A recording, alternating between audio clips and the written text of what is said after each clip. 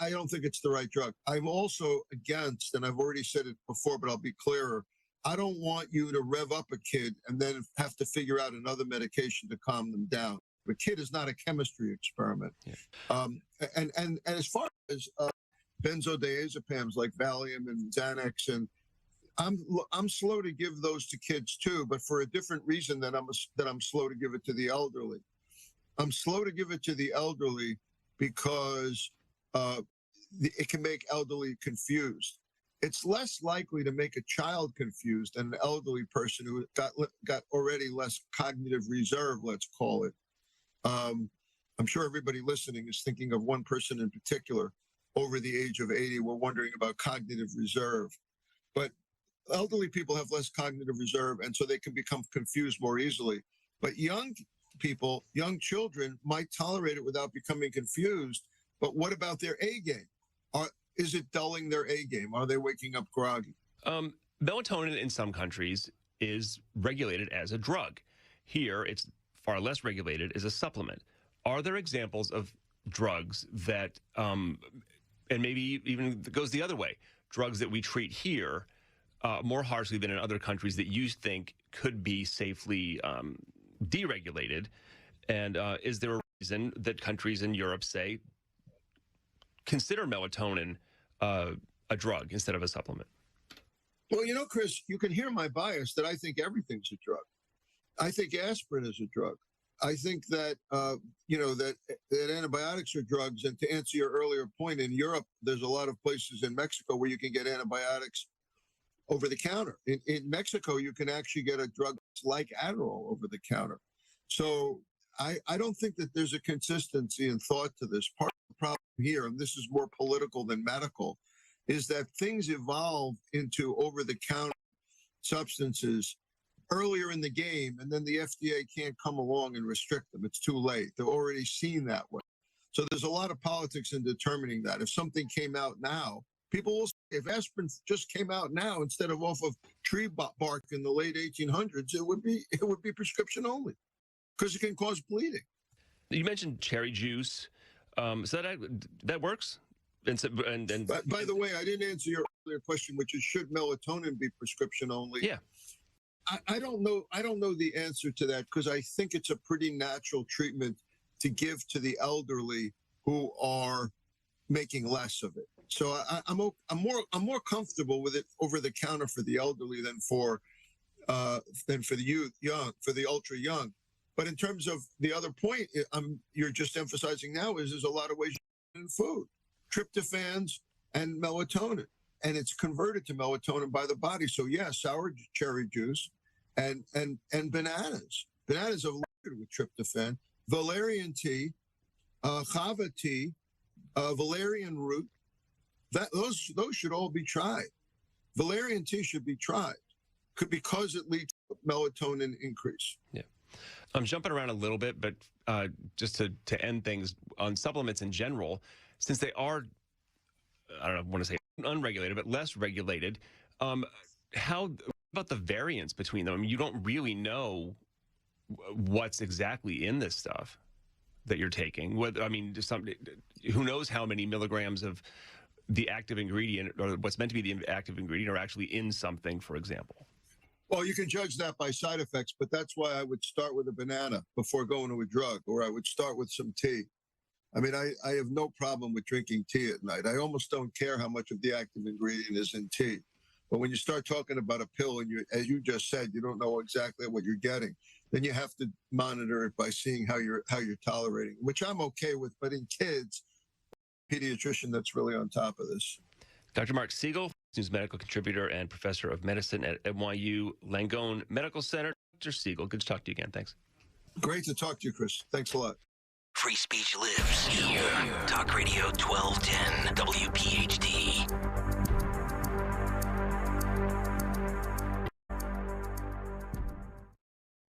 Paid for by Christian Care Ministry. Right now be the perfect time for you to rethink how you pay for health care. And here's why.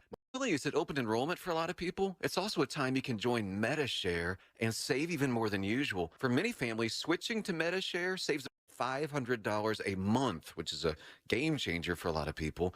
And what's more, they like it. Medishare has double the member satisfaction rate compared to health insurance. Double. Medishare is a proven thing, too, for over 30 years. It's a Christian community of more than 400,000 members. And here's the thing. If you join before December 15th and you mention the promo code SHARE, you'll get another 10% off all of 2024. That's 12 months of savings. So I'll give you the number here in a second. But call. You'll get a price within 2 minutes. And again, the deadline's December 15th. So call now. You'll save even more. Here's the number. 844-53-BIBLE. That's 844-53-BIBLE. 844-53-BIBLE. Hi, I'm Henry Winkler. My eyes are very important to me. My eyes connect me with things I love. I loved my late father-in-law dearly. He always lit up a room, but his vision dimmed with age. He had age-related macular degeneration, or AMD. And since partnering with Apellis, I've learned there's an advanced form of the disease called geographic atrophy, or GA. His struggle with vision loss may want to help others know about GA's warning signs. For some, straight lines seem wavy, like when looking at a door frame. For others, blurry or missing spots can make it hard to read or see loved ones' faces. Many have trouble seeing in low light, making driving at night difficult. GA gets worse over time and cannot be reversed. If you've been diagnosed with AMD and notice vision changes, don't wait. Talk to your eye doctor about GA today. Learn more at GAWon'tWait.com. That's GAWon'tWait.com. When you need to know, depend on KYW News Radio 103.9 FM. Pennsylvania Governor Josh Shapiro, Senator Bob Casey, and others spoke at a rally Sunday denouncing anti-Semitism in Philly. Donald Trump says he will not testify in his New York civil fraud trial today. And the Eagles dropped their second game in a row in a 33-13 blowout loss in Dallas. Get the latest anytime on KYW News Radio. Now on Crystal Clear 103.9 FM. You've never needed us more. Is your home in need of new windows and doors, but you've decided to brave through one more cold season before making the plunge? Well, let me tell you why acting now will not only keep your family feeling warm all winter long while lowering your high heating bills, but also save you big bucks with the end-of-the-year sale from the great people at Guida Door and Window. Guida is bringing back their biggest discounts of the year. Receive 40% off each window you buy. Yes, 40% off every professionally installed window. You'll also receive 40% off any door, including entry doors, patio doors, garage doors, and storm doors. And don't worry about touching your holiday money, because Guida will start your project with no money down and allow you to pay it off interest-free for up to 12 months. If you need new windows and doors, you need to go Guida right now so you can take advantage of these huge savings. All prior sales excluded. Offer expires December 31st, so call Guida today. Schedule a free in-home estimate at 1-877-GO-GUIDA or visit them at GoGuida.com. That's go, GUIDA.com. Join us at Odyssey as we all do our one thing. Together, millions of things for our planet. Make recycling part of your holiday season. If you get a new computer, tablet, or cell phone this year, recycle your old one by selling it or donating it to charity. Otherwise, dispose of it at a proper e-waste facility. Recycle your Christmas tree by turning it into wood chips and mulch. When we each share our one thing, it becomes 100 things, 1,000 things, 1,000,000 things for our planet. What's your one thing?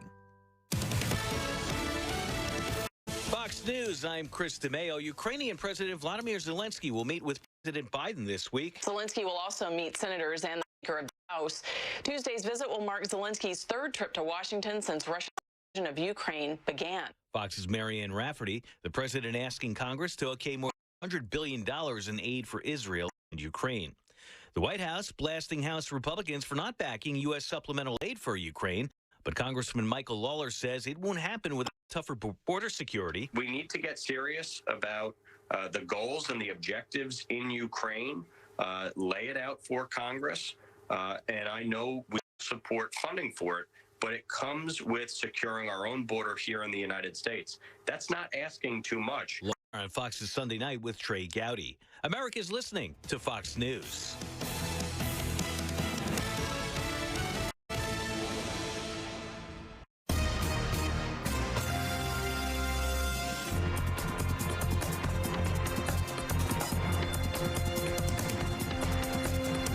This is the Fox News Rundown. Now a look at sports. In the NFL, the Cowboys handed the Eagles their second straight loss, 33-13, pulling even with Philly in the NFC East. Dak Prescott stayed hot with 300 yards passing and 2 touchdowns. LeBron James grabbed MVP honors as the Lakers won the NBA's inaugural in-season tournament on Saturday. Then on Sunday, LeBron was courtside as his oldest son, Bronny, made his college debut for USC 5 months after suffering cardiac arrest. And the biggest story of the weekend, two-way baseball star Shohei Ohtani agreeing on a 10-year, $700 million deal with the Dodgers. It's the biggest contract ever for a pro athlete. That's your sports on the Fox News Rundown. Tim McMaster, Fox News.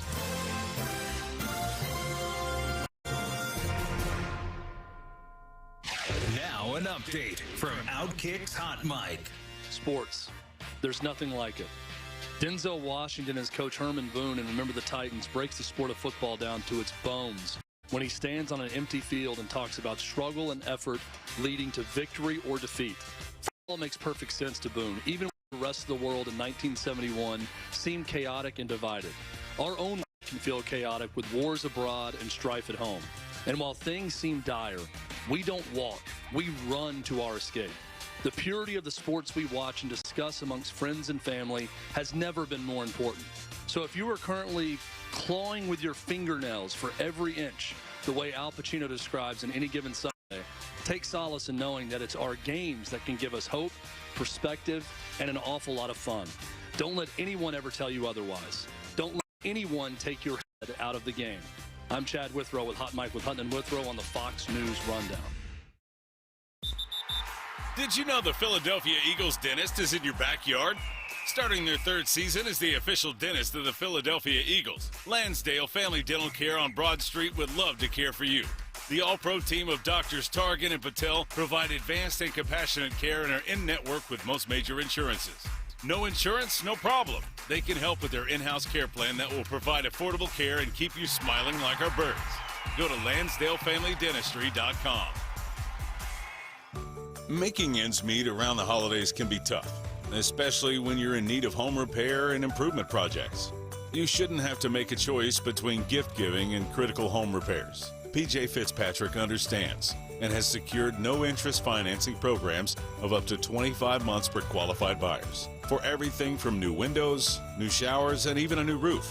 PJ Fitzpatrick, making life better one home at a time. Visit TrustPJ.com for more info. TrustPJ.com. Time for your Fox News commentary. Rabbi Sam Bregman. What's on your mind? For Jews around the world, this week marks the annual 8-day observance of the holiday of Hanukkah. As one might imagine, this holiday has taken on extra meaning this year, as it's the first Jewish holiday since the horrific October 7th attacks in Israel by Hamas and the subsequent war to return Israel's hostages and rid the land of terrorism. According to Jewish tradition, every holiday contains latent spiritual energies that one is able to access, corresponding to the essence and historical significance of the day. Hanukkah, for example, is deeply affiliated with the ideas of good versus evil, the power of light, and getting in touch with that spark of light inside ourselves that is willing to take on great battles and battle for justice and truth, even against the odds.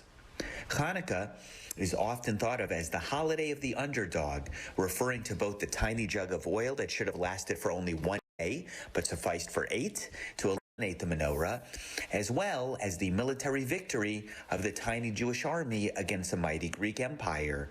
In these days, let us draw upon the spirit of Hanukkah and honor every good-hearted person on earth from any walk of life who is willing to stand up against hatred, anti-Semitism, or any form of injustice.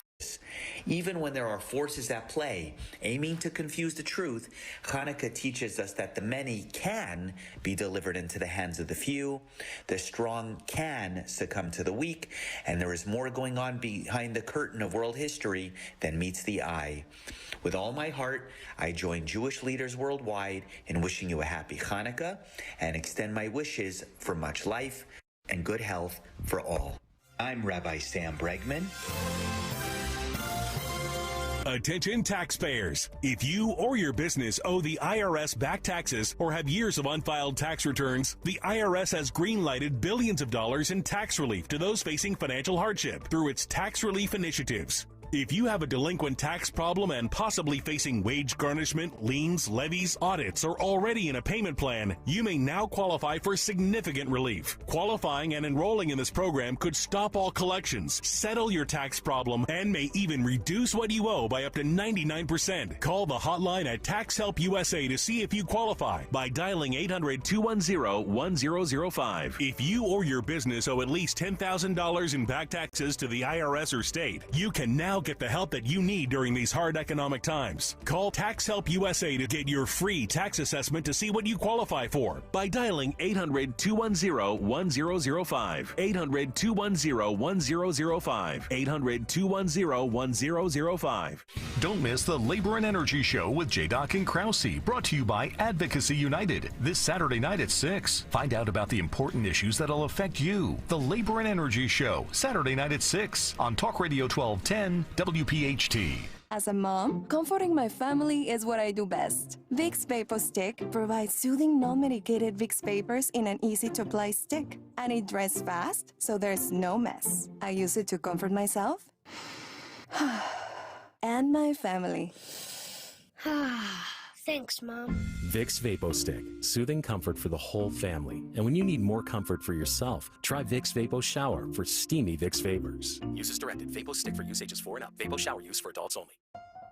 Brace yourself for the ultimate holiday deal with Consumer Cellular. Snag an incredible 50% off the Iris Flip when you buy before December 17th, making it only $34.50. The Iris Flip is all the phone and camera you need with a user-friendly design, the perfect flip phone companion. Plus, you'll get nationwide coverage and always free activation. Score 50% off when you use promo code RADIO50. Head over to consumercellular.com and use promo code RADIO50 during checkout to score this deal. With the holidays upon us, the increase in traveling, shopping, and connecting online also heightens the need to protect your identity and finances with LifeLock. Identity thieves see this time of year as an opportunity to drain your accounts, open new loans in your name, and damage your financial future. LifeLock detects and alerts you to the threats you might miss on your own. Don't let the busy holiday season catch you off guard. Save up to 25% off your first year with promo code CLAY. LifeLock.com, promo code CLAY. See Joe Conklin with the City Rhythm Orchestra in a salute to Philly sports fans at Westchester University, January 26th and 27th, in the Broadway Theater in Pittman, New Jersey on February 25th. I love the orchestra. Can't wait to hear the band. The city is on fire right now. It was fantastic. The Birds. Keep this party rolling, baby. Awesome. This is funny. That's Conklin and City Rhythm at Westchester University and the Broadway Theater in Pittman, New Jersey. For tickets, go to joeconklin.com. joeconklin.com. Life can get hectic. It's easy to lose focus and balance. Wouldn't you love to retreat from the noise? Take a breath. Regain your inner peace. Visit Malvern Retreat House, the nation's largest Catholic retreat house. Our stunning campus is the perfect place to step back, reflect, and recharge. Malvern Retreat House hosts men's and women's retreats, helping individuals live life centered on Christ. Go to malvernretreat.com to discover your journey. Retreat from the noise. Hear God's voice. WPHT, WPHT HD, WOGL HD3, Philadelphia. Always live on the free Odyssey app. From the Cherry Hill Volvo Studios, where relationships matter. Live and local from Philadelphia. Free speech lives here. It's Kayal and Company on Talk Radio 1210 WPHT.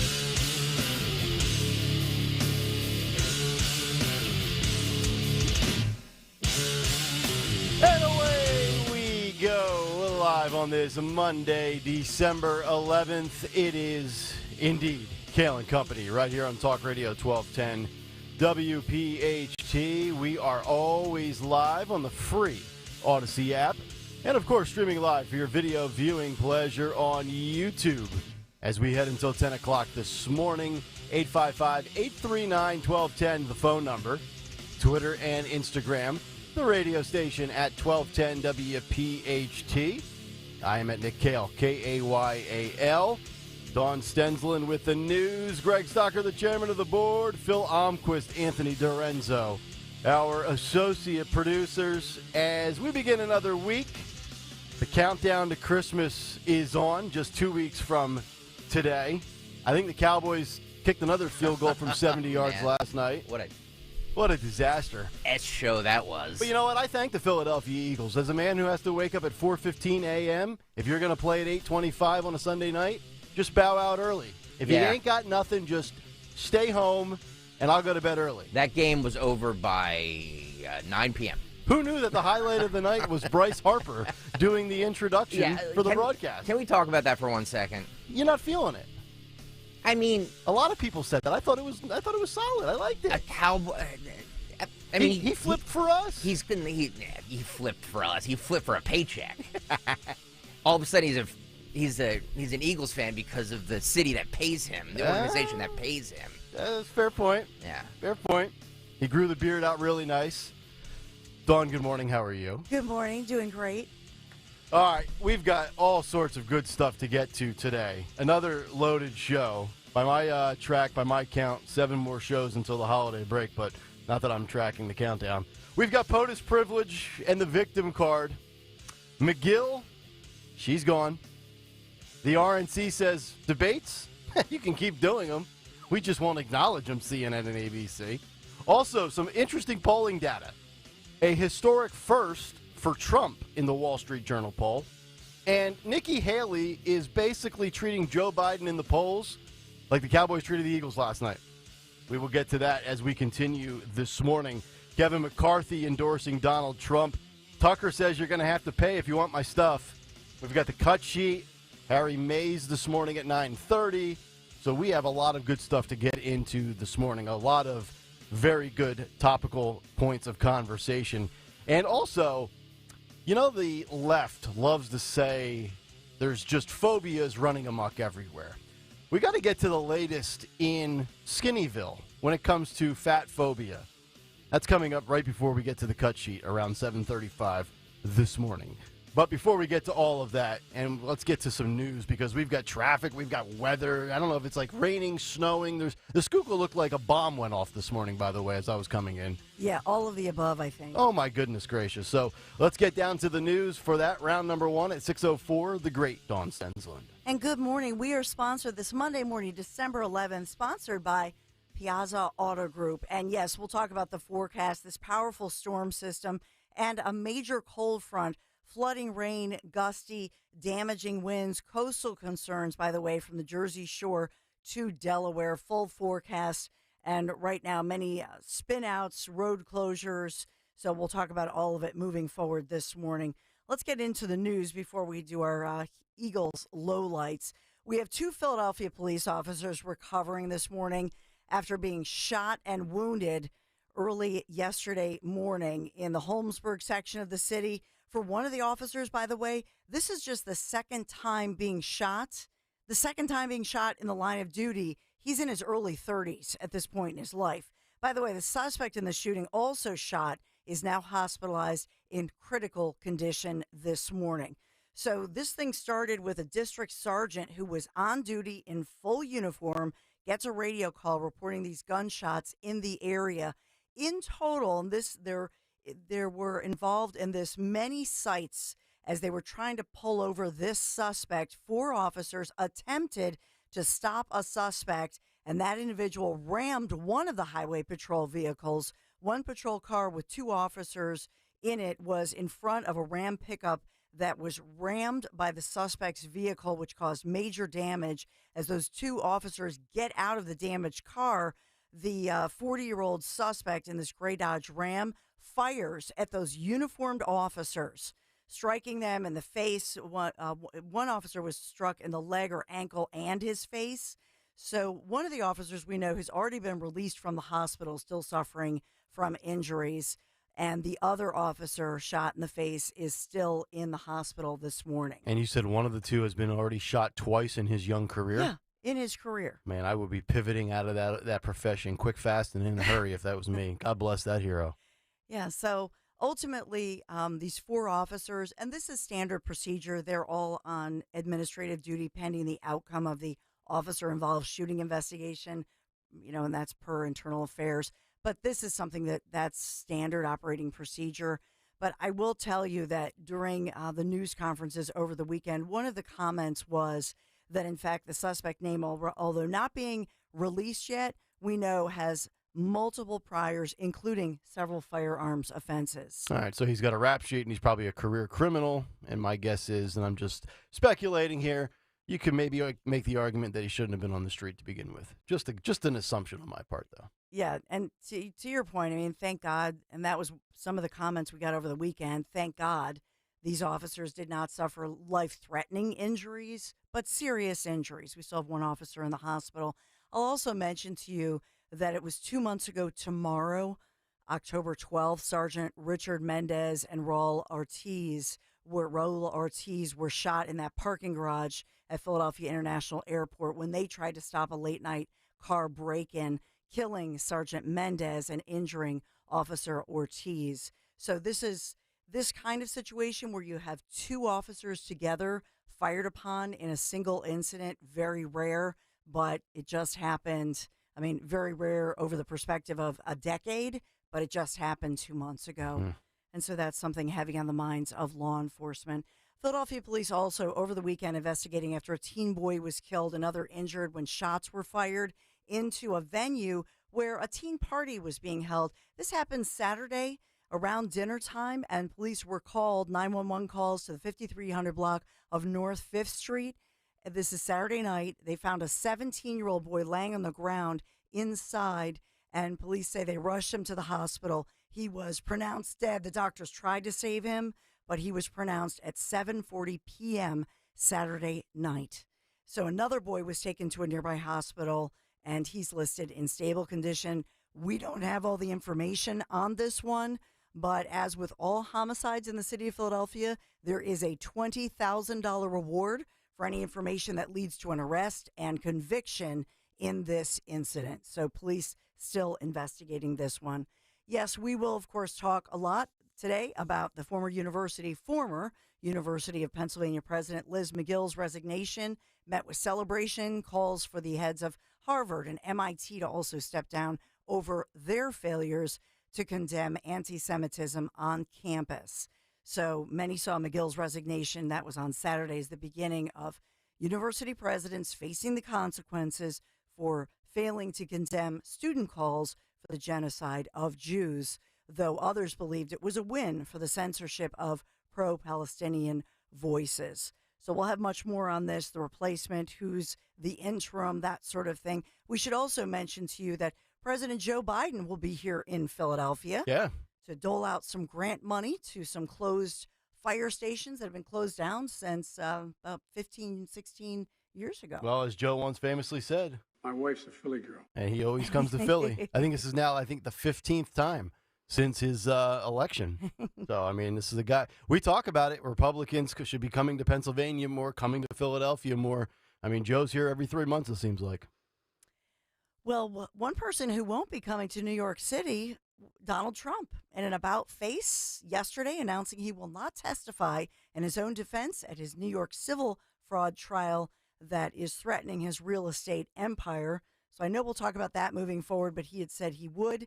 Now his lawyers have advised him that they're good to go and they don't need him to testify today. So he will not be there today. Let's get to our Eagles lowlights. 33-13 in Dallas. And Merrill on the call as the Eagles fall for the second straight week. Playoff chances in question. Cut A. Once again, the final score, Dallas 33, the Eagles 13. You know, I said 2 weeks ago on this show the 49ers were going to win. I said on Friday the Cowboys were going to win. I don't seem to get any guff on Twitter when I'm right. I only get guff on Twitter when I'm wrong. And now I also have said this. They will win out. So they have 4 games left. They play Seattle and then 3 terrible teams. I think the Giants, the Cardinals, and somebody else. They're going to be 14-3. But this was expected, at least on my part. I didn't expect the results. That's the scary thing. They have been destroyed 2 straight weeks. Not that they just lost. They have been blown out 2 straight weeks. This loss was worse than the 49ers. Oh yeah, loss. Division loss, absolutely. Yeah. I mean, this was ugly. I know. I turned in at like 9:17. I was like, all right, it's bedtime. Yeah, that game was over at 9 o'clock. Yeah. You're 100% right. I don't know though, because they did that trick. They did that trick, and I thought, okay, they're going to do something, and then we scored late, And there were some great, incredible moments. Well, I guess they had a defensive touchdown, which I was not privy to see because I was already catching some Z's. It was Cox to Kayal. Yeah. To, I should say, Jalen Carter. Yeah. It was incredible. Yeah. I mean, no offensive touchdowns, though, from a highly powered offense. That's kind of cause for concern if you're Nick Sirianni this morning. I'm not sure that Nick got much sleep. This Nick got a lot of sleep last night. The other Nick, not so much, probably. Well, we are sponsored this morning by Piazza Auto Group, the Acura season of performance going on right now at Piazza Acura in Reading and Westchester. Get special financing as low as 3.9% for 36 months. You can shop online, piazzaacura.com. Thank you, Piazza Auto Group, for sponsoring Kayal & Company News Live. All right, Dawn, thank you very much. 6:13 Monday morning as we kick off another week with another Big Take. The Big Take on Kayal & Company. Okay, the Big Take this morning, POTUS privilege and the victim card. I don't give the notion of white privilege much credence in 2023. But after the latest revelations came down Friday about Hunter Biden, we can say without question that there is such a thing as POTUS privilege. Following the news on Thursday that Hunter Biden is now facing a second indictment in California for not paying taxes, we got more details on the lavish life that President Joe Biden's son has been living, and it's enough to make any Hollywood A-lister incredibly jealous. Hunter Biden blew $5 million. That's right, $5 million on crack, prostitutes, cigars, and some new teeth, which reportedly enraged his ex-wife. Per the New York Post, quote, "Your spending is documented and irresponsible," wrote his ex-wife Kathleen in an email from February of 2017.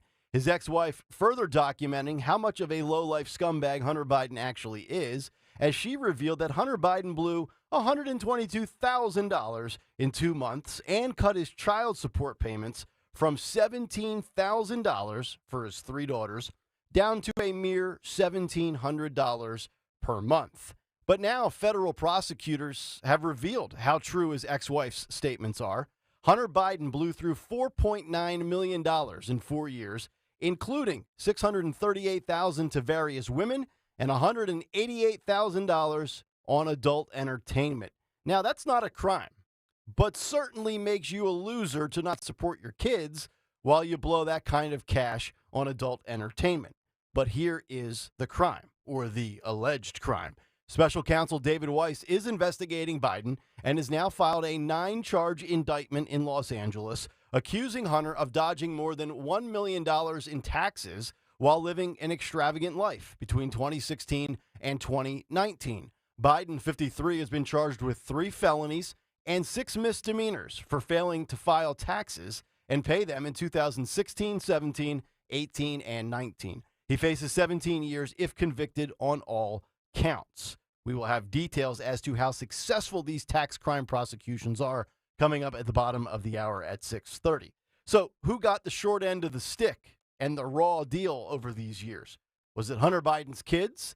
Was it his ex-wife? Was it Uncle Sam? They didn't get their cut, right?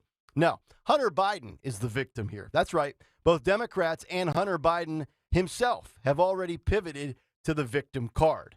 Here is delusional Democrat Dan Goldman from New York on with Jake Tapper on CNN this weekend, talking about how Republicans are to blame for this. Listen and watch. The only reason I think Hunter Biden was prosecuted and charged with these crimes, which almost are never charged for the gun charge and would be settled civilly for the tax charges, is because of Chairman Comer and House Republicans' undue and improper interference in an ongoing criminal investigation. But that's the least of concerns about what he said. Chairman Comer may be a great farmer, Jake, but he has no idea what he's talking about with criminal law. I was a federal prosecutor for 10 years. There is nothing remotely close to a FARA violation or to money laundering. I don't think he knows what they are, and certainly doesn't understand what would be required by that. I would argue the only reason Hunter Biden isn't sitting in a prison cell today is because his pops is the president, but what do I know? And what does the binder have to say about the latest charges against the president's son? Listen to this nothing burger from Karine Jean-Pierre. I have 2 questions on the Hunter Biden case. Any reaction to the to what we saw last night, new charges, and then I have a follow-up. Sure. Look, I mean, the president has said this before, and he will continue to say, which is that he loves his son and supports him as he continues to rebuild his life. I'm going to be really careful and not comment on this and refer you to Department of Justice or my colleagues at the White House Counsel, but that's what I'm not going to go beyond telling you all what the president has said over and over again. He's proud of his son, and he is... How can you say you're not going to go beyond X, Y, and Z when you never get into X, Y, and Z? That gaggle aboard Air Force One. The binder is full of blank pages. We know that. But would Joe pardon Hunter if he is actually convicted? Listen to more of KJP. Only because you said it before, I just want to re-up in light of these new charges. You've said before that the president would not pardon his son. Is that still the case? Nothing has changed. That is still the case. So who really is to blame for all of this? It's Hunter Biden, right? He's a man of personal responsibility and accountability, right? He's rehabbed his life. He's gotten things in order. He's sober, right? Well, here is Hunter Biden on the Moby podcast, placing the blame on, you guessed it, the Russians. Which, by the way, this whole idea that this may not in every aspect be a Russian disinformation campaign, but it has literally every earmark of what the Russians did. Yeah. There's, what's it called? It's called eliminationist rhetoric. Eliminationist rhetoric was something that the Nazis came up with as a tool to undermine their political rivals. And then Putin has fine-tuned it. And what Putin did when he was coming to power in the early 2000s was there were still some real significant voices of some with real money and intellectual public standing inside of Russia or living as expatriates that were speaking out against Putin. So what did he do? He didn't argue with them on the merits. He didn't argue with them about economic policy and democracy and the freedom to vote because he knew he'd lose that argument. So what did he do? He labeled them pedophiles. He planted child pornography on their laptops and their computers. And so maybe only 10% of the people then in the public would believe this. But then when he would turn around after he got 10, 15, 20% of the people believing the worst thing you can possibly think about a human being, and then when he turns around and said, and also he's a money launderer and he is against the Russian people. It's a lot easier for them to believe that. Funny that Hunter Biden's talking about money laundering. Really? We're going there? Elimination rhetoric? Putin? Eliminating your political rival? Sounds like something your daddy's DOJ has been trying to do for over a year to Donald Trump.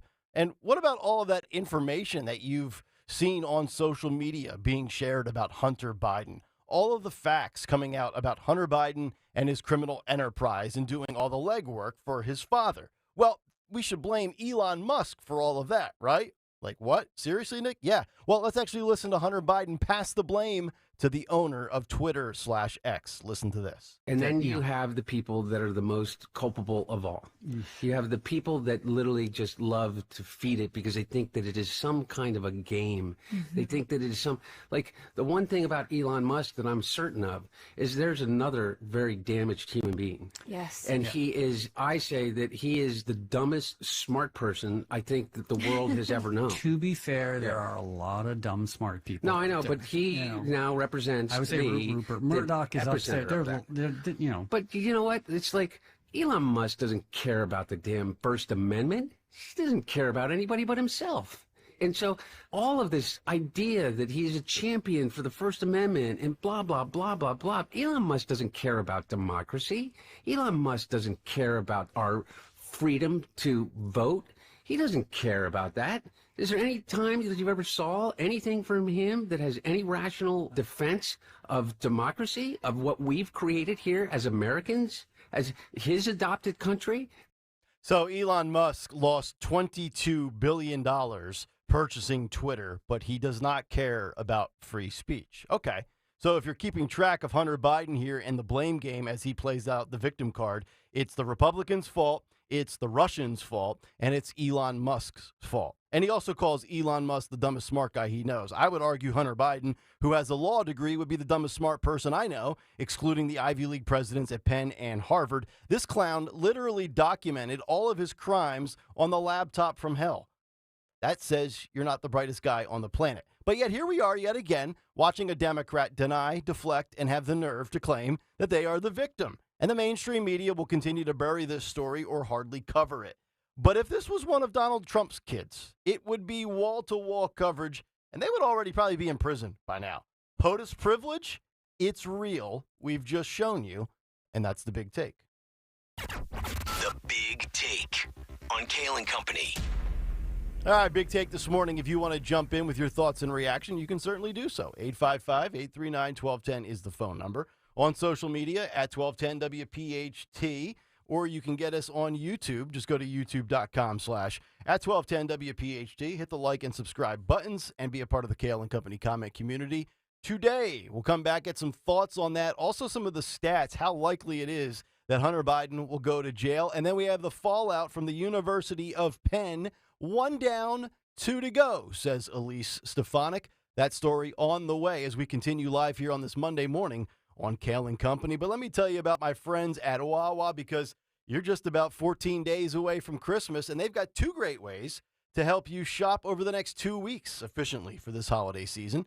First up is shopping from home or maybe the office. Just don't tell your boss. It's cold out, so when you want to give the gift of Wawa, a digital gift card is always the easy way to go. And you can pick one of their festive card designs at Wawa.com, enter your card amount, and write a message. You can choose to have your Wawa gift card show up in their inbox instantly or schedule it to arrive at just the right moment. You can buy a digital gift card today and give the gift of Wawa to somebody you love. But if you want to get out and about, once this bad weather clears out, you can head to your local Wawa location and grab a gift card right at the counter. It's perfect for the great Wawa fan in your life and for fans of other brands like Amazon or Roblox. Grab one for your boss or your favorite aunt or uncle and make anybody's season bright in one Wawa run. Happy holidays from Wawa, your one-stop gift card shop.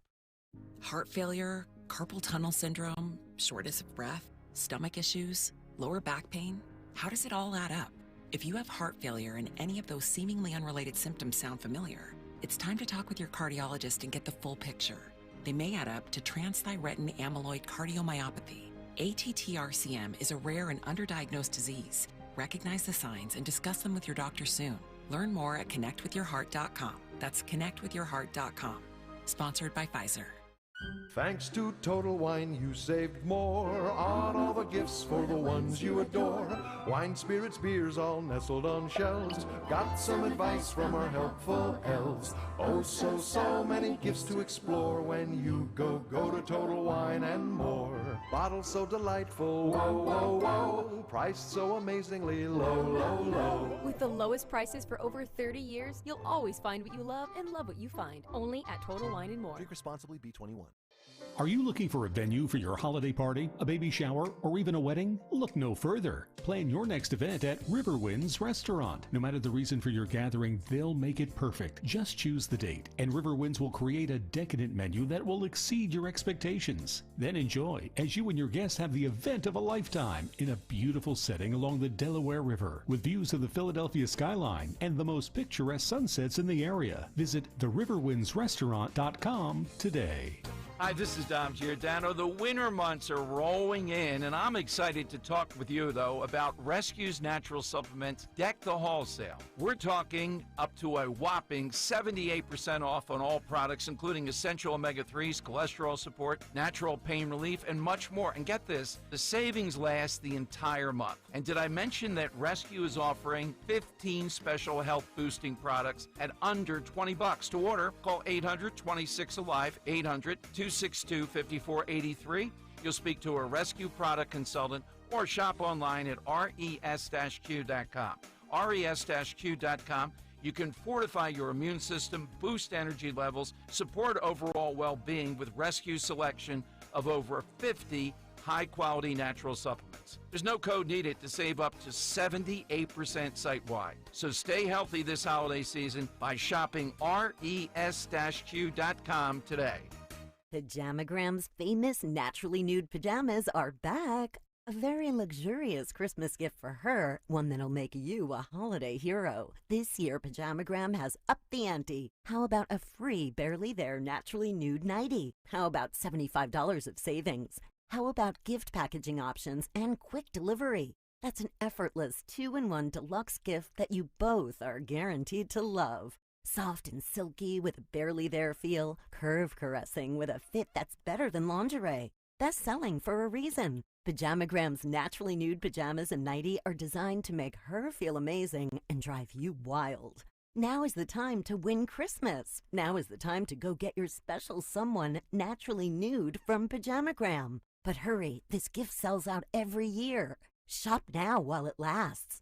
Head to pajamagram.com for naturally nude pajamas and save $75 on a free naturally nude nightie. At Cherry Hill Volvo, we have started a huge renovation. Take our already incredibly generous offers and add an additional $1,000 off all new Volvos, plus owner loyalty, plus up to $2,000 when financing or leasing with Volvo cars, plus $7,500 lease rebate on all plug-in Volvos. This is a fabulous time to purchase from Cherry Hill Volvo. This month's offers are incredible, and we must make space for all the construction vehicles. Visit us now. Calling on Blackwood to follow 1210 WPHT on the free Odyssey app. Download it now.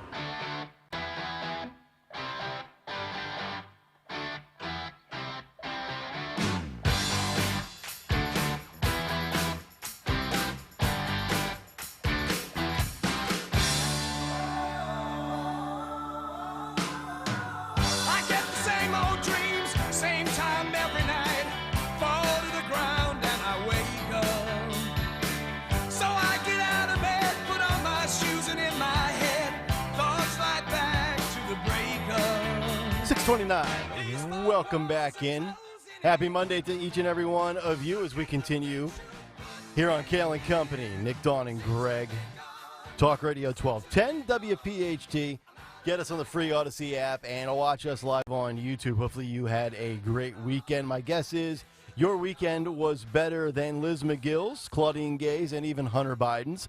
We'll get to the Penn fallout here in just about 2 minutes, but just to put a bow on some of the Hunter Biden stuff, and then also, Dawn, if you wanted to weigh in on anything with Hunter and his lavish lifestyle. So we're all wondering if this guy's ever actually going to serve any prison time, and we think just because he's Hunter Biden and he's Joe's son that he will not get prison time. And gun to my head, if I had to place a wager, I also don't think that he is going to ever serve a day behind bars. But I saw this from MarketWatch.com, and this headline reads, "Tax case raises pressure on Hunter Biden with jail time a real possibility." They go on to say Hunter Biden's get-out-of-jail-free card may have just expired. The tax charges brought late Thursday against the president's son significantly up the ante in the years-long investigation into his finances, and they pose a very real possibility that he may end up serving prison time. According to data from the IRS, nearly 90% of all tax cases that they refer to the Department of Justice for a prosecution end up with either a conviction or a guilty plea. So that's when the IRS comes after you and they ship you off to the DOJ. 9 out of 10 times you are either found guilty or you cop a plea. And around 2/3 of the time, 66% of those cases result in prison time, with the average sentence of being 14 months. We know he faces a maximum of 17 years if convicted on all charges, according to federal prosecutors. I still doubt that he will serve a day in jail. But usually when the IRS comes after the average, everyday, common person that does not pay their taxes, they've got you dead to rights, and you're going to be serving a little bit of time in the joint. Not sure if Hunter Biden would qualify as the everyday American, because not all of us are spending $872,000 on prostitutes, cocaine, expensive, lavish lifestyle items, and, oh, by the way, a beautiful set of teeth. He dropped $69,000 on some new chompers. That's a good life if you can get it. Some of us have real bad dental insurance. You know what I mean? So that's the latest on Hunter Biden. And then he also says that Republicans are mother bleepers and they're trying to kill me. That was in also the podcast, the Moby Pod. Can't say that I've ever listened to the Moby Pod until this past weekend. But that's Hunter Biden once again playing the victim card. But we do have a victim at the expense of Elise Stefanik, and that is a self-inflicted wound from former Penn president Liz McGill. This was a story that we talked about a lot over the last couple of days on the show last week, and we finally got some closure, at least on the Penn campus, as Liz McGill resigned on Saturday as president of the University of Pennsylvania amid scathing criticism over her performance at a House hearing earlier last week. She went on to say the following in a statement, quote, "It has been my privilege to serve as president of this remarkable institution. It has been an honor to work with our faculty, students, staff, alumni, and community members to advance Penn's vital missions," said McGill in a statement. Now, she will remain a tenured faculty member at Penn Carey Law, and also the Penn Board of Trustees. Scott Bach announced his resignation on Saturday evening. In a statement obtained by ABC, Bach said, quote, "Today, following the resignation of the University of Pennsylvania's president and related Board of Trustee meetings, I also submitted my resignation as chair of the university's Board of Trustees, effective immediately." Bach said that he had been asked to remain in his role to help with the presidential transition, but believed, quote, now was the right time to part.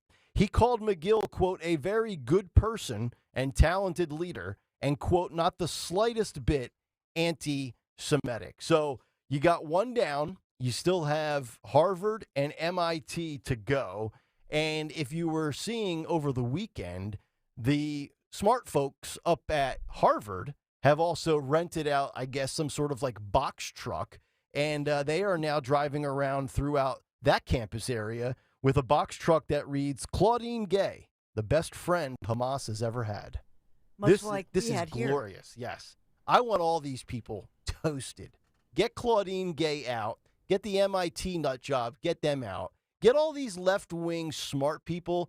And, you know, MIT is famous for the movie 21, where all the smart kids go to the casino to count cards and steal money from the casino and blackjack. It's amazing. They can always keep count of the deck at MIT when there's a 7-card shoe at a local casino. Yet they haven't been able to figure out that being pro-Gaza and pro-Hamas means you're pro-terrorist and pro-genocide. I'm hoping Claudine Gay's days are numbered. Maybe this week she's the next one to go, but we'll see. Yeah, these three women, university professors, I think are the tip of the iceberg. But I think also, and coming up at 10:30, I'll talk to our friend Meg Brock from Bucks County, local mom who really has been put through the ringer, if you will, just for asking questions. But it goes much deeper than this when you start looking at all of the money, for example, that these universities, they fund different DEI programs in our area. So those programs continue here, and it's CHOP, it's local hospitals, it's local schools. They subscribe to this. There's money exchanged. And so I think the tentacles of this whole thing go much deeper. And so I think these fall guys or fall gals in this situation, and then they think, oh, good, we're done with it. Everybody's going to stop the scrutiny.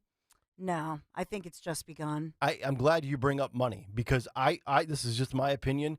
I do not believe Penn makes a change if it wasn't for the fact that they were going to be losing out on donors that donate hundreds of millions of dollars. Yes, there are people that donate $1 million. There's people that donate $100,000 or $10,000. But money, when all of a sudden your bottom line and your pocketbook is affected, that's when change occurs. Yes, it was nice to see those trucks driving around Penn. Yes, it's nice when people got on Twitter and tweeted their displeasure. But I think ultimately it's the oh wow. So our financial well's going to dry up. We have to act because we can't have our millionaire and billionaire alums that donate a substantial amount of money on a yearly or semi-yearly basis. We can't afford those people go away, right? Like we've seen this in every walk of life, right? All of a sudden there's advertiser boycotts and then changes are made because people don't like when their checkbook gets a little bit light. Yeah. So I think that's the biggest cause for change here. And I don't think people were going to stop until McGill was basically on the chopping block, so to speak, because people wanted her out. And apparently she comes out in a statement, it was Bach that said in a statement, he described McGill's comments as a very unfortunate misstep He says that she was, quote, worn down by months of relentless external attacks. Okay. Once again, I'm the victim. And the attacks, they're never ending. I'm mentally sapped. Please. She was not herself last Tuesday, said Bach. Over-prepared and over-lawyered, given the hostile forum and high stakes, she provided a legalistic answer to a moral question, and that was wrong. Didn't we just talk about this last week, about how we said, dude, she's giving you a prepared statement from attorneys when she would not answer Stefanik, who asked her and I think Gay a total of 17 times. This is where you have to be like, you know what? Thanks for the lawyer stuff. You either need to memorize it, you either need to paraphrase what the lawyer said, or you need to rip that up, because the lawyers in many facets here probably cost McGill the job because the answer didn't resonate with what people were looking for. So true. I mean, lawyer, go ahead. I think we're missing a lot here. I think that? I think that it's great that conservative media and New York Post and everybody is spiking the football and say 1 down, 2 more to go. Okay. It is this is a bigger problem that is not going to be solved by firing or Liz McGill resigning or the Harvard president resigning or whoever else resigning. This is a rot that is happening in college campuses and around the country and around the world right now. That's a good point. I'm looking at an Economist article right now that was done for Americans ages between the ages of 18 and 29. 1 out of 5 young Americans believe the Holocaust was a myth. I saw that. 1 out of 5 think that whole thing was a ruse. So yes, we can sit here and we can, congratulate ourselves that we put enough pressure that these people are resigning. But we're not getting to the root of the problem here. And I don't know how you get to that root, but it needs to happen. It needs to be addressed. Yeah. And I saw Shapiro was in North Philly at a anti-Semitism rally. I think that this is something that needs to be.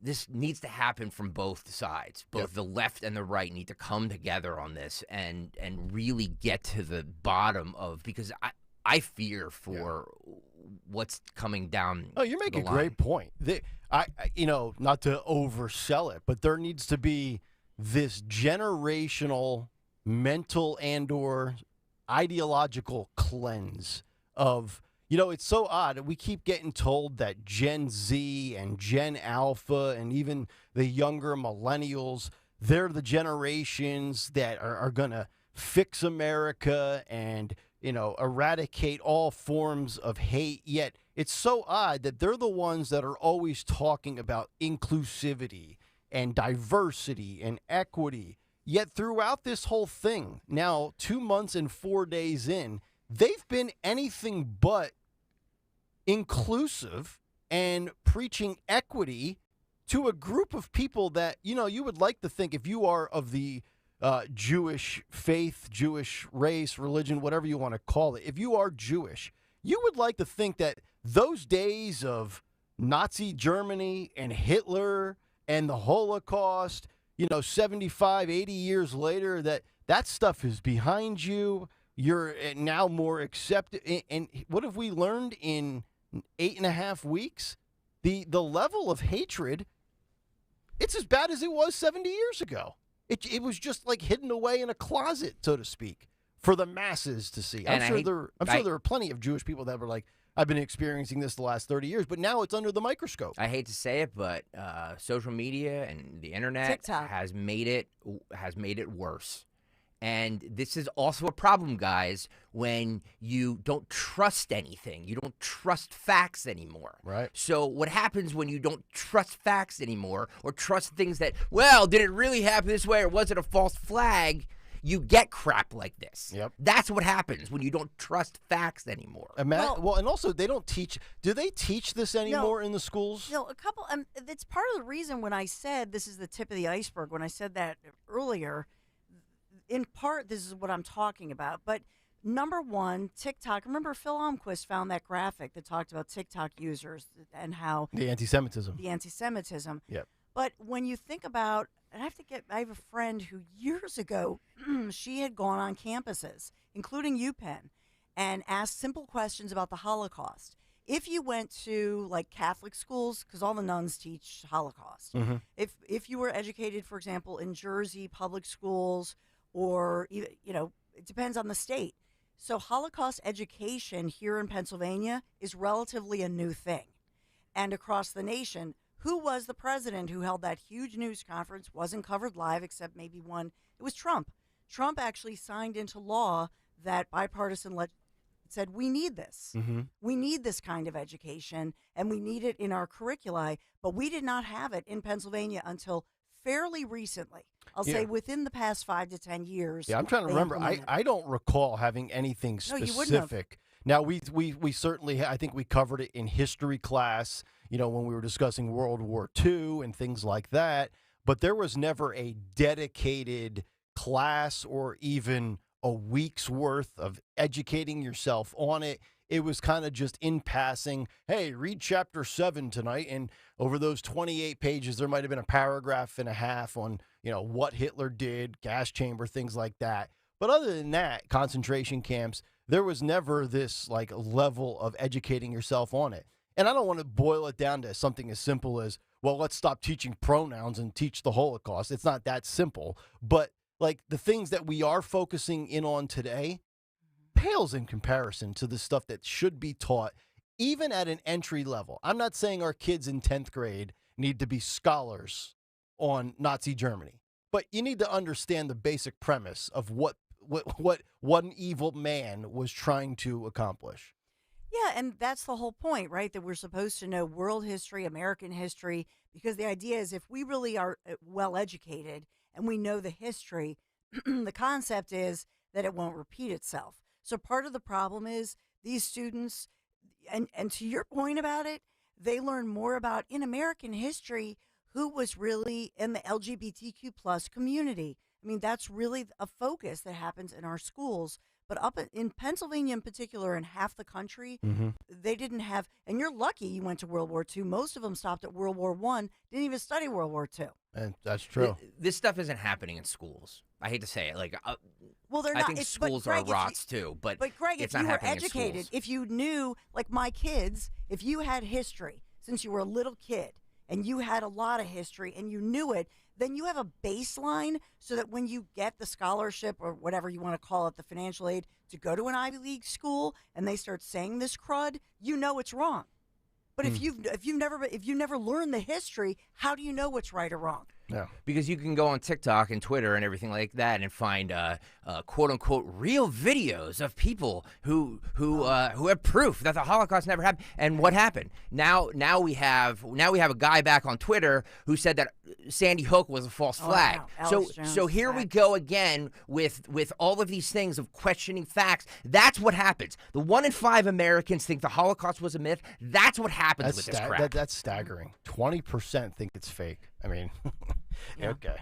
855-839-1210 if you would like to jump in on the conversation. Coming up next, we'll put a bow on the 6 o'clock hour. Yeah, there's going to be a couple of debates coming up on January 10th and the 21st on CNN and ABC, but the RNC will not be acknowledging said debates. Who does that actually favor? The details next on Kayal and Company on Talk Radio 1210 WPHT. Thank you so much for 99.9% of you, as we're almost full, to go next spring, conservative tours to see together the wonderful sites in southern Italy. I'm told there are only 2 spots left. We're talking about the Abbey of Monte Cassino, Pompeii, enough time to see the great sites in Rome as well, all while enjoying a gastronomical event for 12 incredible days of touring. This is the Amalfi Coast, the Isle of Capri, some of the most beautiful places in the world. We'll see it all. Positano, Sorrento, Isle of Capri, the olive oil production. I can't wait to visit a mozzarella farm and the wineries, the tasting sessions. The group dining events they're known for are legendary, iconic. Just ask my friends Dom and Ro Giordano. 5267. Yeah, 5267 includes nonstop airfare. Okay, so it's conservativetours.com. If you go to the site, you'll see the toll-free number there too, 888-733-9494. And if you need to talk to Ken Chase, ask a couple of questions, the number is right there for you, conservativetours.com. Thank you to the majority of you who filled this up so quickly. I can't wait to go see Southern Italy together, authentically Italian, conservativetours.com. Tell them Dawn sent you.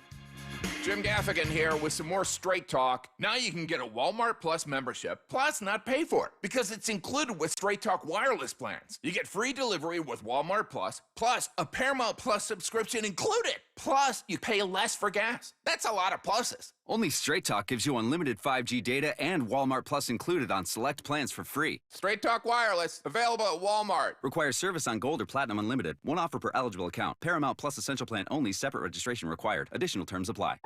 Doing your financial research and due diligence is imperative these days, given the abundance of risky financial plans and investment scams masquerading as safe alternatives to the stock market. What makes the exclusive crash-proof retirement system different is its proven track record of truth, transparency, and protection from the pitfalls of Wall Street. Crash-proof consumer Alan Ruling, an internal auditor, thoroughly researched crash-proof retirement before investing in 2014 and rests comfortably knowing he made an informed decision for his financial future. My background is I'm an internal auditor, so I ask a lot of questions. I probably spent a good 12 to 15 hours going through my questions and crash-proof retirement, coming up with answers. You couldn't stump them on any question. And I appreciate Phil and Joanne and the team taking their time. Register for our next event at the Falls at the Doubletree in Mount Laurel, New Jersey on December 13th, 800-722-9728 or crashproofretirement.com. Hey, this is Norman Chaikin, also known as Norman the Floorman. I accidentally gave my wife a glue stick instead of her lipstick. She's still not talking to me.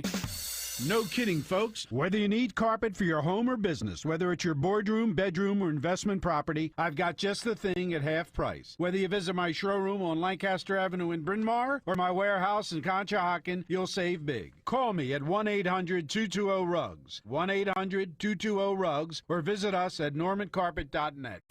Hey, Cherry Hill. We know your favorite station is WPHT. Tell your smart speaker, play 1210 WPHT.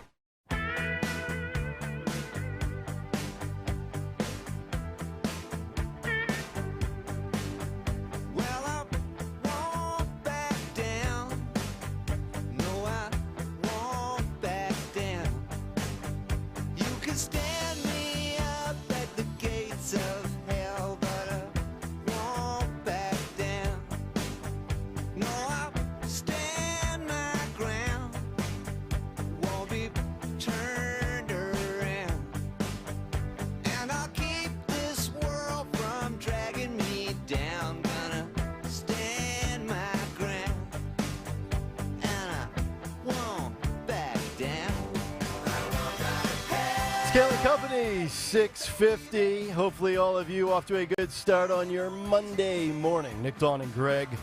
Talk Radio 1210 WPHT. Get us on the free Odyssey app. Watch us live on YouTube.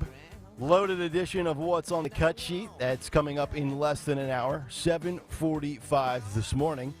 Also, some historic firsts in the world of polling from the Wall Street Journal. We'll get to that coming up in just a few minutes after we get to Dawn's news in hour number 2. But I thought this was a very interesting story. News coming out this weekend, and I've got it from Politico, but it was everywhere. As the RNC has officially decided to bow out of hosting primary debates. Very interesting, because before the weekend came, we told you that there was 2 more debates coming up on January 10th and January 21st as you get ready for the Iowa caucus. And CNN and ABC were planning to host those debates. I think CNN was going to have the Iowa debate, and ABC was going to be the broadcast home for the debate in New Hampshire. Well, now the RNC says that's it. We're calling it a day. The organization steps aside as television networks plan more early state debates. This is from Politico. Wednesday's RNC-sponsored debate could be the last, as the organization hits pause on hosting more primary debates. The Republican National Committee is pausing its participation in 2024 GOP primary debates. The organization decided on Friday, if you are unaware, the RNC, which is comprised of a 16-member internal body, has decided that this is it, and it means that any forthcoming debates that will be hosted by networks will be done so independently of the committee. And I got two big thoughts on this. Number one, I don't know if this is something that if you're one of those four left standing, you're sitting around and saying, oh, boy, is it really worth continuing on here? But I would say this if you're DeSantis, who is second in most of the polls, or at least tied. He's had a really good stretch of debating against Gavin Newsom. Then he does really good, I thought, coming off of that fourth primary debate, starting to build a little bit of momentum. And maybe it's not showing and it's not reflective in the polls, and that's fine. But he's probably got to be sitting back saying, boy, this really takes a little starch out of my shorts. But I would say the biggest takeaway is probably this is a huge win for Donald Trump, who hasn't attended any of the four debates. And I don't know if this is the RNC's passive-aggressive way of saying it's time to wrap all of this up and everybody should rally behind Donald Trump and throw their support into the Trump camp. But that was the initial feeling I had this past weekend when this story came out. And if you're Trump, who has done a great job of, A, not participating in debates because he's polling off the charts, and B, trying to do some sort of counter debate programming most of the time. He's usually either in the area of a debate or he's rallying elsewhere or he decides to do a broadcast with Tucker Carlson. To me, I think this is the writing on the wall where, look, Vivek, Chris Christie, it's time to close up shop. It's basically DeSantis and Nikki Haley, and we'll get to Nikki's massive lead in a Wall Street Journal poll over Joe Biden coming up in hour number 2. But is the takeaway here that the RNC is saying without saying that this is Trump's party and it's time to shut it down? That's the feeling I got. Yeah, it's like they're taking their ball and they're going home. They're basically saying, yeah, you can go ahead, CNN and ABC, and you can host these made-for-television events that seemingly each and every time they do, the ratings dwindle further and further down, but we will not acknowledge any of these debates. But I got to imagine all four of the participants that at least would qualify, assuming guys like Christie and Vivek make that threshold of at least 10% with, and I'm paraphrasing here, 3 reputable polls, they're probably sitting back like, the hell am I going to be doing here? Basically, my own party is not acknowledging my right to debate. They're basically waving the flag in favor of Donald Trump. So figured we'd pass that along. Trump and others had made all those complaints. Mm-hmm. And so ultimately, I think I think this is the RNC acknowledging him, which is fascinating because I don't know that Ronna McDaniel is necessarily the biggest fan of Donald Trump. But here they are as a committee saying, and I know it's more than her, it's a 16-person group, but they're like, no, this thing's over. So, that's kind of where we're at with that story. 855-839-1210, the phone number. Let me wrap up the hour. Do we have time to take this call? Sure. Because I think this is my buddy Rich from Harleysville. Rich, you're on Talk Radio 1210. Rich, good morning. How are you? Good morning, Nick. How are you? Rich, how are you? Good. Hey, I was going to make a comment about your Holocaust little segment there. Yep. As you might remember, I do a lot of work with the World War II veterans. Yep. And I have a personal friend. He's 102 years old. I spoke with him yesterday. D-Day plus 10. He was in the medical corps, and he treated the prisoners at Buchenwald concentration camp for 2 weeks. Yep. And he never talked about the war till about 12 years ago, and he got infuriated because people would deny the Holocaust even existed. So he's made it his mission to go around to different high schools and colleges and give an eyewitness account and talk about the Holocaust. Yeah. No, and it's necessary. I mean, I'm assuming you heard the stat we gave about 20 minutes ago, Rich. 20% of young Americans today think that this thing was a total ruse. Try telling that to a 102-year-old man who hasn't spoken much about it, like you said, who now at this point in his life feels the need to inform these uneducated kids. Absolutely. And, one of the things that always sticks with me, and I will see this gentleman, Tim, this Friday at the Millville Army Airfield's Christmas party. I spoke with him yesterday. He called me for 45 minutes. And in his talks, he has this one line. He says, my eyesight is in 2020 today, but it sure as heck was in 1945. Yep. And he goes, I know what I saw. Yep. Rich, thank you so much for the perspective. Hope you're well. Yes. And, Nick, if you have a chance, let's get together for breakfast again at that place that you like. Yes. And bring the 99-year-old veteran that broke my hand with a handshake. I'm just about recovered from that. And, Nick, the other thing I wanted to mention, last week when you were talking, I tried to get through when you said, people like over 90 or so about driving. Tim still drives at 102, works part-time 4 days a week, and as sharp as a tack. And he probably has a sports car or some flashy vehicle, right?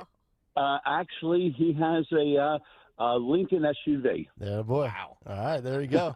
He's driving nice. Rich, thank you for the call, and we will definitely get together again. Yeah, that's Rich from back in May when we went. I met that veteran for breakfast. Yep. That was so wonderful. Strongest handshake I've ever felt.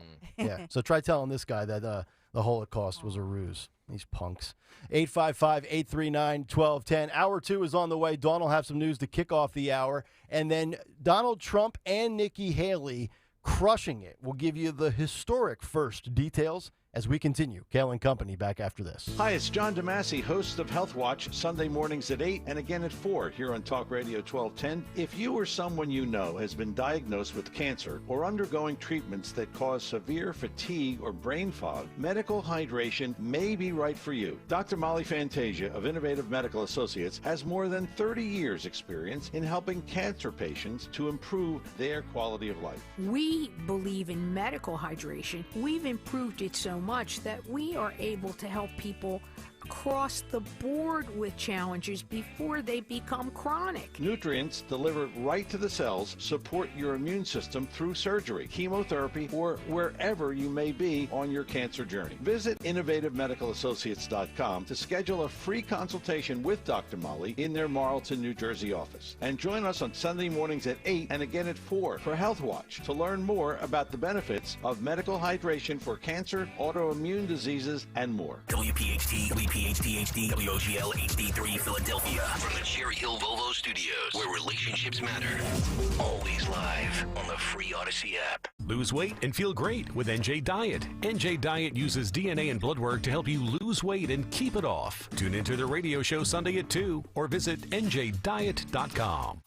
Get into the holiday spirit and listen to Philly's official Christmas station, B101, for all the sounds of the season, from Mariah to the holiday classics. It's the most wonderful. Plus, keep rocking around the Christmas tree no matter where you are with B101 on the free Odyssey app. Turning your home into a winter wonderland? Ask your smart speaker to play B101 Philly. Enjoy the holiday season your way on the radio, on your smart speaker, and on the free Odyssey app. Free speech lives here. Talk Radio 1210, WPHT, HD, and on the free Odyssey app.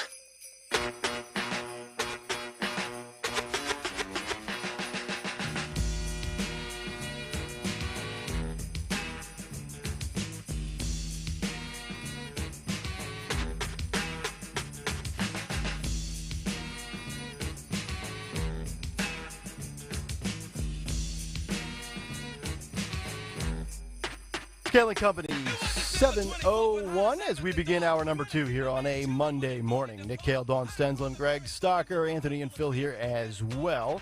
855-839-1210. If you would like to jump in, you can also reach us on the socials at 1210 WPHT or, of course, the free Odyssey app, and watch us live on YouTube, youtube.com/@1210WPHT. What's on the cut sheet? You're going to find out coming up at 7:45 this morning. Also, some Wall Street Journal polling that is very interesting. And then also more issues in the world of female athletics where men that are born as a man biologically transitioning to females, and now they've actually invaded a sport that is near and dear to my heart and also my wife's.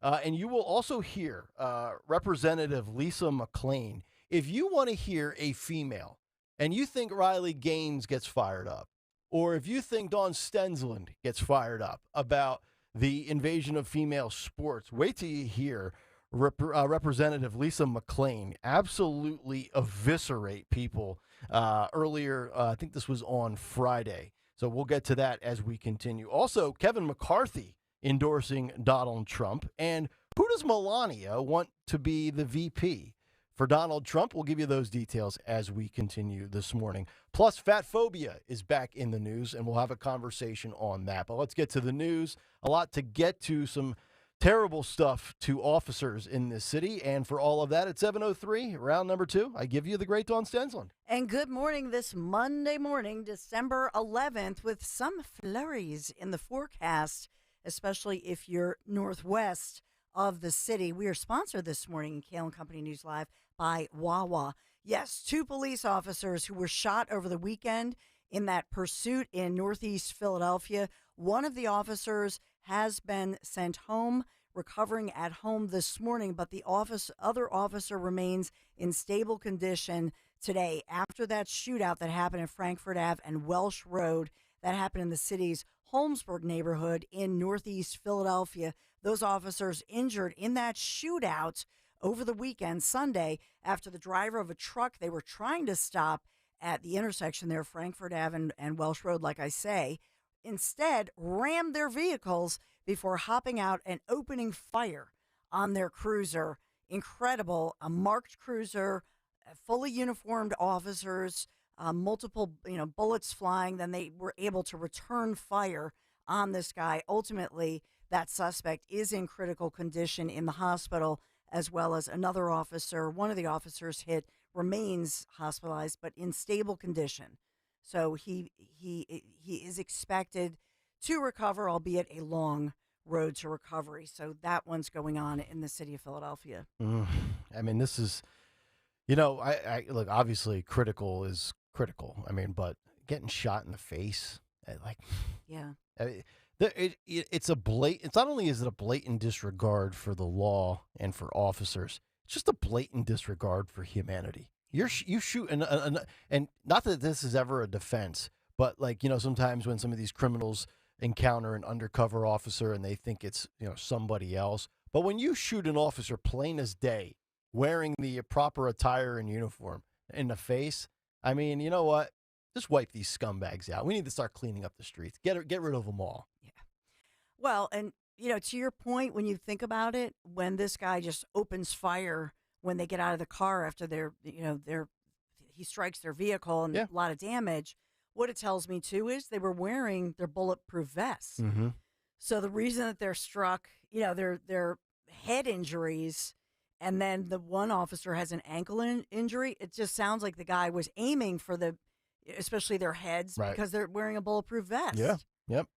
Oh my goodness. It's awful.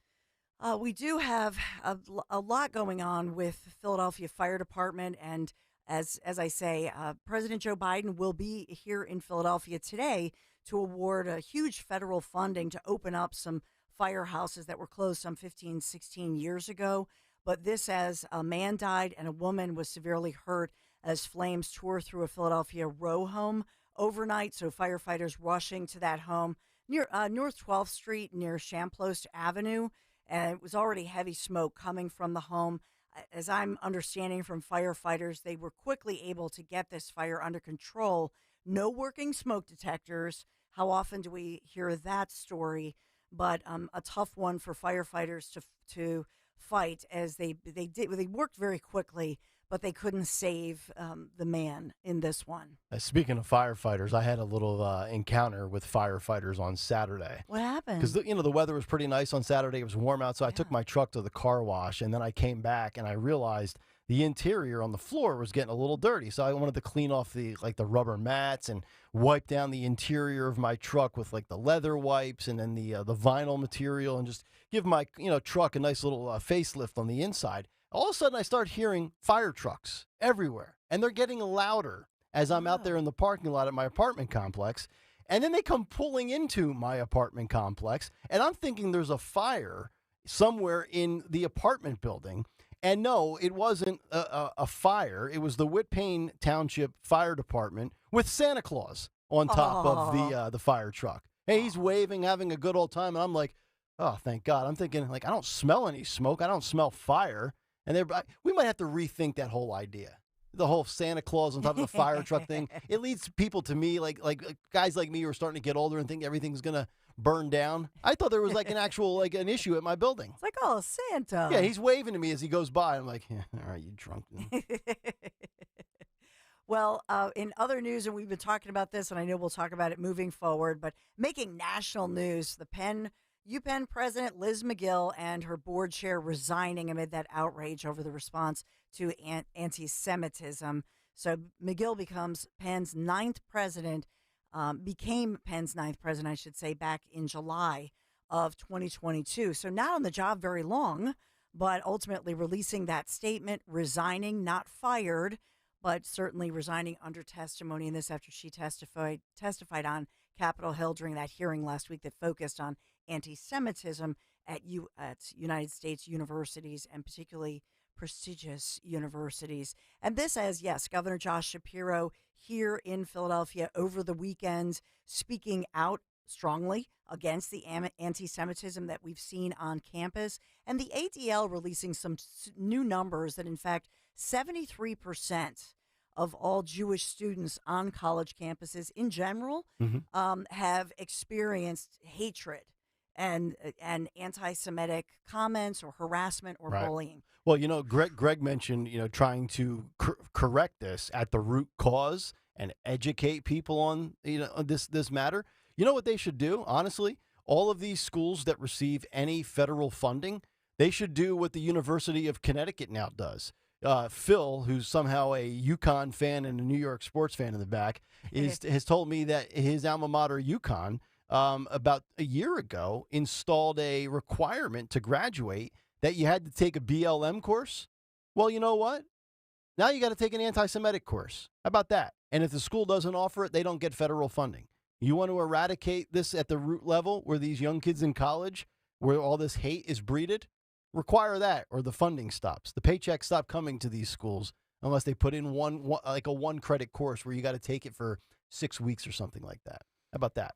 Yeah, and included with the history, so you can see all the tangible evidence throughout. To your point, so that it's irrefutable if you know the history. Yep. By the way, 4 guys who police believe are part of this national theft group, and this is an update on Abington Township. They were arrested after being caught in Abington Township Friday night. So Abington Township Police say they've been investigating all these residential burglaries. Remember we talked about this, and our friend Chief Pat Malloy, who's called in. These burglaries are believed to have been committed by, quote, South American theft groups that were entering the United States from countries such as Chile and Colombia and then targeting high-end homes. Now, we know that they were targeting homes in Abington Township. It's believed other suburban areas outside Philadelphia as well. But they built a task force, collected the evidence, and police have been able to track the patterns of these criminal groups, which did help them lead to this recent arrest of these 4 individuals. So the warnings have gone out, though, this holiday season. What did they call them?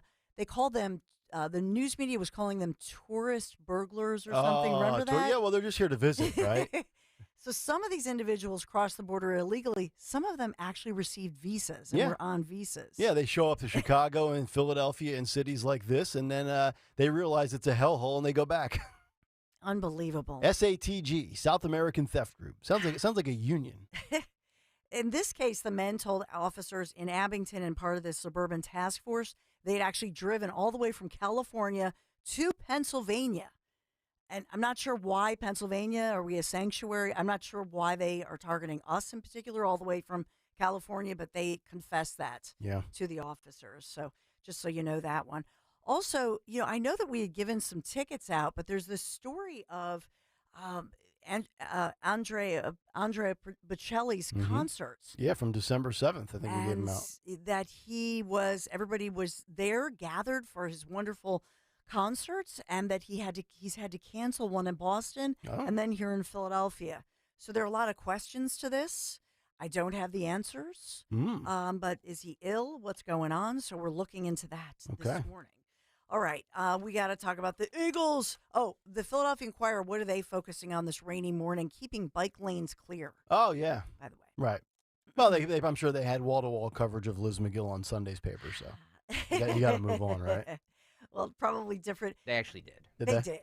Well, They did. I would hope so. One of the headlines today, Penn leadership upheaval could have a chilling effect on college presidencies and university operations nationally. Chilling effect. Chilling effect. Chill. So, yes, our Eagles, it was just, we got spanked in Dallas, embarrassing, and, well, we'll be a wild card. Nick Kayal says everything's going to be okay. Yeah, they're going to win the next 4, but that was an uninspiring effort last night. I don't understand how you don't show up against your most hated rival. Like, that would be like me coming in here on election day in the fall of 2024 and having nothing to say. Like, how is that humanly possible? I don't know. Head should roll for that. It was like, no. Yeah. It's a depressing day. And then prior to that, we had to watch the Chiefs and the Bills, where I had to watch Travis Kelce, Tony Romo, and Taylor Swift. You talk about the trifecta of indigestion and nausea. My God, my stomach was a mess for 3 hours. Oh, my gosh. Well, we do have a lot of weather to talk about, speaking of a mess. So weather-wise, before I get to our sponsor, Wawa, weather-wise, we have a lot of weather alerts and warnings. Flood watches and flood warnings. Flood warnings in Montgomery County and Philadelphia counties. We have flood watches in Delaware, Eastern Chester, Eastern Montgomery, Lower Bucks, Philadelphia, Upper Bucks, Western Chester, and Western Montgomery, and flood warnings in Berks and Montgomery County as well. So a lot going on weather-wise, which, of course, there is flooding. There are bad accidents on the Schuylkill 76 at multiple points. Lincoln Drive is shut down with flooding, and across the region, a lot of accidents. Be safe as you go in. And then in Chester County, because depending on where you are, we're right at that freezing point. So I know they're saying flurries in Philadelphia at some points. That's how it was when I walked out at 4:35 out of my apartment. It was right at the point where I couldn't tell if it was rain or a flurry, and I got in my truck. It was 36 degrees, and I'm like, we're right on that borderline. And then a lot of downed trees as well. Yeah. So we've got, a lot of mess in the roadways, especially coming through like Manayunk, Chestnut Hill, those areas. So you want to just allow at least an hour extra time this morning. And in Chester County, they're saying very slippery roads because they've got some icy situations. And Chester County specifically spin-outs on the roadways. So heads up on all of those. Be safe, buckle up, all that good stuff. We are sponsored this morning by Wawa, because whatever hoagie you prefer, Wawa hoagies are made just for you. And now you can get your favorite classic hoagie just the way you like for only $6.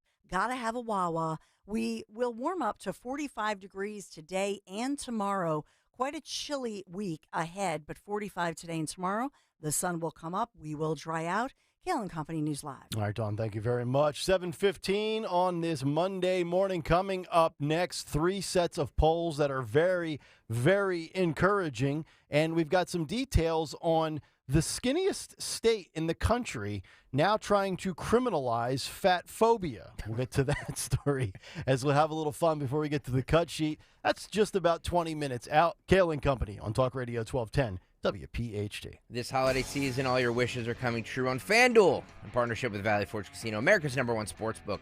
Right now, new customers can get $150 in bonus bets with any winning $5 money line bet. That's $150 if your team wins. Oof. Tried to get this wrong the last two weeks. Dare I do it again for a third? The Seahawks and the Eagles. The line right now is. Let me see here. -4.5. The Eagles at -4.5. The money line at -205. Yeah, I don't know. There's a game tonight. The Giants and the Packers. Maybe choose that one. Sign up right now. FanDuel.com/Greg. FanDuel.com/Greg. You can get $150 in bonus bets for any $5 money line winning bet. FanDuel Sportsbook is official partner of 1210 WPHT and the NFL. 21 and over. Present at PA. First online real money wager. Only $5 pregame money line wager required. $10 first deposit required.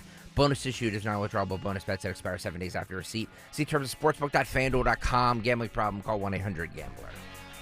Don't go through another year with that awful joint pain. Call QC Kinetics right now. Make 2024 the year you're back to living a normal life again. Hey, Dawn Stensland here. QC Kinetics can give you your life back. They are the nation's leader in regenerative medicine. These are all natural treatments that repair and restore that damaged tissue, giving you pain-free movement again. How does that sound? QC Kinetics has tens of thousands of satisfied patients around the nation. People who had knee pain, back pain, shoulder pain, but were able to get lasting relief, no surgery, no drugs, no downtime. The future of medicine is here. Regenerative treatments from QC Kinetics. Make the call now so you can get the most out of 2024 and get back to doing what you love. Don't forget, you can use your HSA and FSA funds. QC Kinetics. Call them today, 215-999-3000, 215-999-3000, 999-3000. Paid actor portrayal. I didn't see it coming.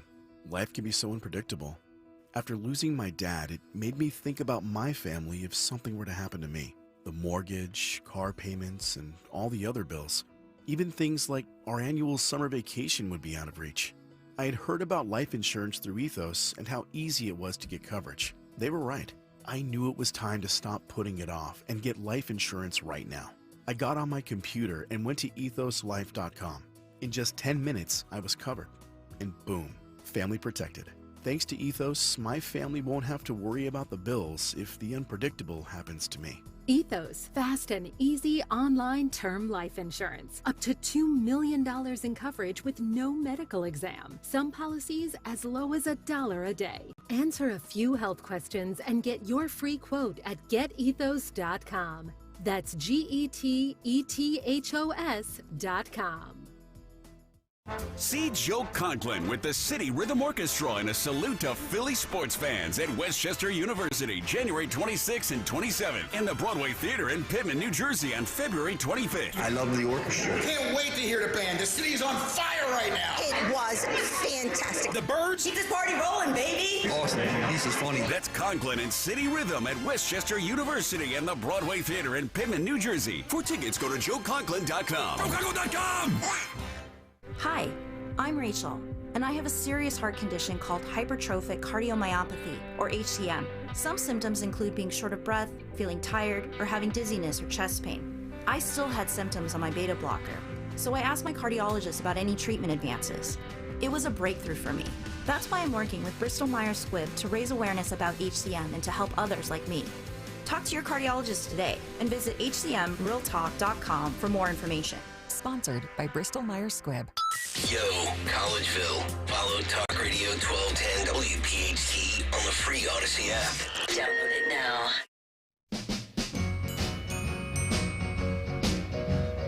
Ooh, Merry Christmas. Christmas comes this time each year. Ooh, well, way up north where the air gets cold, there's a tale about Christmas that you've all been told. And a real famous cat all dressed up in red, and he spends the whole year working out in his sled. 720, Kayal and Company, 15 minutes away from how Fat Pride became the new battleground in America's culture wars. Nick, Dawn, and Greg as we continue. Talk Radio 1210 WPHT.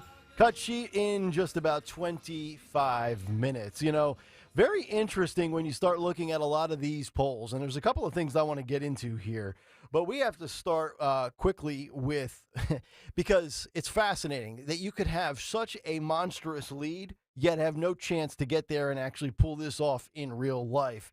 As the latest Wall Street Journal poll came out on Saturday, in which Nikki Haley, now keep in mind too, this is following Nikki's performance at last week's debate where she basically had to have sloppy Chris Christie intervene and pull her out of our harm's way because she was being double teamed by Ron DeSantis and Vivek Ramaswamy. But the latest Wall Street Journal poll, in a hypothetical one-on-one matchup against President Joe Biden, Nikki Haley has a remarkable 17-point lead over the incumbent, 51-34. Now, before we get to reality, it is worth noting, and I'm being fair here for Nikki Haley, who I think after last week should probably realize that the writing's on the wall. Should the matchup materialize and the margin hold, which it's not going to happen because Trump will be the nominee, but just play along here, it would represent the largest winning general margin since 1984, the year your boy was born, when former President Ronald Reagan topped Walter Mondale by 18 points. If you're Nikki Haley, you've got to be sitting there today and saying, man, if it wasn't for a man with such a stranglehold on the party and such off-the-charts likability within the Republican Party, I actually think I could be the historical first female to win the presidency of the United States. But it's all probably a moot point because she will not beat Donald J. Trump. And also, speaking of historical firsts, Donald Trump, for the first time ever, is leading Joe Biden in a Wall Street Journal poll, as Trump has a 4-point advantage over Joe Biden, 47-43. Now, here's also another interesting little wrinkle to this. It even finds that if Trump were convicted of a felony, and he's been charged with 91 felony counts to date in 4 separate criminal prosecutions and weaponized persecutions, he would still only trail Joe Biden by a single point. If you're Joe Biden, you have to, and like Joe Biden doesn't know today's Monday, December 11th, but if he did, and he knew where he was, to be only down a single point with a conviction on your record of a felony just goes to show you how awful and how unlikable Joe Biden really is. For what it's worth, the Wall Street Journal poll also puts Governor Ron DeSantis in a dead even heat with Joe Biden at 45-45. But I thought it was interesting when they polled these individuals on a litany of topics, how Donald Trump has rolled to victory in every single one of these. When it comes to rebuilding the economy, Trump is up 17 points on Joe Biden, 52%-35%. Not a surprise whatsoever there. Securing the border, Trump has a 30-point lead, 54%-24%. When it comes to inflation and getting it under control, Trump has a 21-point lead over Joe Biden. When it comes to dealing with the cost of prescription drugs and bringing down those costs, they're dead even at 38%. When it comes to the wars of Israel and Hamas, as well as Russia and Ukraine, Trump has a 10-point lead on Russia, Ukraine, and a 7-point lead on Israel and Hamas. But here's the one category where Donald Trump is failing. And it's the one category that will continue to haunt Republicans for the foreseeable future. And that is abortion. When it comes to abortion, Donald Trump trails Joe Biden 44% to 33%. We've talked about it countless times.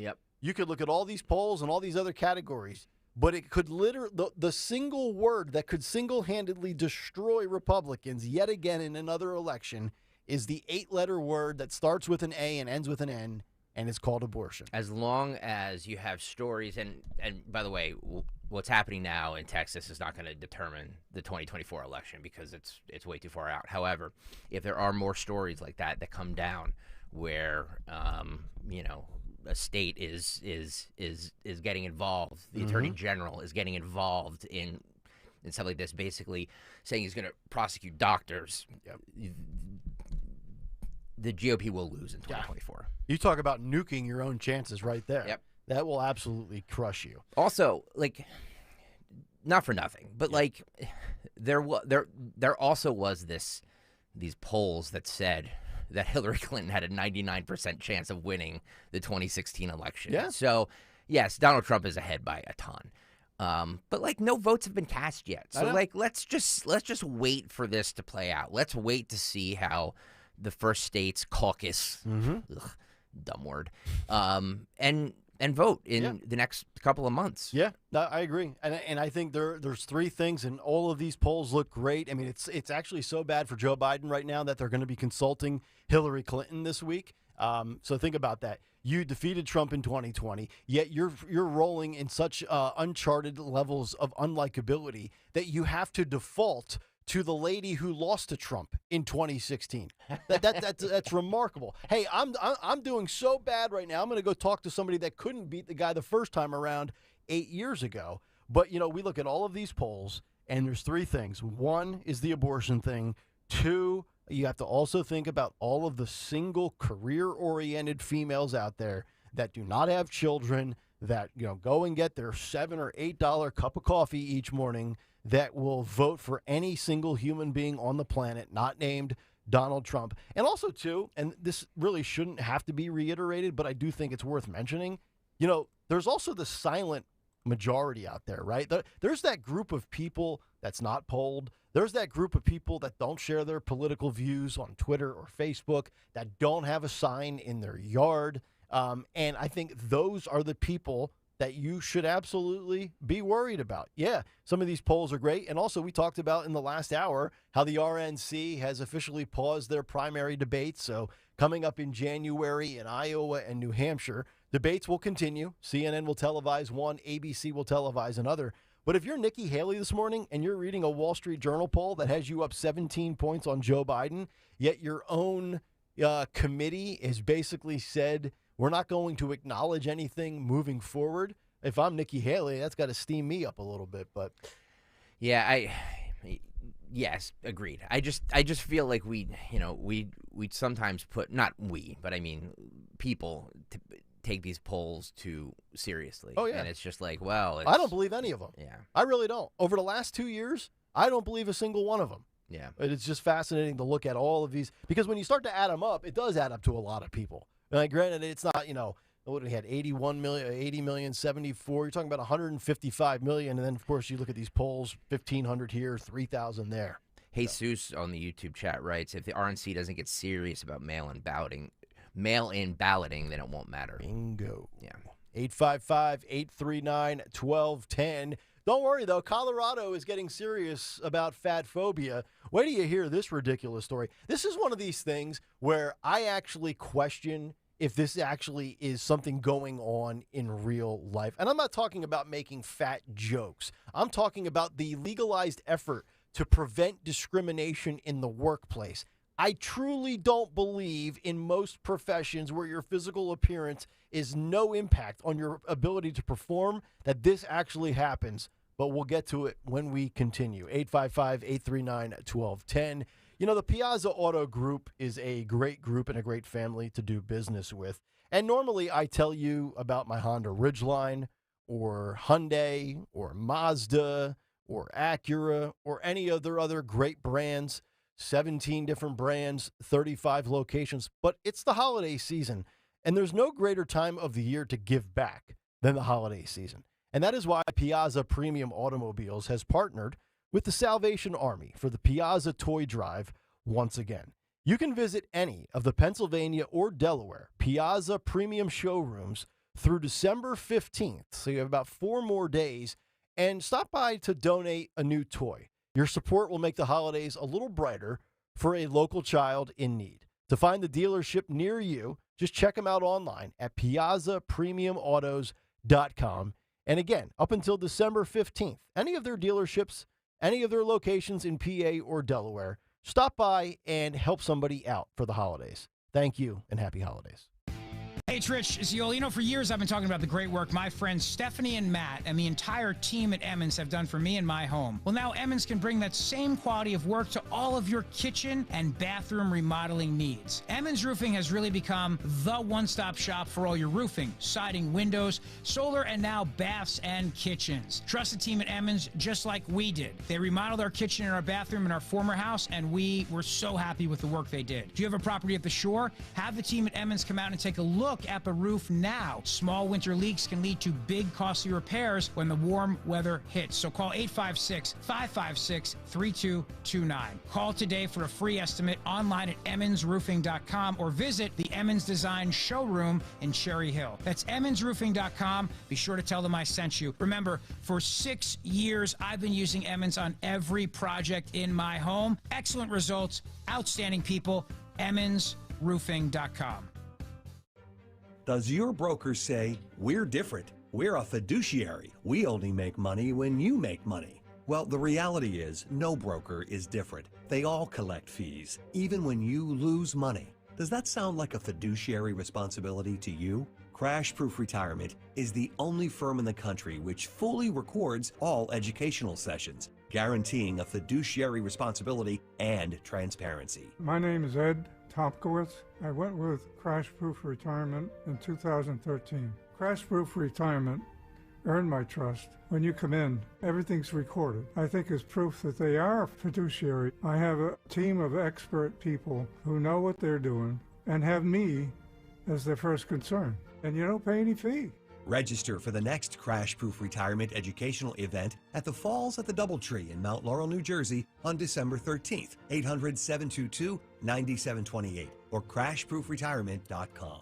Hey, it's the holiday season, and we all know what that means. In addition to presents under the tree, it's time to use those FSA and HSA benefits we've been accruing all year. I'm Dom Giordano, and if your benefits are still available, now's a great time to reach out to my good friend, Dr. Robert Bentz from the Bentz Dental Group to set up your appointment for a consultation. You know how much I admire Dr. Bentz and his quality work, attention to detail, and investment in the overall health of his patients. Dr. Bentz is a board-certified prosthodontist, was recently appointed to the board of the American College of Prosthodontics. So if you're considering dental implants, reconstruction, or any dental or prosthodontic needs, call Bentz Dental Group today to schedule an appointment with Dr. Bentz, and don't let 2023 end without taking advantage of those FSA and HSA benefits. Call or visit BentzDentalGroup.com or call them at 610-272-6949. That's 610-272-6949.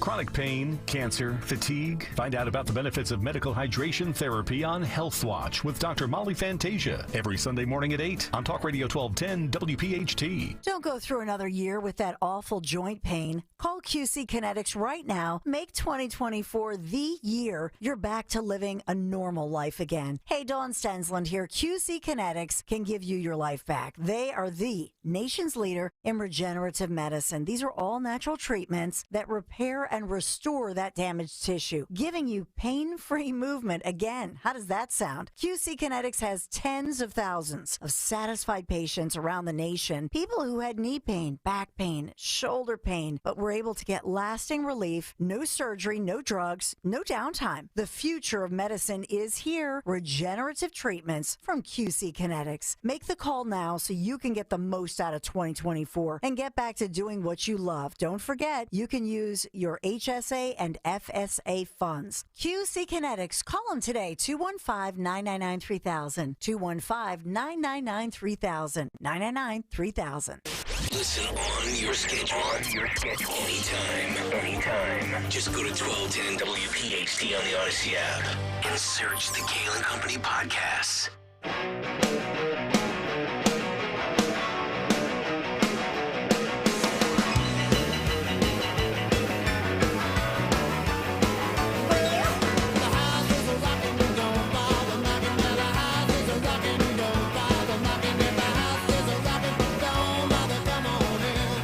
You can always come in to Kayal and Company. Everybody's welcome. Even if your opinion is wrong. 855-839-1210. What's on the cut sheet coming up at 7:45 this morning. 9:20 morning mystery movie clip. $50 gift card to Burger King. BK, you can have it your way because you rule. I think that's how the commercial goes. Seen the thing 1,000 times.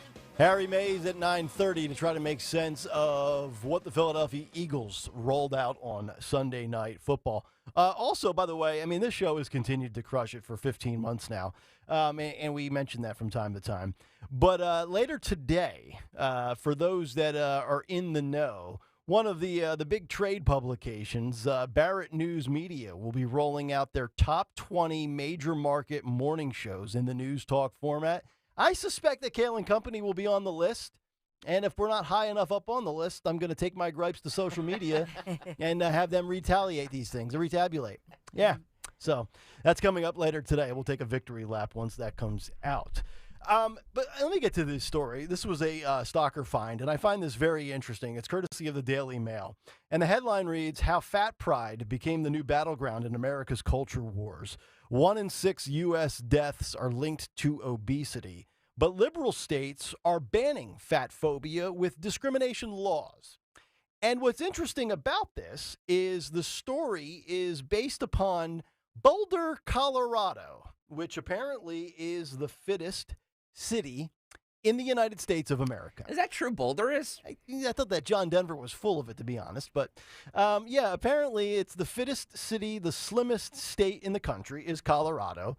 Which, I mean, they're very open and liberal when it comes to marijuana. So I don't know. Maybe people just don't eat in that state because they're blazed out of their mind all the time. Although I was always told when you blaze, you get the munchies. And so I'm not really sure how that works. But what makes it extraordinary is that Colorado, America's slimmest state where Boulder is situated, is set to become the first state in the U.S. for 50 years to ban fat phobia by law. Wait, what? Yes. Ban fat phobia? That is correct. Okay. And it's apparently not alone in its aims to legislate this way. Across America, politicians have been planning laws to add a person's weight to the list of characteristics such as your race, your age, your religion, your sexual orientation, your gender, that are protected from discrimination. So I'm trying to think about this logically and practically in the real world. And I immediately started thinking about the workplace. Is there fat jokes out there? Of course. Fat jokes have been around since mankind walked on planet Earth. By the way, we all keep getting fatter as a society as we evolve for some reason. It's weird how that works. You ever see pictures from like people in the 1930s walking through New York City? They all look slim and fit. Now everybody's just fat and sloppy, like our buddy. Sloppy Chris Christie. But I'm thinking about this practically in the workplace. In what profession do you get banned or discriminated against from trying to get a job? Talk radio. I mean, there's a lot of TV news. TV news appearance absolutely matters, as it should. And Flight I think I've been discriminated against as a bald guy. You see any bald bearded guys on TV? No. They Michael have nice Smerconish. They're all on radio. They're all on radio. You get a face for radio, Nick Kayal. But like teachers, nurses, sales reps, flight attendants. Yeah, well, I don't know. In this day and age, I've seen a lot of dudes as flight attendants. Cocktail waitresses. Oh, yeah. Waitresses, but especially flight attendants, because you have to fit through they're so crammed in there. You have to fit through the metal detector? No, in the airplane. They have to sit in those tiny little seats. Right. And they have to get through the tiny aisle and stuff. Have you seen this? I mean, I don't. Again, this is one of those things where I think we are overreacting because people that are social media influencers like Lizzo is on TikTok and Instagram saying that she will only go to certain places that have fat accessibility. Like what? And we played you that video months ago where that lady said that since she couldn't fit in the one seat on the airplane, that she should be given the seat next to her at no additional charge. Mm-hmm. So wait a minute. As a capitalist, but as somebody that has common sense, why should the airline, so let's say those two seats in row 27, seats E and F, let's say they both go for $119 a piece. Why should I lose $119 because you can't fit the other half of your keister in a seat? What sense does that make? And why is that my fault? Now, if you want to buy both seats and then lift the handle up and, split the middle 50-50, so to speak, be my guest. But I'm not losing out on money because of your problem. The problem is that we're celebrating unhealthiness and we're celebrating people's early deaths because that's really what it leads to. Obesity leads to early death. Yep, 1 in 6. So by not having the conversation or tiptoeing around it or not, saying it. Now, look, don't be cruel, don't be mean. No. But like we have discussions about everything, about, mental health and this is just, if not more, deadly. So let's have the conversation. But let me ask you this. In what encounter, I can think of 2 encounters where somebody brings up somebody's weight. You're with your buddies or your friends, and maybe this is a guy thing and not a female thing, but I've got guys in my fantasy football league. There's 2 or 3 of them that could probably, afford to go on a salad-only diet for the next 6 months, okay? And we bust their chops about it.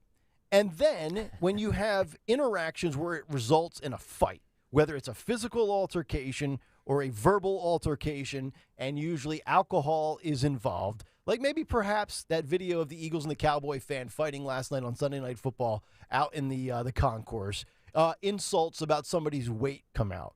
But I don't think this is a daily occurrence where other human beings are bad-mouthing other people about their weight.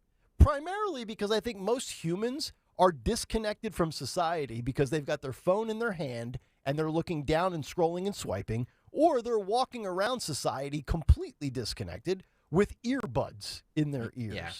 So, again, you want to criminalize this? I need to see the anecdotal evidence as to where these occurrences are happening. Because we certainly are seeing it with anti-Semitism. It is running rampant. But all these other things that the left is always in the mode of victimization, the victim card, this community's... So fat people are under attack as well? Is that what you're claiming? I want to know how you justify that. And then, oh, by the way, it's happening on top of it. The ultimate irony in Boulder, Colorado, where apparently everybody has a Peloton and runs 4 miles a day because they're the slimmest human beings in the country. And they have great weather. I mean, Colorado, you think skiing and hiking. Yeah. A lot of outdoors people. Pennsylvania, by the way, 30%. 30% what? 30% Obesity? Is that well? But here's the thing, which is lower actually. You look at the South, except for Florida. Yeah, the South has it. The South and the Midwest has it the worst. That's because they all they do is eat barbecue. Yep. Yeah, you can't. It's a surprise. You can't have barbecue twice a week and expect to be slim and fit. But so you're saying 30% in where? Pennsylvania? In Pennsylvania for Pennsylvania. But to be fair, and this is not just to defend Pennsylvania. This is at any level. The metrics for obesity are kind of absurd, right? They are. Like absolutely. The body mass index is kind of an antiquated concept. At my height, they say I should weigh 170 pounds. You would look like you're on coke. I have not been 170 pounds since 10th grade. I should be lower than that because at 5'9", I'm guessing I should be like 160. Jesus. I mean, I'm almost 40 pounds overweight then. Yeah, it's ridiculous. So I do look as a nation. Yeah, we could all stand to drop a few. Well, everybody's going to try starting on 1/1. Yep, and then they'll give up by February 13th. Yeah, I don't know what gym you go to, Nick, but it's going to be really crowded in January. God. Yeah, if you're one of those like big chain gym companies, you got to love the first of the year. Yeah. Because everybody buys the subscriptions or not subscriptions, but the memberships, and then goes for a month and then doesn't go again and forget that they have the membership and they just get free money. And I always talk to people that, say they got to get into the gym, but they don't have time. Like some of our Gen Zers that cry on TikTok that they have to work a 9 to 5 and don't have time for the gym.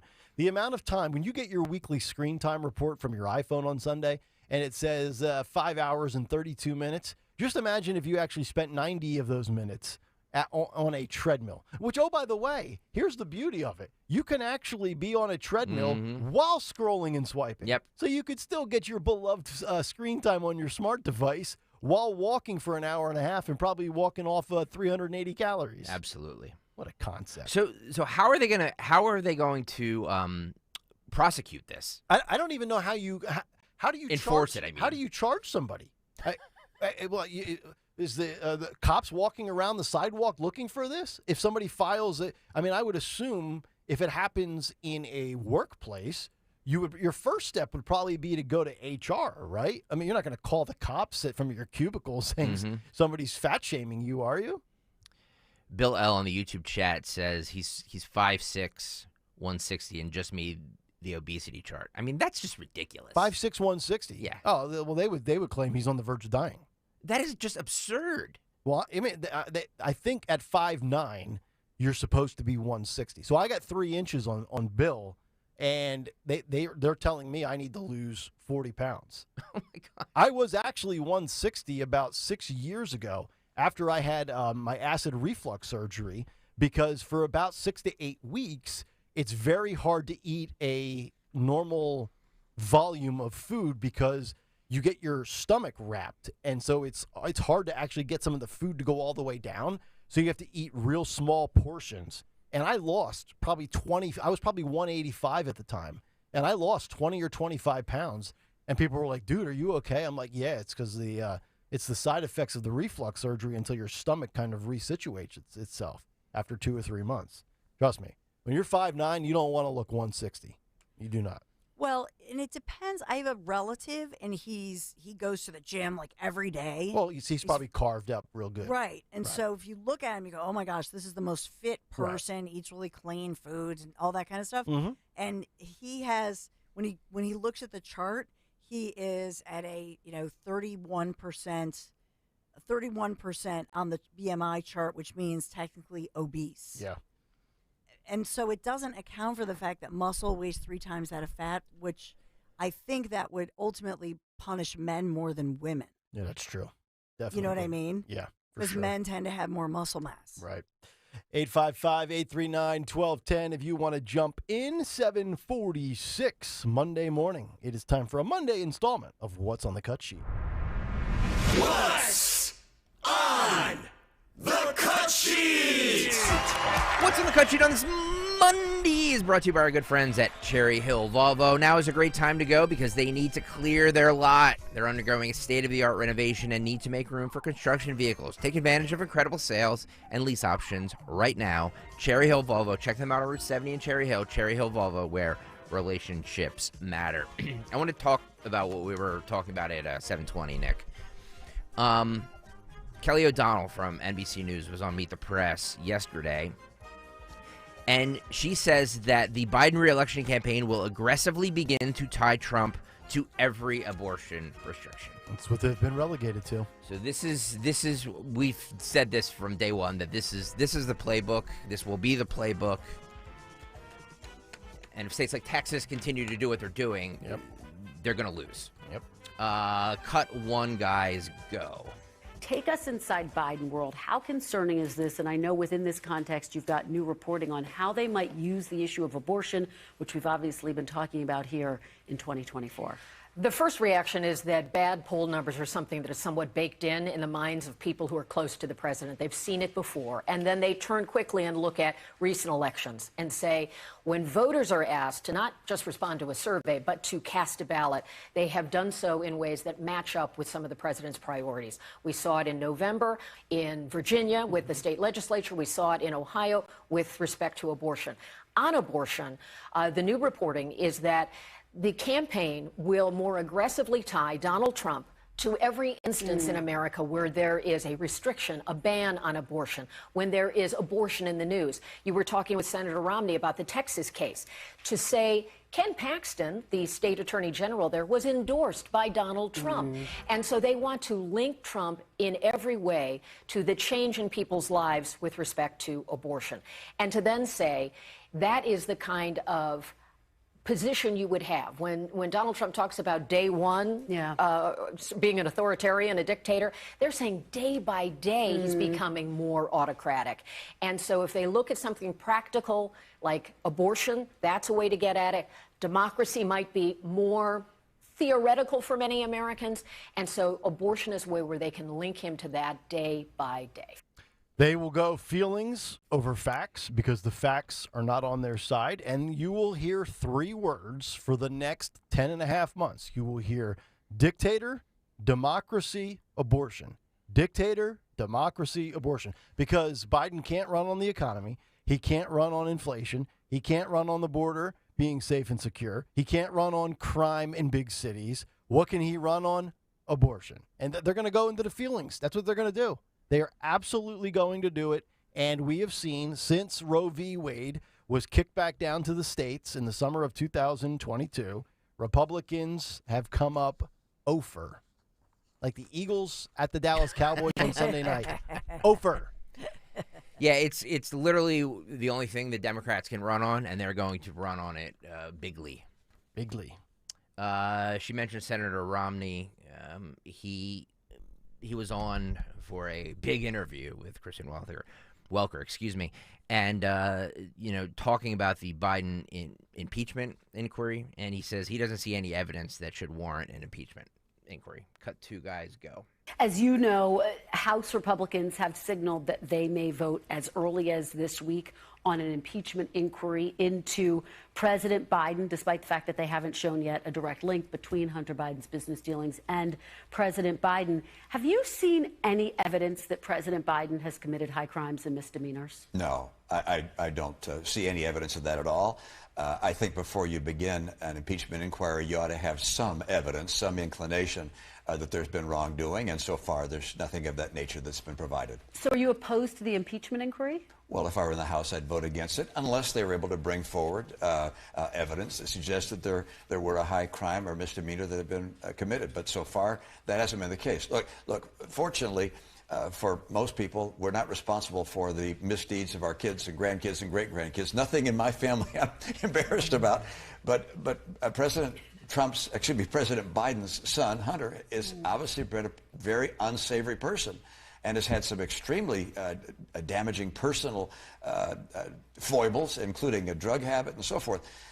That's not President Biden, and we're not going to impeach someone because of the sins of their kids. Yeah, it's funny. I've never seen any evidence of an R actually being next to Mitt Romney's name when he was actually active. The R went from Republican to retired, and now he's doing the mainstream media tour. Must have a book coming up. You know, it's interesting, though, when what people decide to look at and what people decide to omit. I'm not sure how you can lay out the case that House Republicans have laid out and not arrive at some level of a conclusion that there's some level of corruption going on. Now, does it rise to the level of the president actually being impeached? Perhaps not. But when you have money from all of these nations and all of these lies that Joe has tripled down on, that we have now seen the receipts that completely contradict what, and I'm not specifically talking, because I think at the end of the day, what people have to realize, look, Hunter Biden with drugs and hookers, that doesn't mean a damn thing about Joe Biden. There's nobody out there. I truly believe this part. When it comes to Hunter himself, I don't think his lavish lifestyle leads to anybody ditching Joe as a Joe voter and voting Republican. Where I think the possible impeachment inquiry is valid, and where I do believe you could maybe get somebody to go from voting for Joe to Trump, is the money. If you follow the money, those are the things like the shell companies, the checks to James Biden, and then you see 400,000, 10% is 40,000. That 40,000 ends up in Joe's bank. We've heard things like 10% for the big guy. Those are the things that actually I think have some merit. Hunter sniffing up 200 grand means nothing to me. I still marvel at the fact of Mitt Romney's complete fall from grace. I was at the station in 2011 when he was literally the person who was going to save the Republican Party from Obama, and now he's on Meet the Press saying stuff like that. He's basically a Democrat. Very interesting. Yep. Al Gore says that there's a mental health crisis around the world. We all know that, right? Yeah, Greta Thunberg exemplifies it. Well, it's funny you say that because it is not it's not what we think is causing the mental health crisis. It's actually the climate crisis that's causing the mental crisis. Oh, okay. Got three guys ago. Right. You know, there's a mental health crisis around the world, Jake, that we hear people talking about. I think that one of the main reasons for that is that young people look at the fact that we are not yet solving the climate crisis or dealing with some of these other challenges. And we hear this word thrown around, polycrisis. Well, solving the climate crisis is a poly solution. We know what to do. We have the means to do it.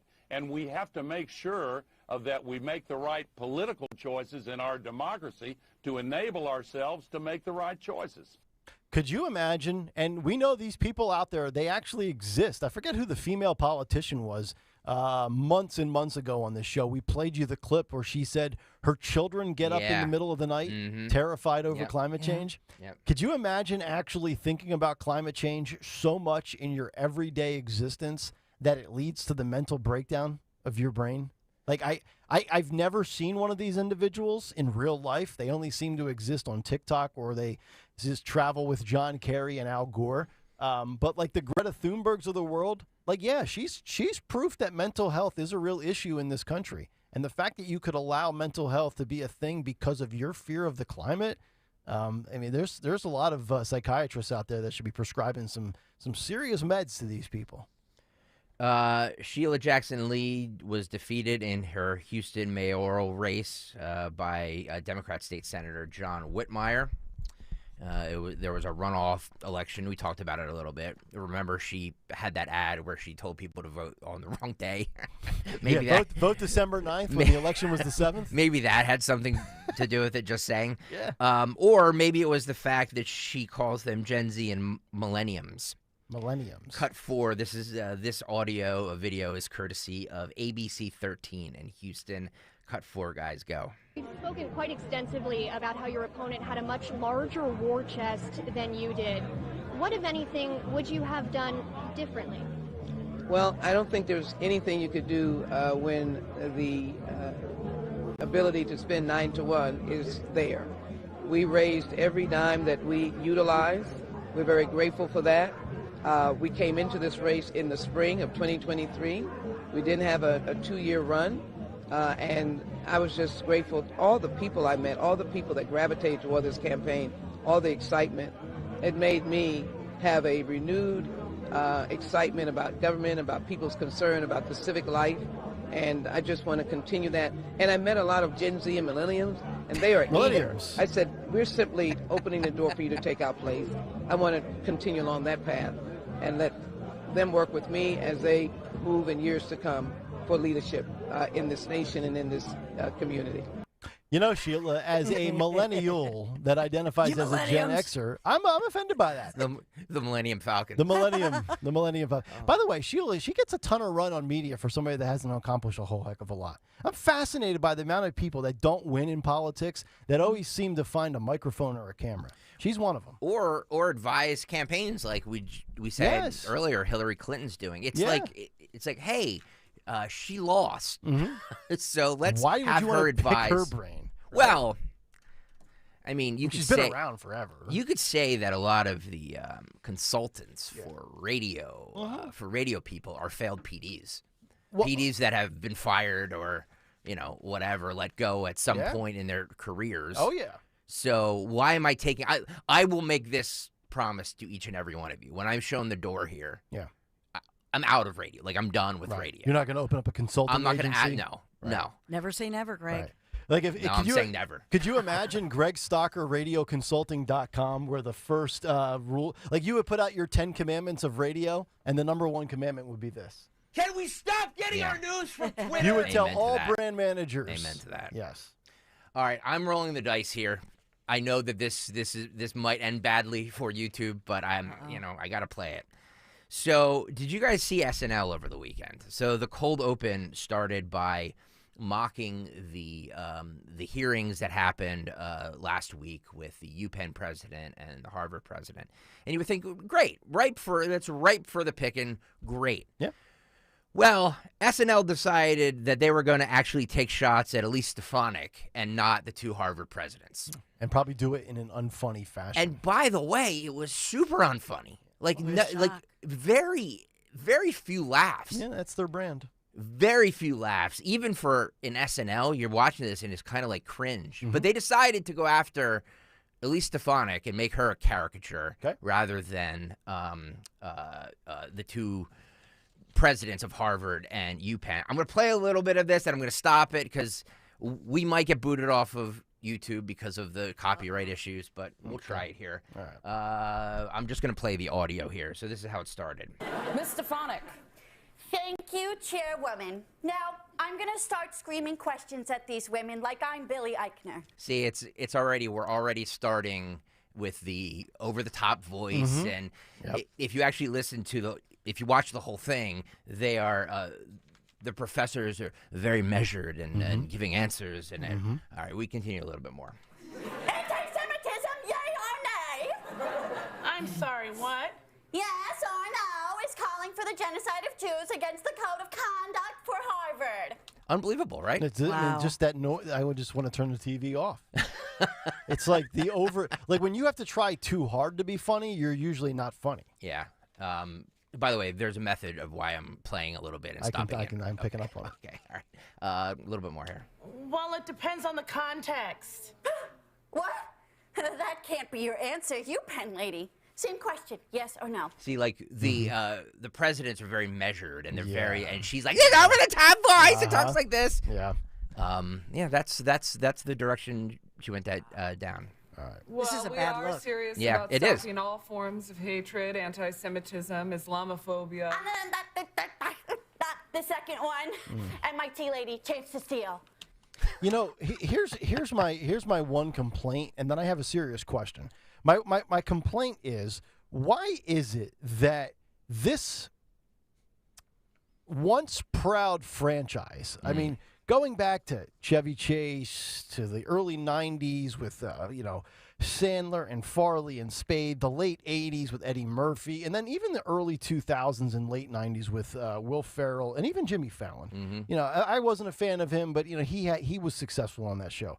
Why is it that in this day and age of never-ending content, where they are they have more material to work with than ever, and they can't crank out one single thing that is funny, all because they're on the wrong side of the fence when it comes to humor. Yeah. Like the humorous side would have been the complete opposite to do.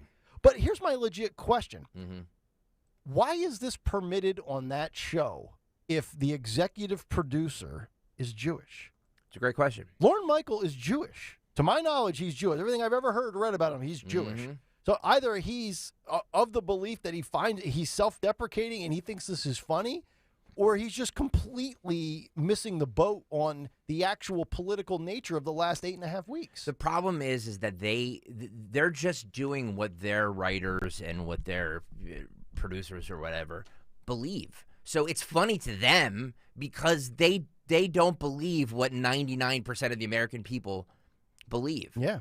So it's, they're writing it from their own experience and from what they think is funny. Yeah. But the problem is that they've lost touch with what the American people think is funny. SNL might have been better off if the writer's strike kept going. They could have just had guys like me and Dorenzo go in there, and we would have handled it. This year, and look, I love the history of Saturday Night Live. I absolutely love it. I think it's I've read books about it. I am fascinated with it. I've got best of DVDs from all eras. It's just this show has completely lost its way, and you know what? Maybe it has a lot to do with the fact that Lorne Michaels needs to go. He just does. He's too old. He doesn't really have a pulse on what's edgy and funny anymore. It does. It absolutely does. We talk about debates and how we got to get rid of the format. Well, maybe it's time that we move. And same thing with stand-up comedy shows like monologues and things like that. Maybe it's time for SNL to ditch the opening bit where they have the guest host, and then he comes out on stage afterwards and does his little stand-up. Yeah. Get rid of Weekend Update. Weekend Update with Norm Macdonald in 1994, 1995. Was amazing. When he was doing the O.J. Simpson stuff, he was the best to do it. God. He was the best to do it. And think about how edgy that was at the time. Because of NBC, the head of NBC was best friends with O.J. Think about how edgy that was, that it was a big slap in the face and a big middle finger. Was that Ebersol? I'm not sure who it was. It was somebody that didn't like what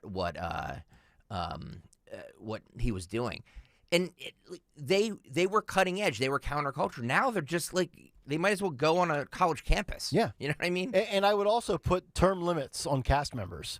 Like Kenan Thompson, you've been on there for 20 years. Yeah. The goal, the objective of SNL was to be a launching pad for your career, not to become a career cast member. right? Mhm. Like Eddie Murphy, Adam Sandler, Spade, Rock, Farley, Farrell, Fallon. I mean, all of these people used SNL because I think I read something maybe a year or two ago where I think cast members on SNL make under $100,000 a year. They're not making millions of dollars. Like so if you're on that show, you're probably making 80 grand or something like that. It's not a significant salary. I think it's more than that. Yeah, a little, but it's not a a lot. platform. By the way, it was Don Ohlmeyer who Don called up. Ohlmeyer, yep. Remember, he called up. The story was that's why Norm was fired. Okay. Yeah. Because Some reason remember, I it was became thinking a bit. I was thinking Dick Ebersol for some reason. Yeah, no, it became a bit where they were just like they just didn't care anymore, and like Norm Macdonald, one of his writers, was on a Conan O'Brien podcast, and I listened to it, and it was just he had Norm stories that were just hysterical. Like he would be presented with two jokes, one that is a guaranteed laugh, and one that might get crickets. He always chose the one that would get crickets because he loved the silence and the challenge of trying to make something funny. Yeah. When he never went for the easy laugh, which I admire so much in a comic. Well, think about it. He didn't tell people about his cancer when he was dying. I know. Because he thought that people would feel sorry for him and wouldn't laugh at his jokes, and he had that show. Yep. So think about that, and think about the fact that Don Ohlmeyer, so the president of NBC comes up and goes, "Hey, OJ's a friend of mine. I don't do any more OJ jokes." Yeah. Think about the chutzpah. You know what I mean? Oh, yeah. And then he went with it every time. Yep.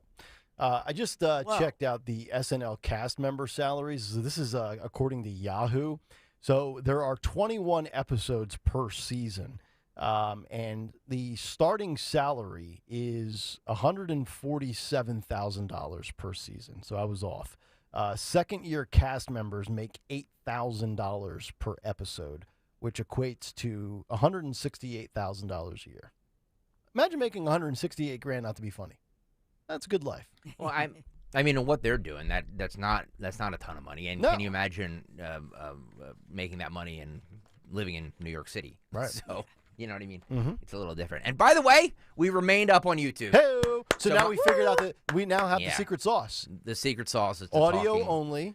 Well, no, we 12 did seconds a shot. We did audio only one time before, and they still took us down, but we played it consecutively. This we played 10 seconds, stopped, 10 seconds, stopped, talked over it. Did you think about that while you were sleeping? I did. Because we were brainstorming this last night at like 7:30. Like, how do we figure this out? Yeah.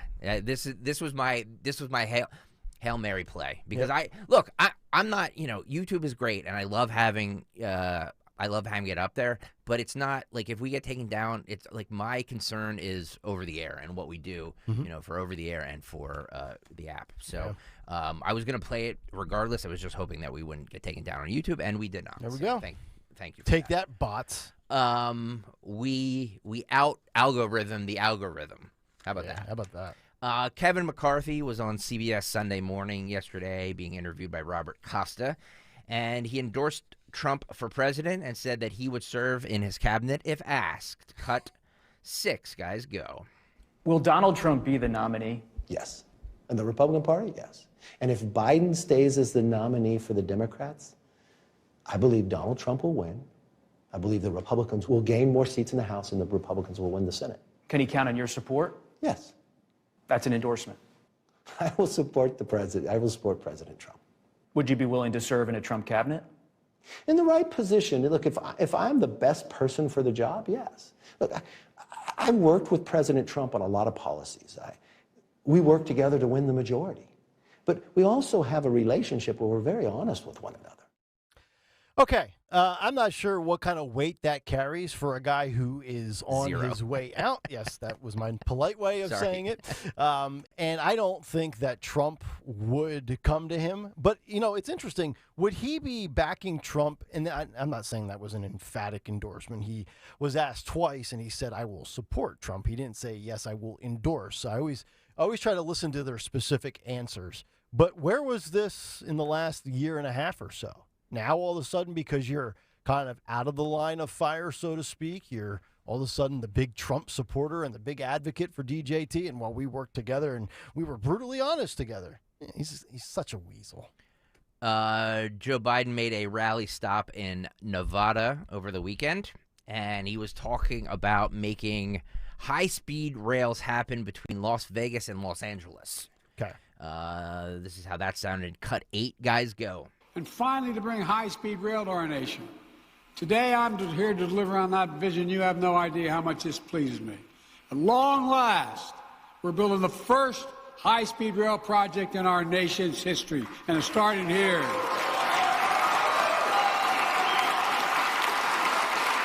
As part of $8.2 billion investment we're making in 10 major rail projects across America, reaching tens of millions of people.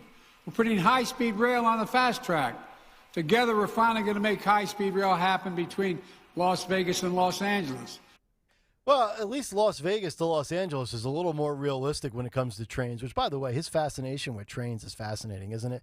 He loves to talk about trains. He's like my pop-pop used to be, with the little train you put around the Christmas tree. Yeah. And he'd be like the little conductor. He'd be sitting there saying choo-choo in the living room. It's interesting. It's a lot more realistic than the train that he wants to build. What was it, from across the Indian Ocean? I forget what point A to point B was, but it was not a plausible vision. How much will this cost? I'm sure you guys ask. Joe Biden has an answer. Cut 7, guys, go. Over $1.3 billion. Got it? Mr. President, could you? I know your wife's a Philly girl, but can you tell us just how much Jalen Hurts' new contract is worth? Over $1.3 billion. Mr. President, over the weekend, Shohei Ohtani went to the Dodgers. Could you tell us what LA's doling out per year to Mr. Ohtani? Over $1.3 billion. Try to actually write that out. By the way, there's a mind-numbing exercise. Over $1,300,000,000,300,000,000. It's a lot of cash. Yeah. Wow. Yeah. That'll help the deficit. Man, that's a good one. God.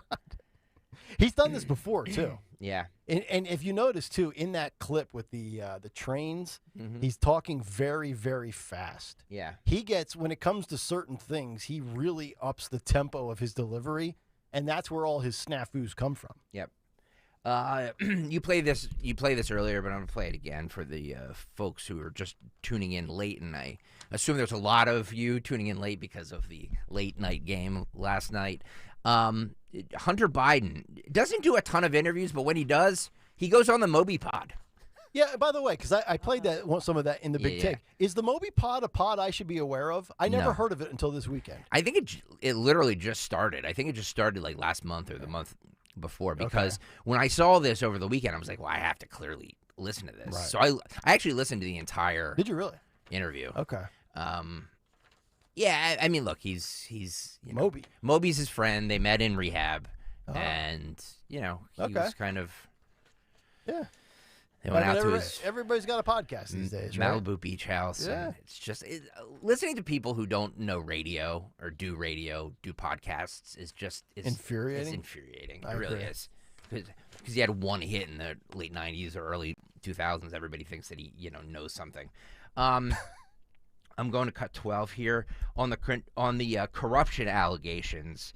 Hunter Biden says it's Russian disinformation. Cut 12, guys, go. Which, by the way, this whole idea that this may not in every aspect be a Russian disinformation campaign, but it has literally every earmark of what the Russians did. Yeah. There's, what's it called? It's called eliminationist rhetoric. Eliminationist rhetoric was something that the Nazis came up with as a tool to undermine their political rivals.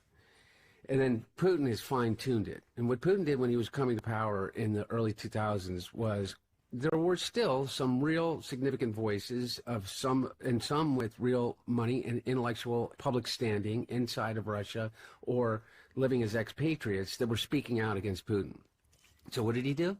He didn't argue with them on the merits. He didn't argue with them about economic policy and democracy and the freedom to vote, because he knew he'd lose that argument. So what did he do? He labeled them pedophiles. He planted child pornography on their laptops and their computers.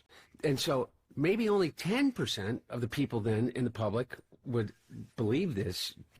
But then when he would turn around after he got 10, 15, 20% of the people believing the worst thing you can possibly think about a human being, then when he turns around and said, and also he's a money launderer, and he is against the Russian people. It's a lot easier for them to believe that.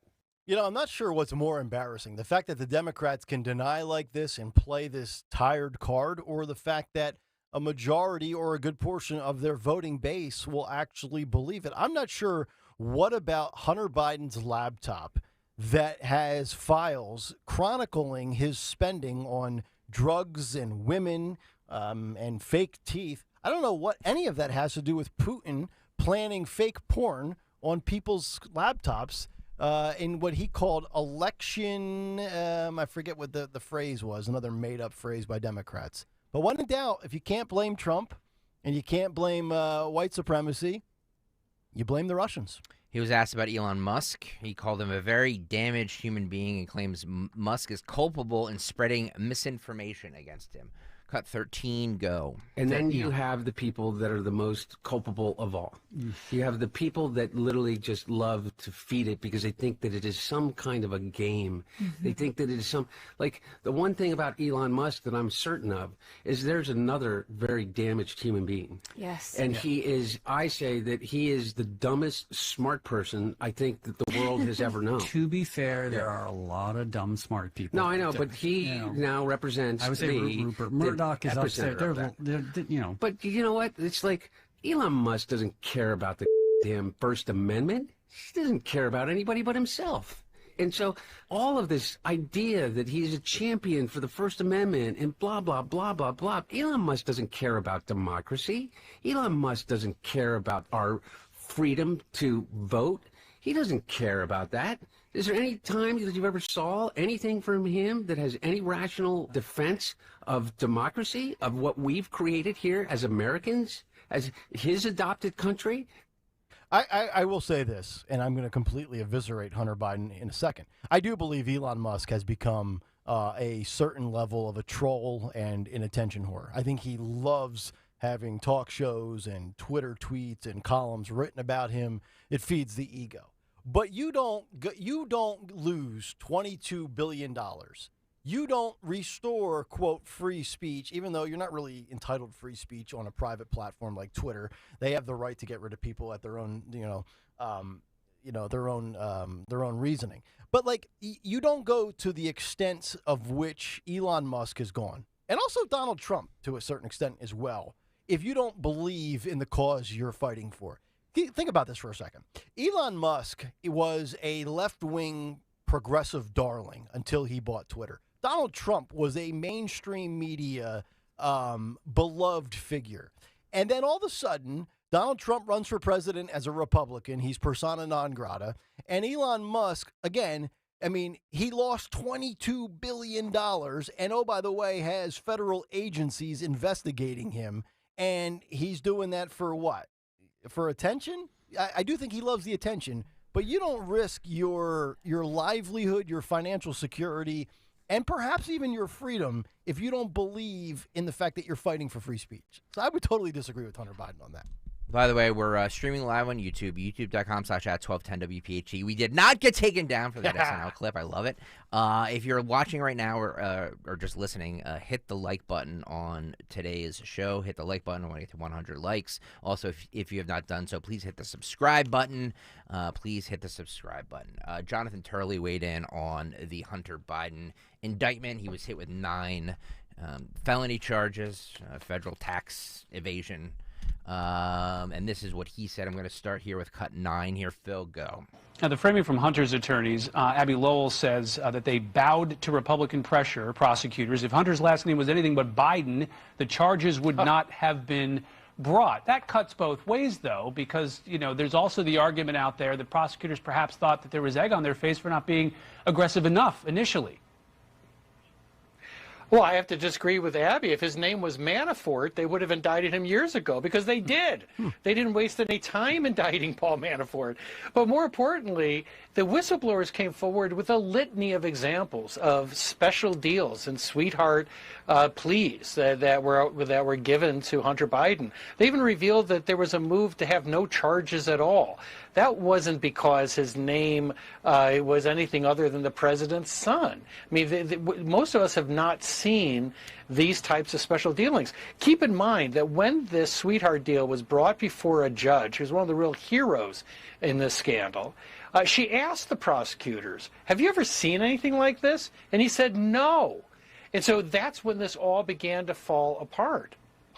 Well, first of all, it fell apart, and it was an embarrassing look for both prosecutor and defense attorney when that sweetheart deal was brought before that judge, who basically, and I'm embellishing here, ripped it up in front of their faces, as they rightfully should, because it was an embarrassment. But this is, you talk about an embarrassment in what your last name is or who your dad is. This is going on for 5 years. This was labeled, to quote Hunter Biden, the laptop was labeled Russian misinformation or Russian disinformation. Yeah.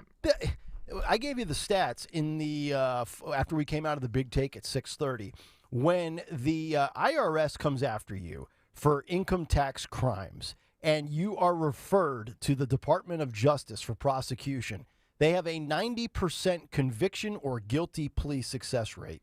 And 66% of the time, you serve prison time, on average 14 months. So keep those three numbers in your mind, 90%, 66%, and 14 months as this Hunter Biden thing plays out. I'd be willing to bet my life he doesn't serve 14 months.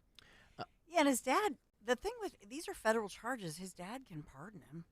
But Joe has said he will not. That's the interesting thing. That's the thing I'm most interested in. He's really going to let his so he lied for years about his dealings with his kid, but he's going to let his kid sit in the joint. Would any father not pardon their son? Oh, remember we had this if they had the opportunity. We had this conversation about a year ago. If your kid committed murder, would you turn him into the cops? And you said no. I was the only one on the show that said I would. That you turn in your child. Yeah, remember that conversation we had? Dawn and Greg both said they would protect their loved one. Yep. I'd hand over my daughters like that. No, you wouldn't. Get out. No, you wouldn't. I'm not going down with them. Aiding and abetting a fugitive? No. Yeah, it's really a double-edged sword because if he gets convicted, Joe Biden can pardon him. Yeah. And if he does, which I would assume he would, how's that going to look to the American people? All he has to do is he can let him get convicted and go, and then just commute the sentence. He doesn't have to even give a full pardon. That's true. That's true. But still, but he'd have to win. He'd have to win re-election for that. Because no, he could do it before he leaves. No, he could do it before he leaves. You think Hunter's case will be wrapped up before then? That's a good question. This thing's taken 5 years already, right? Unless he enters a guilty plea, unless they try to get a plea bargain. But we'll see. Keep in mind, David Weiss, they probably would take a plea bargain. I just think that all of this points to like the California thing. If he pleads out and cuts a deal with something, ultimately he's just avoiding those more serious, FARA charges that we've talked about. That 3 felonies and 6 misdemeanors in total. That's and that's what Steve Bannon went to. When you get the FARA charge, you're going to jail. Yeah. Boom. And how long did Bannon get? Because historically in this country, we've been very soft on white-collar crime. Mm-hmm. Yeah, there might be a 90% conviction rate, but the amount of time served, like I said, on average is 14 months. You're better off committing these financial crimes than you are committing any, real-world physical crime. Unless you're Wesley Snipes. Well, yeah. Remember that? Well, Wesley didn't pay taxes for a long time. But he went to jail. Yeah. Usually they don't go to jail. Look, I really think that this is an interesting discussion. Like what do you if you're Joe Biden, put your thoughts about Joe Biden aside. Mm-hmm. Just as a father, and you have the power to, either commute the sentence or pardon him. Yeah. Are you doing it? I mean, if I'm Joe Biden, yes, I would. Me, Nick Kayal, as Nick Kayal, not as Joe Biden, I would not pardon my kid or, whatever. But think about what we've seen here.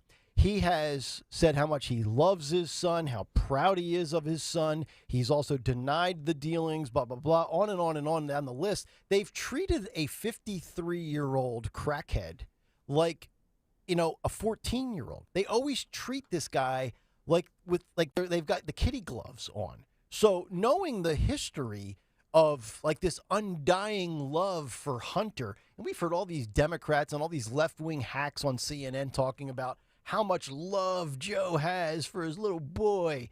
there's no doubt, based on what we've seen from a precedent standpoint, that I think he absolutely will. And he's a liar. Joe Biden's still telling the same stories that have been debunked 100 times. The football story at Delaware, every story that is totally a fabrication. So when he says he will not pardon his son, should anybody believe that? Nope. No. There's a well, he might not pardon it, but he might commute the sentence. Right. That's right? True. Right. What's the difference? Well, go ahead, Dawn. Well, if you fully pardon somebody, you're essentially Absolving wiping them. clean. It's almost their like record. it's almost like an expungement of your record, like it never happened But on the if books. So if he just says, well, he was sentenced, we'll let the sentence stand, and so on and so forth. He cut a plea deal, but I'm commuting the sentence so he doesn't go to jail. I'm just waiting for him to come out and commute the sentence and then say, my son's been through enough in the eyes of the public. Yeah. Yeah, right. There's a poll right now up on the YouTube chat. Would you pardon your son or daughter? Be honest. Can you put the results up, guys? I don't see the... There needs to be yes or no. I think Mike Carr's right. I think there needs to be a depends option. Like what are you... For this case, for tax evasion, I don't know. Oh, depends as in Like I was thinking like Joe wears depends. Like the diapers. Yeah, no. I mean, like, yeah, if your son or daughter committed, is a serial killer, maybe not. I mean, it's easier to back your kid on a financial fraud. 58% say yes, 42% no. Go over to YouTube, youtube.com/@1210WPHD. Enter the chat and vote on that because I'm honestly interested. Think about the times we're living in here.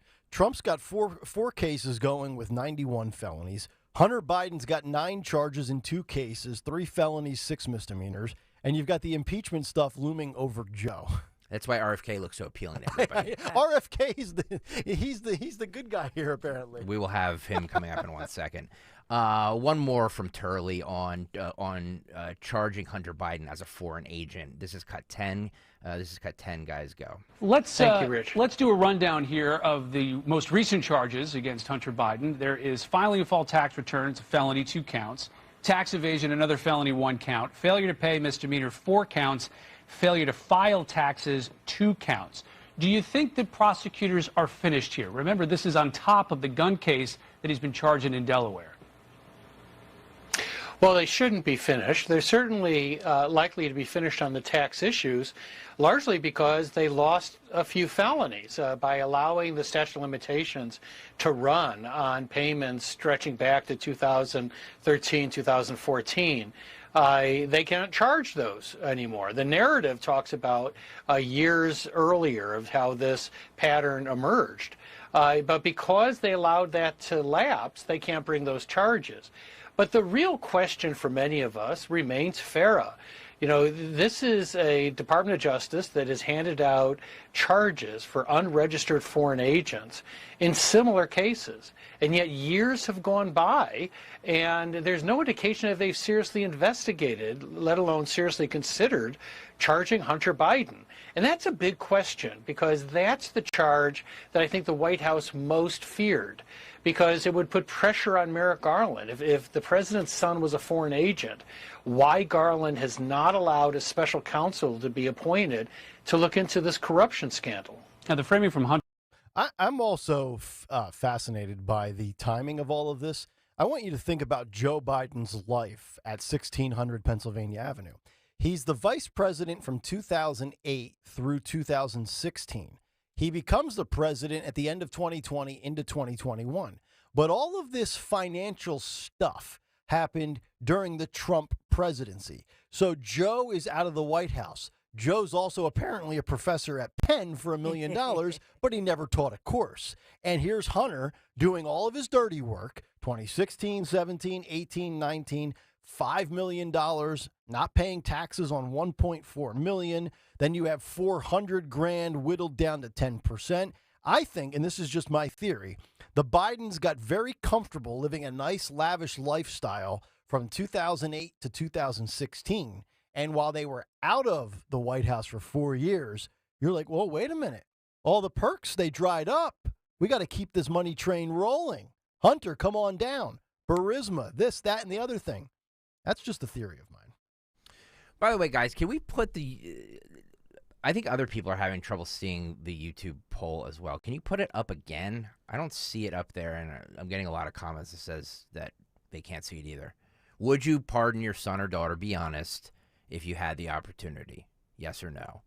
There's a lot of depends because, like, if you're doing, like, if it's like child sex trafficking, maybe not. No, of you course, know what I mean? it's crime dependent, obviously. Yeah. Yeah.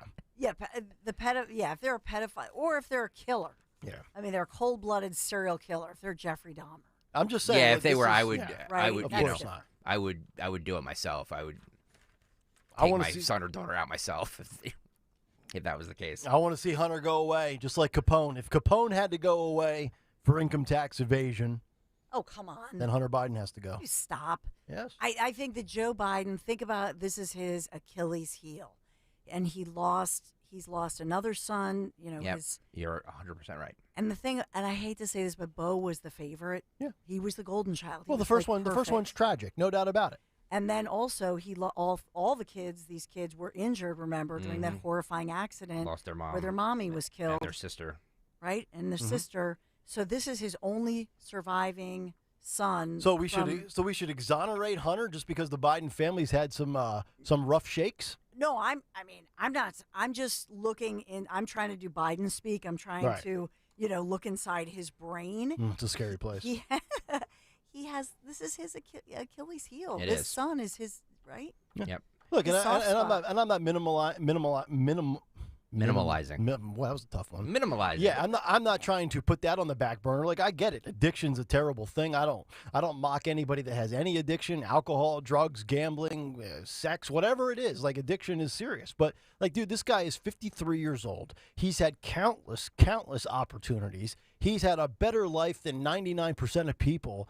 I really don't feel sorry for anything that comes this guy's way. And I think, and it's not so much the drugs and the girls and 70 grand on your teeth.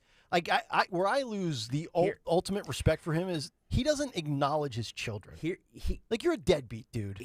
Here's where this plays differently to different people, is that people hate politicians and them, getting away with whatever and not having equal justice in their minds. Also, Hunter Biden struggled with addiction. There's a lot of families in this country that have seen and struggled and have family members that have struggled with addiction. Yep. So you're playing on two sets of people here who can see the one aspect of it, but also addiction hits literally everybody. Oh, yeah. So for Joe to come out and say, look, he was an addict and he did not know what he was doing and he was under a bad state of mind and, we've all been struggling for this. That is also a winning message, guys. So the Hunter Biden thing can play two different ways in the court of public opinion. So do you think he garners enough sympathy that it could actually it could be a net positive for Joe in a re-election bid? I think the really diehards care. I don't think the average person gives a crap one way or another. I think they hear Hunter Biden and their eyes glaze over. They're like, okay. Yeah, Well, see, whatever. that's why I separate Hunter Biden into two compartments. One is the addiction and the women and the drugs and all that.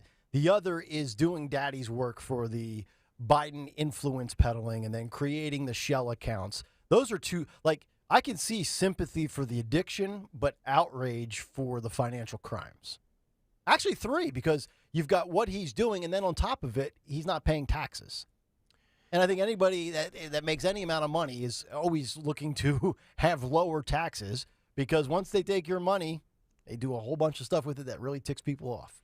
And if the dad was the big guy and participated in all of this, might have some guilt about, taking some of the cash. Right. 10% for the big guy. We've laid the math out for you. 400 grand to 40 grand, that's 10%. Which, by the way, if that evidence is so much out there, why haven't the Republicans come forth with it? Because I don't think Republicans could find strippers in a strip joint.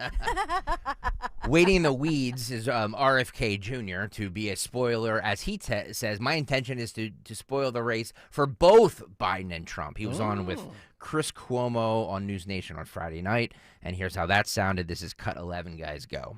If you were to get to a point in the race where you did not think you could win, was not going to go your way, your estimation, and you saw that you were affecting, I don't know which candidate, let's say it is Trump and Biden, I don't know which one you would be affecting more. Would that matter to you in terms of whether you were going to end the campaign? If you said, well, I don't think I'm going to be able to win, and you see that you're affecting one of them disproportionately, would that matter to you? I don't want to seem like I'm dodging a question, but I really don't know the answer to that question. It would depend on a million different circumstances. I suppose there'd be some circumstance where that conceivably that, I can make a decision to withdraw from the race, but I can't think of that circumstance at the moment. So, and, as you know, there's a myriad of configurations that can happen. Right now, I'm taking more votes away from President Trump than from President Biden, according to most of the polls. If you believe the polls, my intention is to spoil the race for both of them. I think I'm going to win the race. I think and I wouldn't have said that, and I didn't say it a month ago. So, but I'm looking at the polls now. I'm looking at the trends. I'm looking at the energy of the crowds that we have. I'm looking at the declining enthusiasm for the other two candidates. And, I have 11 months. I'm in better shape now than any independent candidate's been since Teddy Roosevelt, so for over 100 years. And I'm beating both candidates with young people, which is the bellwether group. So Americans under 45 altogether are choosing me over President Biden, President Trump. The other big bellwether are independent voters, and I'm beating them decisively with that group too. I'm in a three-way tie right now with Hispanic voters and with many other demographics. So, and I have greater popularity, favorability than any candidate. I'm at 52 points. Nobody's even close to that. And I think I'm. So early on, you could easily argue that RFK pulls away from Trump. Now, I'm not sure what polls that RFK's been looking at lately, but the Wall Street Journal poll that I have in front of me shows that for the second straight poll, RFK actually hurts Joe more, because when it's just Trump and Biden, Trump has a 4-point lead. When you throw RFK into the mix, Trump's lead expands from +4 to +6, where Trump is at 37%, Biden at 31%, RFK Jr. at 8%, on down the list, including Manchin and Cornel West.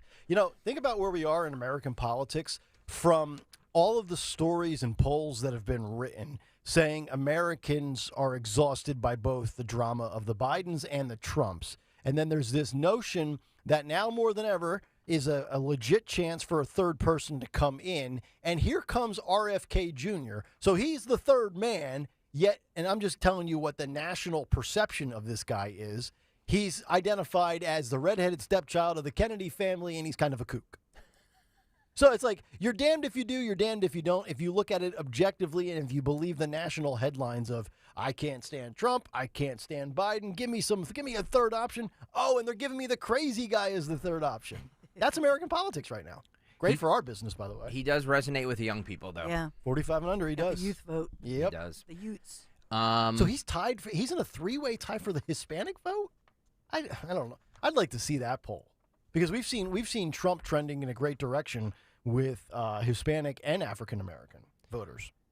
People are on the YouTube chat are saying that RFK is too liberal. He's a gun grabber. Blah blah. Yes, like he doesn't pretend like he's kind of Elon Musk. He doesn't pretend to be a conservative. No, all we're saying is that, and all he's saying is that he's taking votes away from Trump. Yeah, I really believe that. The only thing that he identifies with the right on two things: being skeptical of, because I hate calling people vaccine anti-vaxxers. It's such a cheap label.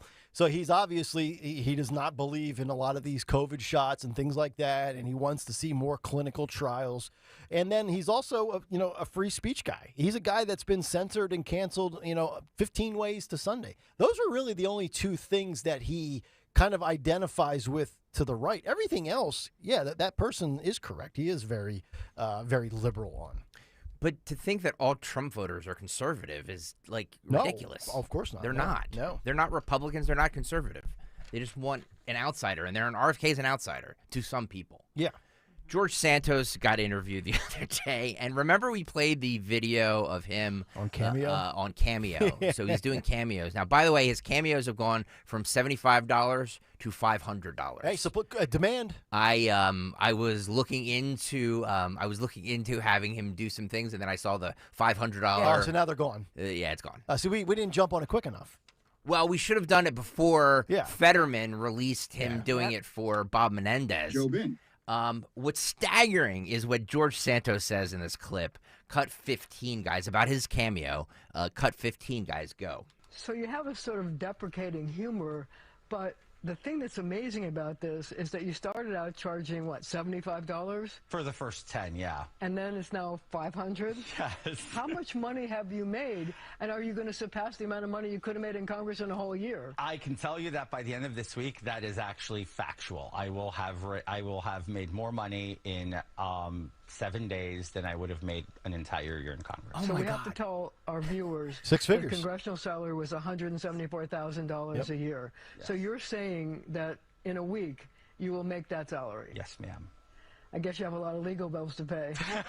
That's very true. So look, do you know what's the interesting part? The self-deprecating humor. Obviously, I don't mind roasting myself, but if you look and understand the back end, I'm reading a script probably 90% of the time and ad-libbing 10% of the time.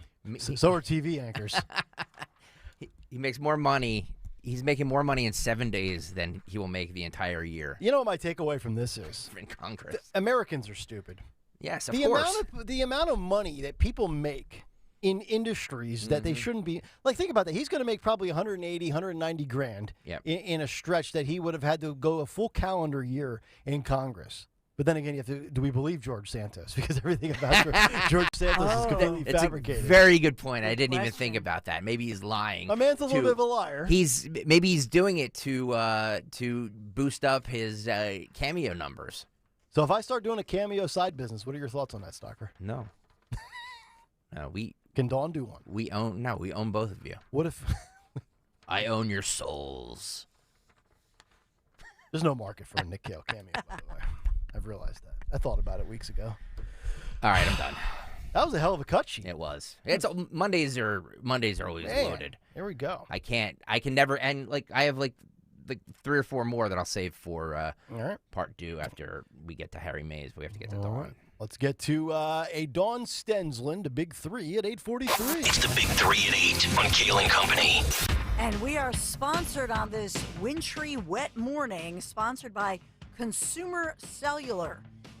So, number 1, I will say that we have guess who coming to Philadelphia again. President Joe Biden joining firefighters today in Philadelphia, announcing federal funding to reopen fire companies' Engine 6, Ladder 1, Ladder 11.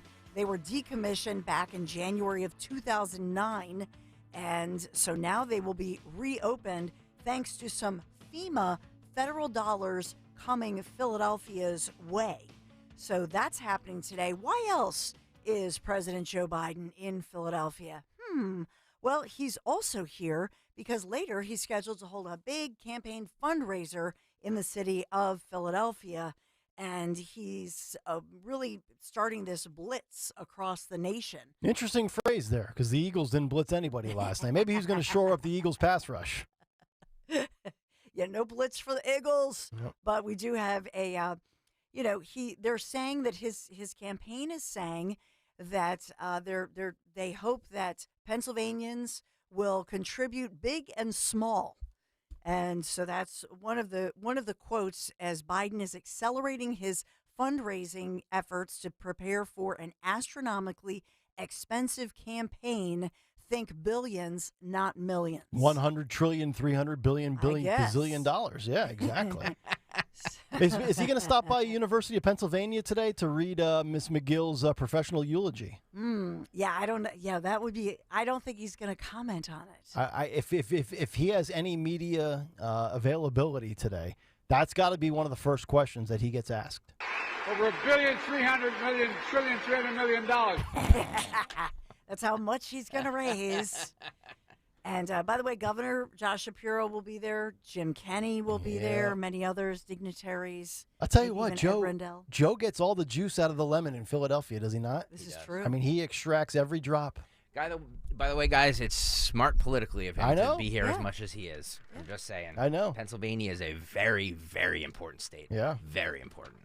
And speaking of, voting, the Republican Party, and this is as expected, appealing that U.S. District Judge's ruling that mail-in ballots without accurate dates, handwritten on their exterior envelopes, among other things, must still be counted if they're received in time. So we've told you this back and forth that it was allowed. Well, now the GOP has disagreed with that ruling that happened in the Pennsylvania, appealing to the Third Circuit Court of Appeals, which is based right here in Philadelphia. And those named in the appeal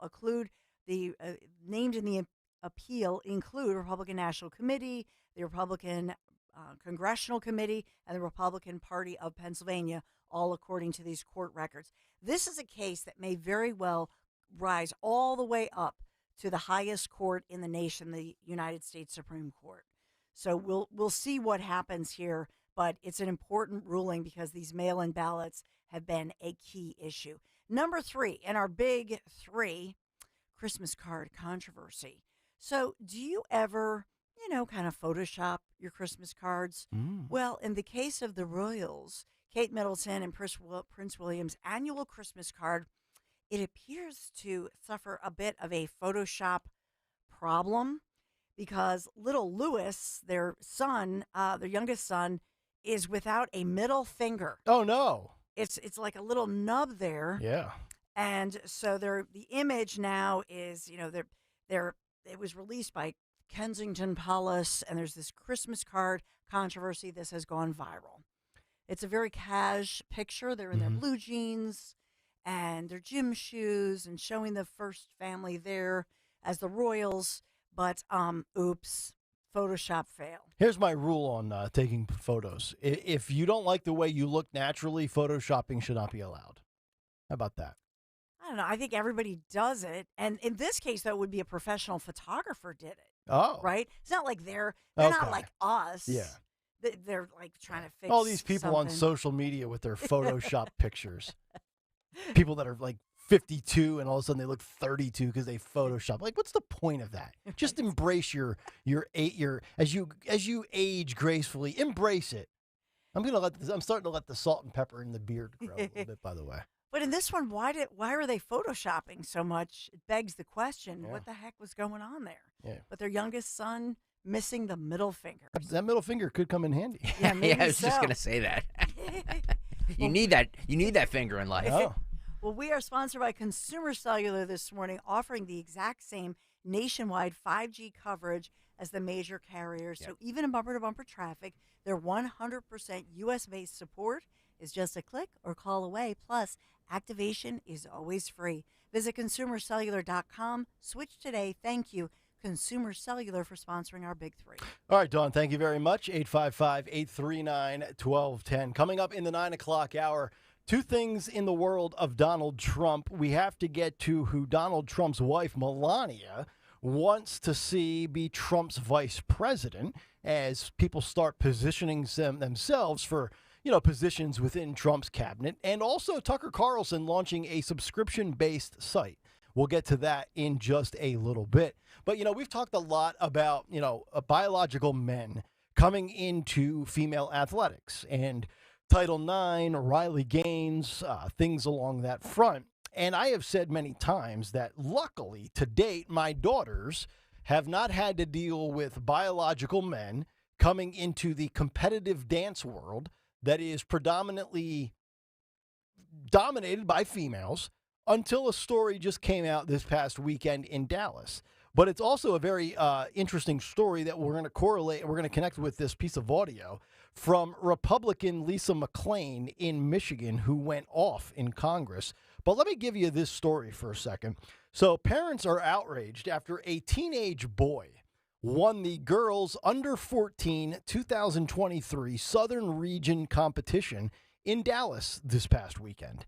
He has advanced to the World Irish Dancing Championships, and he has stolen away an opportunity from a deserving young girl. One mother told the Daily Signal, quote, "It's going to make me cry," who originally reported the story. Quote, "I never thought I was going to have to deal with this, and my heart breaks for my daughter and the other girls that are having to deal with this. They are too young to have to deal with topics that are going on in society that are adult topics that they don't quite comprehend just yet." Just to go and show you the levels to which this biological male teenager went to compete against females, on December 3rd in Dallas, he apparently put on a blonde wig and a gemstone-covered solo dress and took the stage with the girls. He ended up taking first place out of 100 dancers in the category. The placement makes the boy both a world qualifier and a national qualifier, while omitting the biological females that he defeated en route to his deception and his plot to come off as a female. I sent this story, I texted this story to my wife, and she made the point that in competitive dance, there are boys that compete. And I don't think I really have a problem with a boy dancing, like in the group settings where the entire dance studio is putting on a performance. My daughters have boys in their dance studio. It's probably, if I had to throw out a number, I would say there's 50 girls and like 4 boys. And when they're on the stage together in like a duo or, you know, a big production, it's pretty cool. I have no problem with that. But in the one-on-one solo competition, here's where I think it's, again, unfair that a biological male who is more athletically advanced and or gifted than a female steals another spot away from a female. So let me play you this audio. This is Republican Lisa McClain. She is a congresswoman from Stockbridge, Michigan. She represents the 9th District, and she had this to say as she eviscerates everybody who does not stand up for female rights and the progress women have made over the last century. Listen to this roasting. Whatever happened to I Am Woman, Hear Me Roar? What have we lost our minds? I sat here and listened to every label imaginable. I am here to protect women, girls. My God, why do I have to apologize for that? We spent decades trying to protect women, and you know what? We won. We won. So I will not apologize now or ever for trying to protect my daughters and women in sports. And that's what this hearing was about, protecting women. So you know what? I am a woman, and let me tell you, hear me roar, because I will not stop protecting women. You want to know why? Because we have rights too. Women have rights too. Dawn Stensland, not my style to book your show as a producer, but I think that would be a nice little fit from 10 to noon. You want to hear me roar? I mean, she was fired up about that, and rightfully so. Yeah, I mean, the truth is, in this upside down land, you know, as far as women, where is the women's movement? I mean, as far as, you know, we were the hashtag that was trending last week, Me Too, unless you're a Jew. Yeah. You know, and think about that. Think about the case of women and girls in sports. So for whatever reason, I don't really understand this because it's shocking to me. Where's Hollywood? Where's Gal Gadot? Where's Gadot? Where are all these, you know, Gloria Steinem, name them? Yep. Where are they? Yep. I got to tell you, if that was me, that wasn't Dallas, that was Nashville or Philadelphia, and that played out like that and cost my girl some whatever it is, I probably would just look over at Kristen. I'd be like, so are you going to handle that? Because, you know, if I do, I'm sexist, I'm transphobic, I'm homophobic, I'm this, that, and the other thing. And I like how she framed it. She said she's not going to apologize for all of a sudden female rights and female victories coming to an end in the name of what? Feelings? And this delusional mindset that a biological man can become a female? No, sorry. Take your fantasy elsewhere. Yeah, ultimately, will these cases end up in the Supreme Court, or ultimately will districts just say, okay, fine, we don't want your Title IX money? Yeah, that's a good point. Or, you know, if everybody in girls' sports goes to, you know, the PAIA A or whatever. PIAA? Yeah. Yep. If they go to that, and everybody does it, yep. And they say, well, we can't win over here. There's, all it takes is 2 boys or 1 boy, and it knocks you down to second, third, etc. Yep.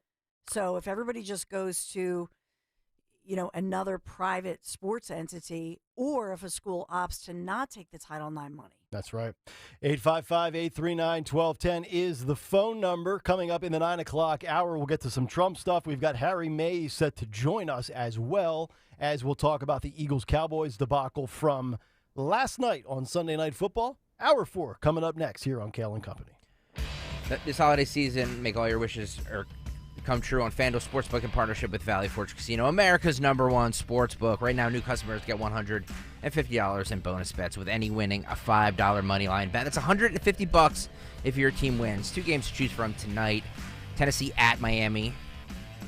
Tennessee is plus 610. Miami minus 900. Green Bay at New York. The Giants. Green Bay is minus 280. Giants plus 230. If I'm looking ahead to next Monday night, the Eagles and Seahawks. Eagles are minus 205. Seahawks plus 172. $5 on any of those money line bets. If you win, you get $150 in bonus bets. All you have to do is sign up right now. FanDuel.com/Greg. FanDuel.com/Greg. Sign up right now. FanDuel Sportsbook is the official partner of 1210 WPHT in the NFL. 21 and over. President PA. First online real money wager, only $5 pregame money line wager required. $10 first deposit required. Bonus issued is non-withdrawable bonus bets that expire 7 days after receipt. See terms at sportsbook.fanduel.com. Gambling problem? Call 1-800-GAMBLER. It was the day we all feared. The stock market went down and then kept going. 2008, when the markets lost over 50% of their value. But that was over a decade ago. Today, it's not so painful. Jim Cipriotti at Retire Ready Financial Group calls that financial amnesia. When you forget the pain of losing half your savings, and more importantly, ignore the fact that it can happen again. A complimentary consultation from Retire Ready Financial Group can show you where you stand now before the next market pullback. You're much closer to retirement than you were in 2008. Don't let it happen again. Call Jim Cipriotti at 610-894-7415 for a complimentary consultation. That's 610-894-7415 or online at retirereadyfg.com. You can forget where you put your keys, your glasses, or even your car. Don't forget to protect your retirement. Investment advisory services offered through Retire Ready Wealth Management, a registered investment advisor. Insurance and annuities offered through James V. Cipriotti, NPN number 2083768. Bringing in your front line is as easy as 1, 2, key. SEPTA Key Advantage is a unique and valuable transit benefit program that gives your employees all-day, everyday access to the entire SEPTA system. That means your staff can get in for their first, second, or third shifts and even travel the system on their off hours, seamlessly and affordably, all thanks to you. Learn how easy it is to customize a SEPTA Key Advantage program for your team at SEPTA.org/partner programs. That's SEPTA.org/partner programs. Hey, this is Norman Chaikin, also known as Norman the Floorman. A man was crushed by a pile of books. He only had his shelf to blame for it.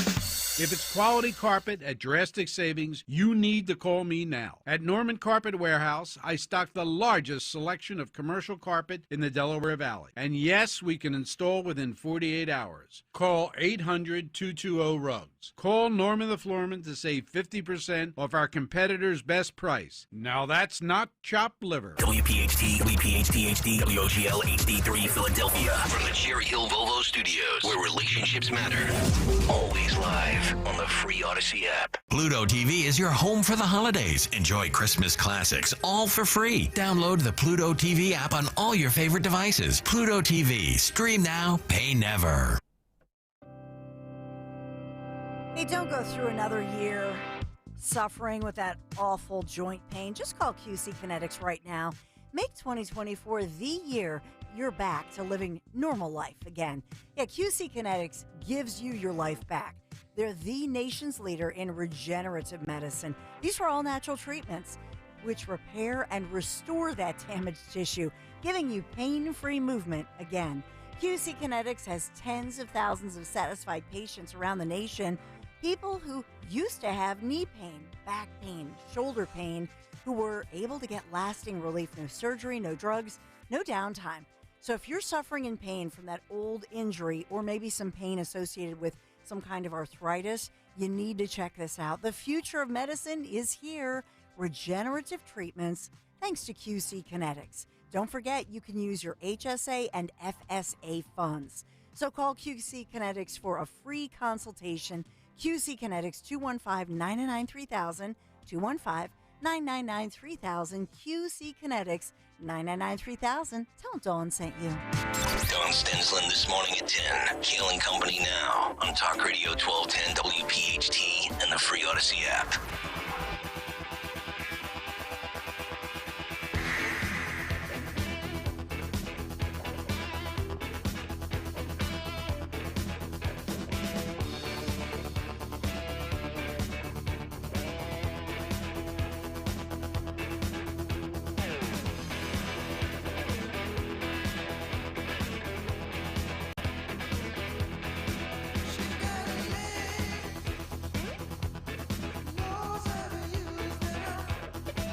Kayal and Company, as we are back 9:02, Monday morning, fourth and final hour underway. Our morning mystery movie clip coming up at 9:20, which will include a great prize today, $50 gift card. We've gone from the Metro Diner to Wendy's to Burger King. $50 gift card to Burger King. If you can identify our movie clip in just about 17 minutes. Harry Mays at 9:30. And we will get into a slew of things with Harry. Eagles Cowboys from last night. Also, Charles Barkley going on the offensive, crushing Trump and Biden, even though nobody watches that show with Gayle King. And ESPN is set to do a hero documentary on Brittany Griner. You remember Brittany Griner? She came back to America and we gave him a Russian arms dealer. That was one of the greatest trades of all time for the Russians. We'll talk about that with Harry. And also, finally, Deadspin did cave to that kid, the Chiefs fan, who they tried to smear and label as wearing blackface. Friday news dump that came in just after we got off the air around 10:30. And apparently also, if you've been wondering what Nick Foles is up to, he's apparently a pickleball legend. You are? No, Nick Foles. Oh, Nick Foles. Nick, no, the other Nick. The other Another Nick who actually won a Super Bowl in this city. Nice. I just win ratings, that's all. Yeah, but apparently pickleball, as this has become a very popular sport, it hasn't caught on in the state of Pennsylvania. But I'm not sure if Nick Foles is a Pennsylvania resident or where he resides these days when he's not playing football because he's out of football. But apparently he's a legend in pickleball. So we'll get to, and if you're watching on YouTube, great job out of Phil. Just threw up a couple of pictures of Foles playing pickleball. Nice. And tell you what, Foles looks like he's in pretty damn good shape right there. Looks like he can still play some ball. Might have to put him in if Jalen Hurts can't move this offense down the field. I can't wait for that again. Bring back Nick Foles for the 14th time. All right, 855-839-1210. This segment brought to you by Bestwork Industries for the Blind. Their e-commerce store is helping businesses succeed in all work environments. BestWorkSupplyCenter.com offers traditional office products, cleaning supplies, furniture, technology, and more with free shipping and next-day delivery. Shop now and save at BestWorkSupplyCenter.com. So I want to get into two things with Trump and Tucker Carlson here for the next 10 minutes or so. So Trump, this is a pretty interesting breakdown from Axios where they're talking about Trump's cabinet and how loyalty first might be the key to entry if you want to be on Trump's team in 2024 into 2025 and beyond, if he is able to win re-election. Now, the most interesting part of all of this is what Melania wants. And apparently, Melania believes that Donald Trump should bring Tucker Carlson on board as his vice president, saying, I like Tucker a lot. He's got great common sense. I believe Tucker Carlson is on record, again, saying that he has really no interest in doing so, which I think makes a ton of sense for both sides. And let me explain. Because Tucker Carlson can make a ton, I mean a ton of money doing things outside of being the vice president of the United States. Off the top of my head, I can't even recall what the vice president makes. I know the president makes $400,000 a year. Trump has obviously not taken that salary in his first term in office. But I also think if Trump goes down the road of bringing on loyal people like maybe a Steve Bannon, maybe a person like Tucker Carlson, I think that's a recipe for disaster. I think, sadly, what will make Trump perhaps, and I kind of feel like we already know what we know about Trump, right? People either love Trump, they hate Trump. There's nobody, we talk about battleground states and these 6 or 7 states and how these swing states are going to determine things. I mean, we've pretty much collectively arrived at the conclusion that your mind is already made up on Trump. But if there is somebody out there willing to entertain, and we've seen, look, 8% to 22%, the black vote has increased substantially for Donald Trump. If you believe in the polls, it's a 14-point swing. It's very impressive. We've seen certain people in the Latino community that are voting Republican more than ever. But if there are people out there on the fence, or people out there that have voted Trump one time, voted Biden a second time, and are open to Trump a third time, maybe going down the road of the Tim Scotts, the Nikki Haleys, sadly, maybe Trump going the optics route is actually a better path for him to win election. And then I want to get to this story. And I look, I understand he's got a following. I like him sometimes. Other times I don't like his opinions. Sometimes I agree with him. Sometimes I don't. Tucker Carlson is launching a new subscription website for fans. And I'm curious because I know he's got a massive following and he's got unbelievable reach. He posts these Tucker on Twitter episodes, and I know the metrics are a little skewed because if you just kind of scroll by, it counts as a view. But you can't deny the fact that he is a magnet for eyeballs and eardrums. But we're seeing right now the subscription-based model start to plummet, right? We're looking at all of these streaming services, all of these bundled on-demand sites, Hulu, Netflix. I know Netflix was up for a while, but a lot of them are struggling. Is there a demand? Is there so much of a demand for Tucker Carlson that people are willing to pay a subscription to get his opinions and content? I don't know. People paid George Santos, right? Well, that for Cameo. No, but look at podcasts. I mean, people paid for Joe Rogan, right? So yeah, if they think it's entertaining enough content, I can see. Now, do I think this was the right? Well, yeah, he has to cash in somewhere, right? Because where's he making his money from? So, I'm sure he's getting something from Twitter, but he has to make his money somewhere. Well, he apparently has investors with 1789 Capital, and he's raised $15 million to jumpstart his new media company. I don't know if he's using any of his massive paycheck from Fox that he is still apparently getting up until, 2025? I believe he was technically still under contract with Fox, but I don't know if he's used any money out of pocket. But here's my thing. I can separate entertainment and different subscription services from opinions. I'm sorry. I am never paying anybody for their opinion. It's one thing to pay for comedy. Mm-hmm. It's one thing to pay for certain shows or to pay for a sports bundle package with certain games that are not on in your market, like the NFL Red Zone channel. But I'm just blown away that people would actually pay their money to hear some other person's opinion.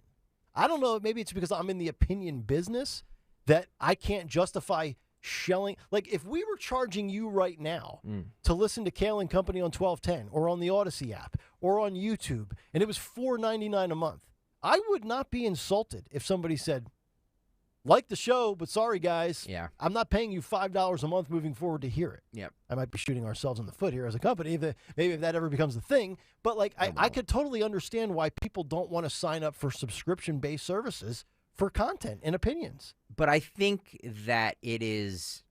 I mean, we're in a subscription-based society now. Think of all the streaming services we subscribe to. Yeah, and that bubble's about to burst. It feels like.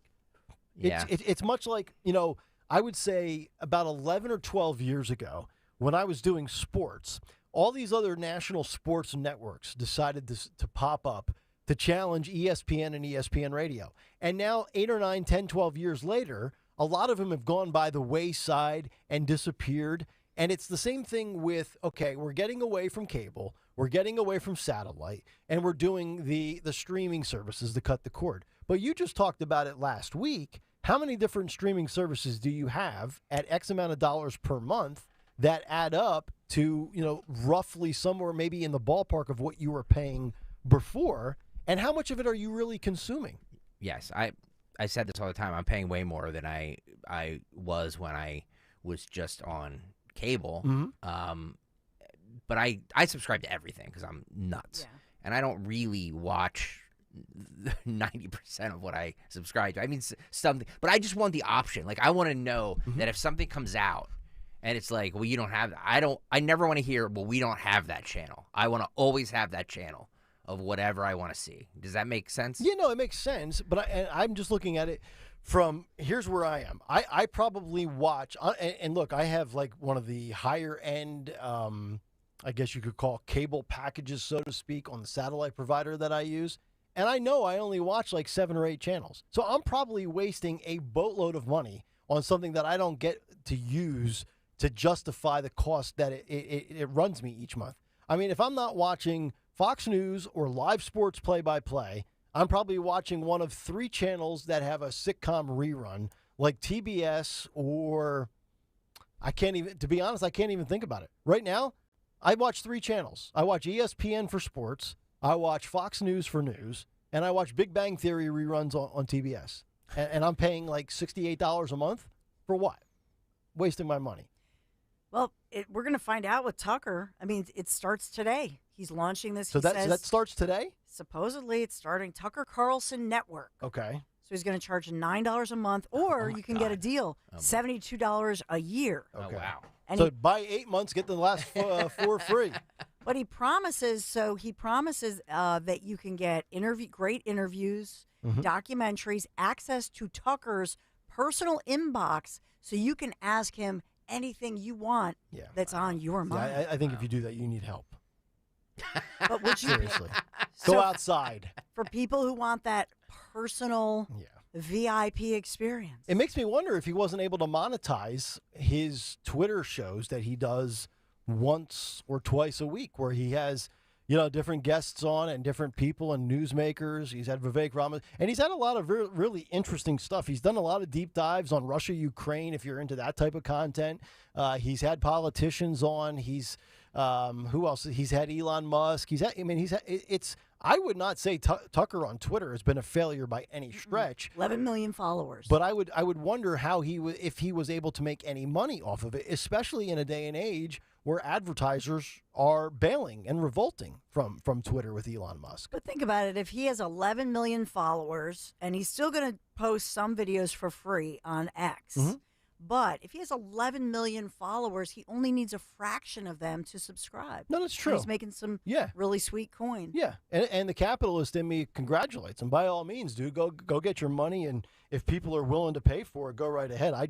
I will never subscribe to anybody. I mean, there was times when I was in sports where The Athletic, they hired all these really quality journalists away from major city public publications like the Philadelphia Inquirer and Daily News, the New York Times, the Chicago Tribune, and then they tried to put everything behind a paywall, and I was like, I'm not paying for it. I mean, there are times where when Greg sends out some show emails each night, something is behind a paywall, the Wall Street Journal or the Washington Post. It's just like, I'm all for paying for stuff like, quote, back in the day when I would buy a newspaper or have a newspaper subscription. But it's like you get nickeled and dimed with all of these subscription-based models. Yep. And I feel like a lot of them, eventually the bubble bursts and they realize that they don't generate any revenue. Now, I actually think, I do think Tucker will succeed here. Mm-hmm. Yeah, I mean, he only needs 500,000 out of his 11 million people who follow him on Twitter. He needs 500,000, and if they do the yearly subscription, he makes $36 million a year. And that's pretty sweet. And that's $11 million more than he was making at Fox. Right? So Yeah. Pretty nice. Pretty nice life if you can get it. God bless him. And he's his own boss. Well, and that's probably what he loves more than ever after dealing with the suits at Fox. 855-839-1210 is the phone number. Morning mystery movie clip coming up in 5 minutes. Are we doing another big three? I should have asked you about. Sure. Well, do we have? That was a lukewarm. We have one. Well, why don't we do it at about 9:25, right before Harry Mays? All right. A quickie. Yeah. Quickie. All right, then without further ado, we get to our morning mystery movie clip. It's 9:16. Oh, not bad. Sorry about that. I'm all thrown off here by the clock this morning. All right, let me get to one other thing then. I was going to get to this with Harry Mays, but I think we could get to this because he's a former resident of this city. He played in this city, and I find him to be a fascinating individual. Again, I wouldn't pay for his opinion, and I wouldn't pay for his content. But that being said, Charles Barkley has always been a guy that if he's got a microphone or a camera or a platform, I'm intrigued by his opinion, even if I disagree with it. And I'm going to get Harry's thoughts on this because he's a big Barkley guy. But as we know, last week, the Charles Barkley Gayle King show, which I believe is, for some reason, they do it at like 10 o'clock on a Wednesday night. They preempt Abby Phillip with just the P on the end, no S. And he went in on both, and I think this is becoming a common theme by those who portray not to be on the left. Like Chris Cuomo with News Nation is trying to position himself as the face of the network, as a centrist. So he's going to be critical of Trump. He's going to be critical of Biden. And Donald Trump is obviously a magnet, and so is Biden. And Charles Barkley has decided to come out and insult both of those individuals. And I just want to give you a couple of the quotes here. And look, full disclosure, I know Charles Barkley does not give a rip about what people think about his opinion, but this is what he said. This is on FoxNews.com. NBC Hall of Famer Charles Barkley bashed supporters of former President Donald Trump on CNN this past Wednesday, calling them, quote, a group of nutty people. The Hall of Famer, Barkley, went on to say that it's a small little group of nutty people and argued that President Biden was, quote, too old to be running for re-election. So, of course, if you're trying to weigh the two out, saying Biden, which is factually correct, too old to be running, is not really a major swipe when I think almost everybody believes that. But here's my beef with Barkley with going after the Trump base. It's a pretty big base. Like, you can't really call them a small little group of nutty people. He goes on to say, quote, I'm not a big Trump fan. I'm just not. Because like I say, it's the president of the United States. It ain't for no small little group of nutty people. And this is where I think Barkley is probably going to lose some basketball fans. Because this is the very thing about doing sports and politics. And I think now more than ever, they kind of blend together. You've seen a lot of sports people leave sports media for news and talk. You see people that are still in the sports stratosphere that are dabbling in politics. Like Stephen A. Smith obviously is interested in politics. He's big friends with Sean Hannity, but he's a Democrat, and he can't really say too much politically on ESPN. So Odyssey hired him to do a podcast in which he is permitted to discuss politics. But see, here's the danger that I think even some of the biggest brands run. And again, I know they don't care. They got more money than they know what to do with, and they will tell people to go pound sand. If you had somebody that was watching Charles Barkley on TNT, that was a basketball fan, that is a Trump supporter, you just lost that guy. For what? For the sake of a reaction? Yep. For a talk show? You're 100% right. So you're immediately hurting your bottom line in the other arena that you do most of your business in, so to speak, and you're sitting there, and first of all, you're factually incorrect. I would not say 81 million people is a small little group. And then when you think about everything that has played out over the last 3 years, the things that Trump has said was going on, that actually have gone on, I would argue they're not really that nutty after all. Yep. So if Charles Barkley doing a 1 hour show with Gayle King that nobody watches. Again, Barkley's probably making $25 million a year from Turner Sports, and I gotta guess Barkley's got to be close to 60 by now. Probably doesn't care about losing some of his viewers because he doesn't. Believe it or not, that show on TNT is very, very highly rated. But when you come out and make comments like that, yeah, okay, you're pandering to your CNN base, and that's great. But I would say not the smartest business decision moving forward. That show has been an abject disaster ever since it started, and it only started last week. Yeah, because it's honestly, forced. Yeah, exactly. It's forced. It's not. Hey, let's put the provocateur with the respected journalist. John writes on the YouTube chat, Nick, Charles Barkley can beat you in golf. There's no way. I've seen Barkley play. I will destroy Barkley. Really? Oh, wow. Charles Barkley doesn't even break 100. Yeah, he's terrible. Oh, boy. Yeah, and you do? Oh, yeah. I'm shooting the 80s. Oh. Yeah. Yeah, Barkley, no. Barkley can't golf. It's bad. That is bad for your mental health, watching that guy swing a golf club. Let me tell you. Well, just because he has an ugly swing, he might get her done. No, he can't. Trust me. Pull him up on YouTube. You'll see. Is golfing therapeutic for you? No. It's not. No, it's not. No. Now, do you have, Bill down the hall was telling me your secrets. You have a virtual golf thing that you do? I have a simulator in my apartment complex. Yeah. Not in my apartment room, but like downstairs, by the gym. Cool. Yeah. A simulator. Nice. Yeah. By the way, Bill was out playing golf on Friday when it was 50 degrees in December. Nice. Bill's a good golfer. Bill's a very good golfer. All right. He's very complimentary of you. Well, most people are. Do you, okay. You use one of the simulators, huh? For golf. Yeah. No, I'm just hit balls into the net when it's cold out and there's nothing to do in this godforsaken state for 3 months. And it's too early to drink. Do you use it? Do you use it as a workout? No. I just go in there to fine tune my game. Yeah. But it's not therapeutic. Like you don't clear your head that way or anything. No, because I get phone calls from the wife, or I get tweets, or I've got people. Well, that's your own fault. People that are backlogging the course because they take 12 shots to finish a hole. Yeah, golfing was therapeutic pre-pandemic, and then every Tom, Dick, and Harry decided to golf because you had to get outside, and it was one of the safe things you could do in 2020. And now they've made golf miserable. You know what? There are all these sites, Nick, that he fixed his swing. Oh, yeah? Charles Barkley. All right. Well, if you want to book him, we'll get him on the show. I know. That would be awesome. We'll have a little golf match. We'll do it for charity. For charity. I was just going to say that. Yeah, why not? I'll work on that. All right. 9:23. I was 4 minutes early. Now I'm 3 minutes late. Yep. See, I got on a tangent. Yep. All right, let's get to the morning mystery movie clip. And now, the morning mystery movie clip on Kayal and Company. Talk Radio 1210 WPHT. Even if I wanted to go, my schedule wouldn't allow it. 4 o'clock, wallow in self-pity. 4:30, stare into the abyss. 5 o'clock, solve world hunger. Tell no one. 5:30, jazzercise. 6:30, dinner with me. I can't cancel that again. 7 o'clock, wrestle with my self-loathing. I'm booked. Of course, if I want the loathing to 9, I could still be done in time to lay in bed, stare at the ceiling, and slip slowly into madness.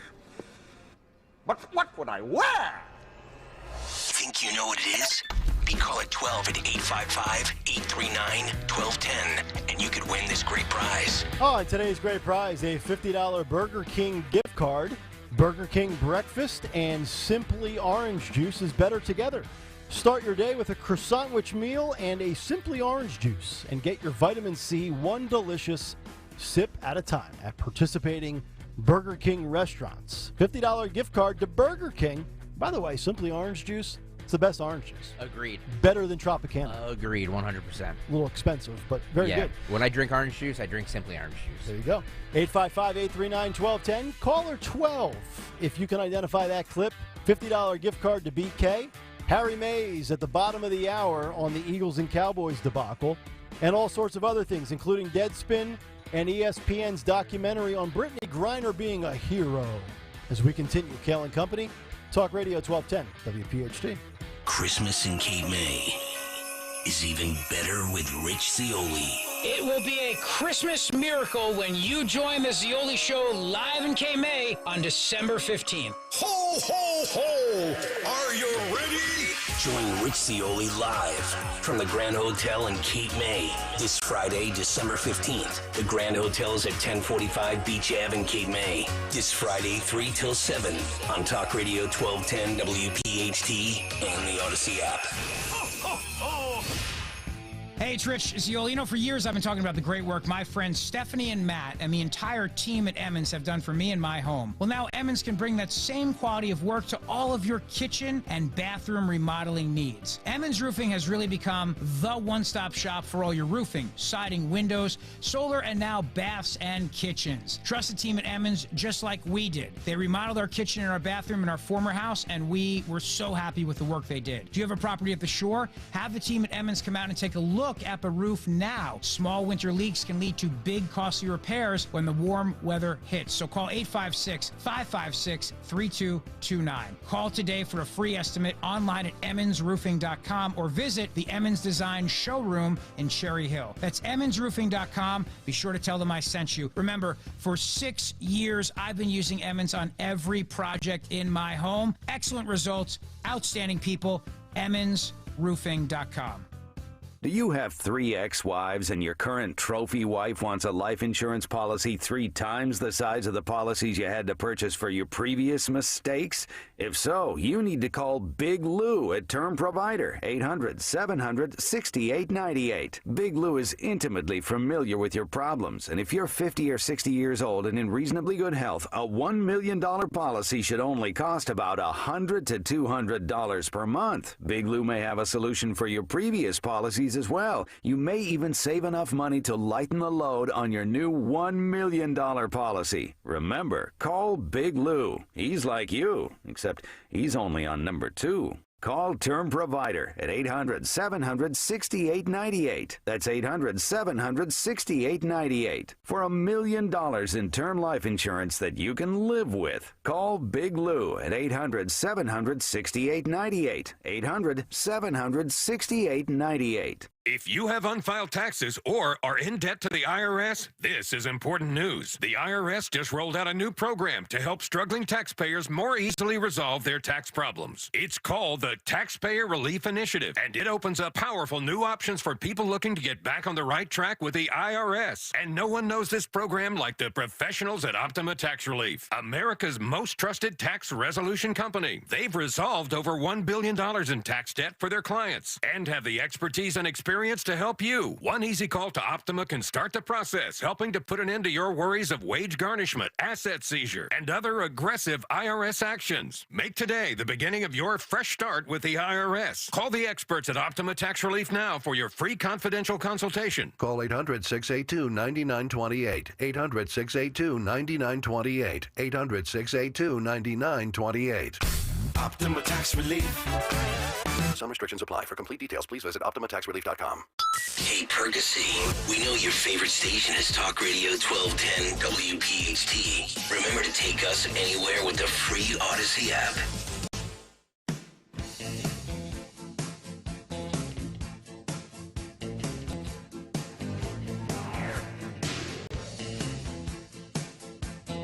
$9:28, Kayal and Company, Monday morning, as we roll on, Nick, Dawn, and Greg, here on Talk Radio 1210.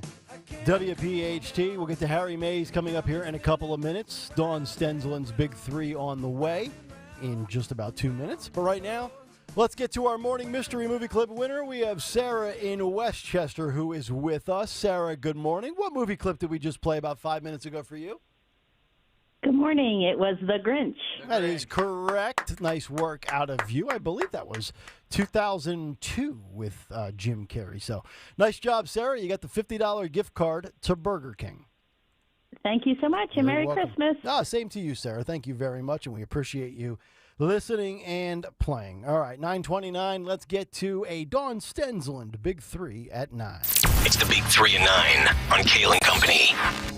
And Big 3 at 9, sponsored today by Joseph Anthony Retreat, Spa, and Salon. So in the news today, we do have many saying that until UPenn, until the resignation of Liz McGill, and they get the confirmation that, in fact, they clean house at Penn, there are many, many senators in Pennsylvania who are not going to approve certain funding for UPenn until the House is cleaned. So we've been talking all morning about the weekend resignation of the president, Liz McGill, and others, but many saying that's not quite enough. Yep. Hit him where it hurts. Yep. Hit him in the wallet, Dawn. That's how you get change. That's what they're trying to do, apparently. Number 2, and like I say, we're sponsored by Joseph Anthony Retreat Spa and Salon. So guess what? This morning, guess what's out? The Golden Globes nominations 2024. I know you've been waiting for this with bated breath. This is Oppenheimer, Barbie, and Killers of the Flower Moon dominating the headlines this morning. So these are they're writing that these are the most hotly anticipated movies of the year. Have you guys seen Killers of the Flower Moon yet? Yes, it's amazing. Is it good? Yeah. I saw Oppenheimer this summer. I thought that was good. And Oppenheimer, great. Oppenheimer was too long, though. Both of them are too long. 3.5 hours Yeah. is that Killers movie. Yeah. I'm going to watch it over Christmas break. Oh, it's going to take you all of Christmas break to finish it. It will. Yeah, we saw it in the theater, unfortunately. But You did? Yes, Wow. Larry got the ticket, so I was like, oh. Did they give you like an intermission? No, Yeah. no, it's ridiculously long. But at home, I'm just saying you could do other stuff. Sure. So there's that. But they received multiple nominations: Ryan Gosling, Margot Robbie, Barbie, Best Female Actor, and Oppenheimer in the Golden Globes, which, by the way, will take place in Hollywood January 7th. So we have, who else is there? Robert Downey Jr. and Emily Blunt. Safe to say Barbie will win. I would presume if I had to handicap this thing, that'll be the favorite. Would be my guess. I think that would be wonderful, but I will bet not. I will bet it will be Leo DiCaprio, Flowers of the Killer Moon. Agreed. Okay. That's what I think. The critics love movies like that. Yes. I will say I loved it. It's amazing. It was just too long. Okay. Yeah. The others are Gary Oldman of Slow Horses. If you've never watched it, amazing. And Pedro Pascal, Last of Us, amazing. Mm-hmm. So and Dominic West of The Crown, all good. Amazing as well. Highly recommend. All right. Yes. Gary Oldman, Slow Horses. If you haven't watched it, incredible. Gary Oldman. He was Commissioner Gordon in The Dark Knight. Yes, true. This is true. Where do I go for number 3? The number 3, I will say that many are saying, hey, escape the blue states. This is California. There's some new data showing that many, by the thousands, are leaving and going to neighboring Idaho. So the headline is thousands of conservative-leaning Washington residents are fleeing the deep blue state for neighboring Idaho. And these are some new stats coming out. So Idaho gaining nearly 119,000 residents who moved away from the blue state Dem stuff. Yeah, you know your state's going to hell when Idaho's the more appealing option, right? I like being out in the country. I lived in Tennessee for a while, and I was not in the city of Nashville. I was on the outskirts. But Idaho, there's not much to do in Idaho.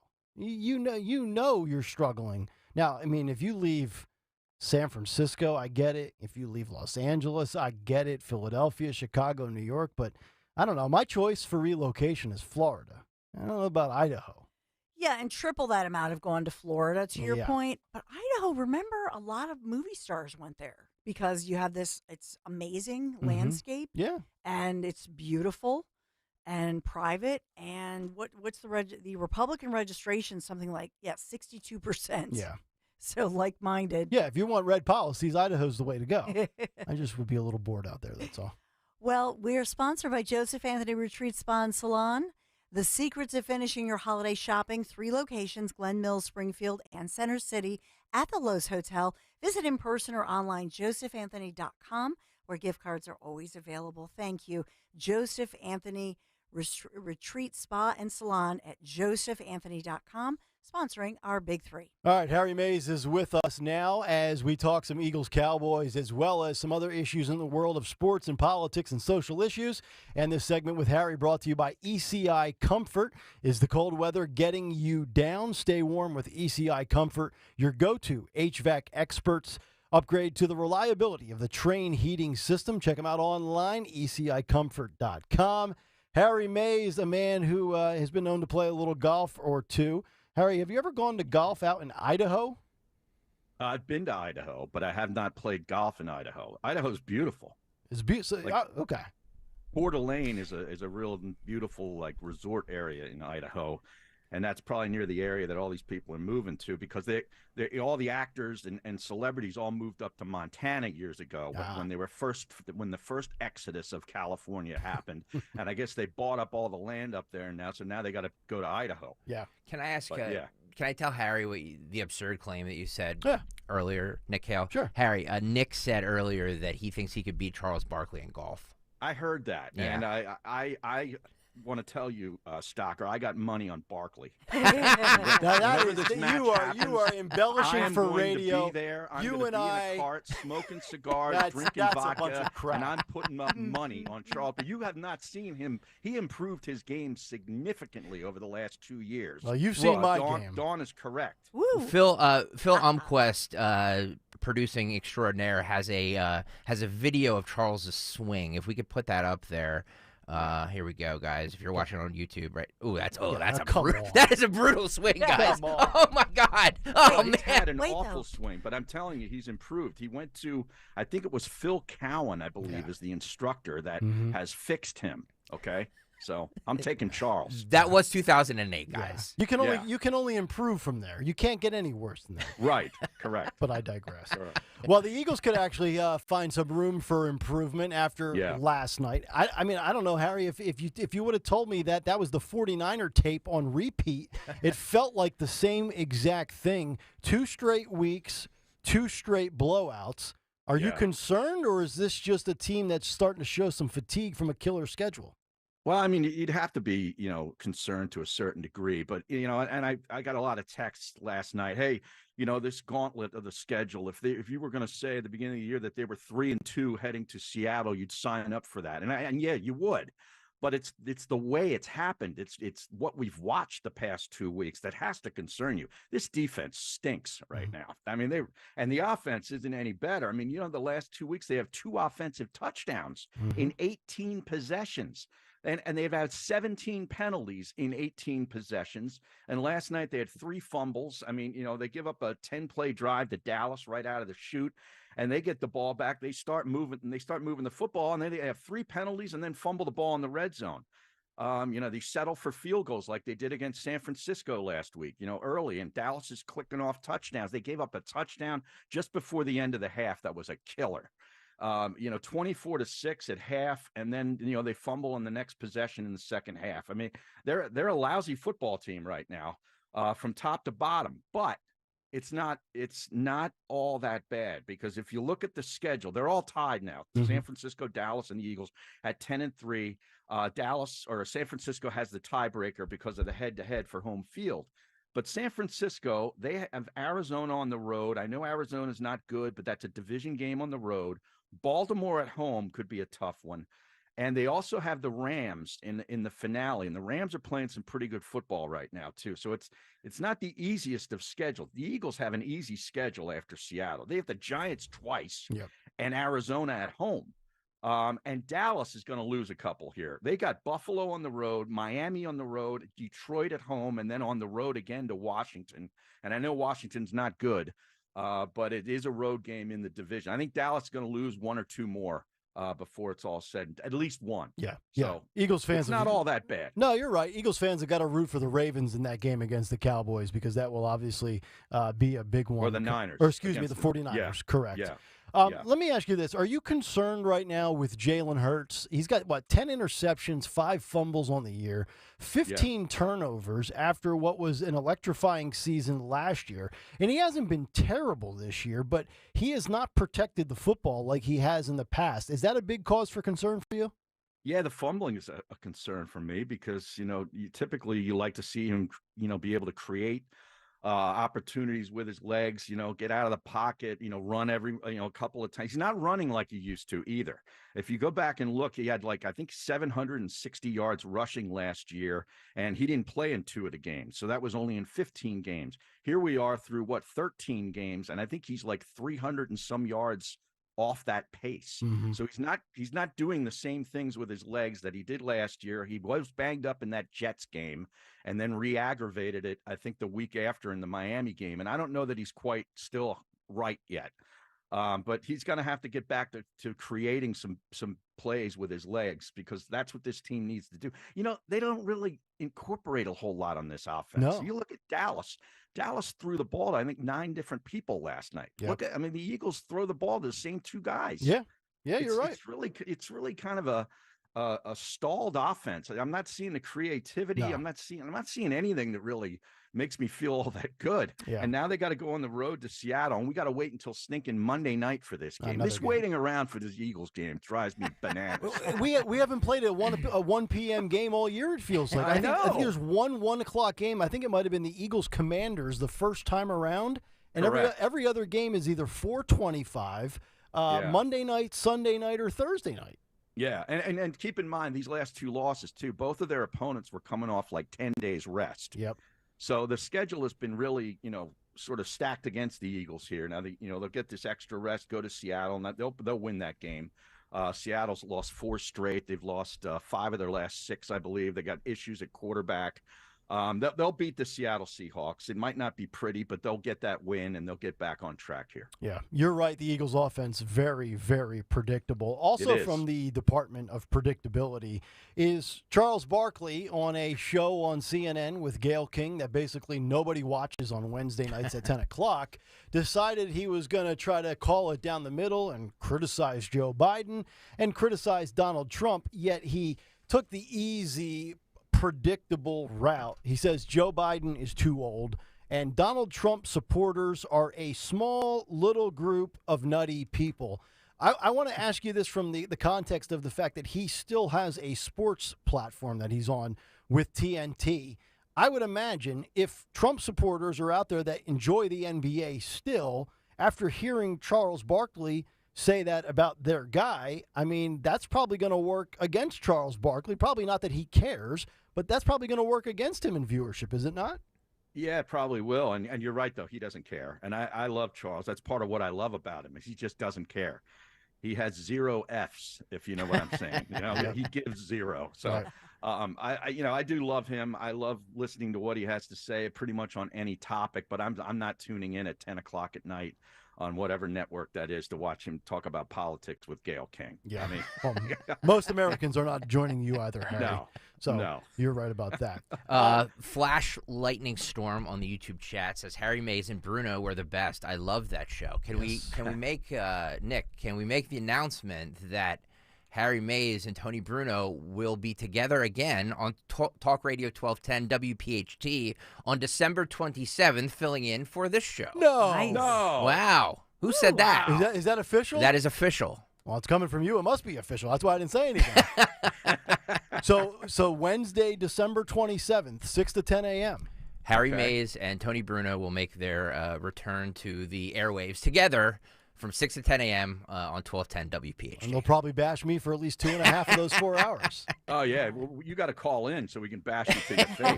Yeah, I'll call in. It'll keep ringing and ringing and ringing. Nobody will pick up. Yeah, I can already see how that'll go. Right. And that's in studio, right? We're both in studio for that. Yeah. Wow. So you have to dress up or not. Right. All right. Wear Beautiful. pants. Yeah. I think it's going to be on YouTube as well. We're just because a lot of people are off that week, so we're just making sure that we get everybody staffed and everything like that. And nobody's going to be peeing on a hot microphone during that. No. Oh, those 4 Vivek. hours. Oh Yes. my God! Oh my God! Yeah, not a good look for Mr. Ramaswamy, Oh huh? my God! It's like Leslie Nielsen in Naked Gun. Yeah. Exactly. Some were saying hot mic, others were saying wet mic. Yeah. Yeah. Harry, last And one. Elon asked him, "How you feel? You feel good?" He's like, "I feel great." It's unbelievable. Unbelievable. Harry, last one for you. This is, speaking again of predictable, ESPN, it's going to fail, but they don't care. Disney keeps doing the same thing over and over, and they continue to fail time and time again. But ESPN has decided, amongst a bunch of people sitting in a conference room, they probably gathered and they're like, hey, what about a documentary on Brittany Griner for being a true American hero, for committing a crime in Russia, to the levels of which Joe Biden has to give up a Russian arms dealer to get back a basketball player that identifies under the DEI mantra that this administration is all about. I'm thinking that this ESPN documentary, it might actually draw lower ratings than Charles Barkley and Gayle King.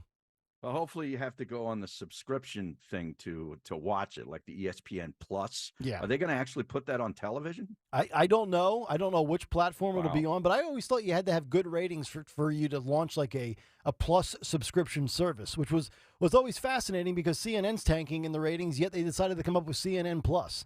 As if there was a demand for that. ESPN Plus, by the way. I do subscribe to that because that's how I get the PGA Tour live. Okay. And that's how I can watch Temple basketball because they're no good anymore, so they're not on regular television anymore. So I had to buy that. I'm not cheap like you, Kayal. I heard you don't subscribe to anything. You know why? Because you're cheap. No, I'm already paying an arm and a leg for Dish. See, this is what you're going to get on the 27th when I'm not here. Exactly. It's going to be a total lambasting of Kayal. I'm going to come back to all sorts of tweets and messages. By the way, it'll be on ESPN Films, so I guess they're doing one of those documentary type settings. Oh, wow. Well, that's all you have to do to be a hero now? Bring drugs into a country and get locked up? That's correct. Wow. Yeah. Jeez. Go to a penal colony, serve your time, and then Joe will bail you out. That's the way it works. Unbelievable. All right. Harry Mays, he'll be joining Tony Bruno Wednesday the 27th. So 2 weeks from this Wednesday for Kayal and Company, 6 to 10. Do you want me to tweet about it? And don't tweet about anything. And he'll make his usual weekly appearance next week, right after the Seahawks. Yes. Yeah, after the Seahawks beat the Eagles game. Yeah. It'll be Tuesday next week. Oh, Tuesday. Yeah, that's right. Yeah, it's Monday. It'll be Tuesday. Monday night. And that's a Christmas gift for the Delaware Valley if I ever saw one. I agree. You know what I'm saying? I hear you. Now, do we have to dress up like Santa or anything? That would be nice. That would be great. Yeah. There he is. The great Harry Mays. He'll be with Bruno in 2 weeks. Thanks a lot, buddy. All right, we'll see you. Have a great week. There he is. Harry Mays joining us here on Kayal and Company. We will get to some cut sheet stuff on the other side, but right now let me tell you about my friends at Wawa because they have two great ways to help you.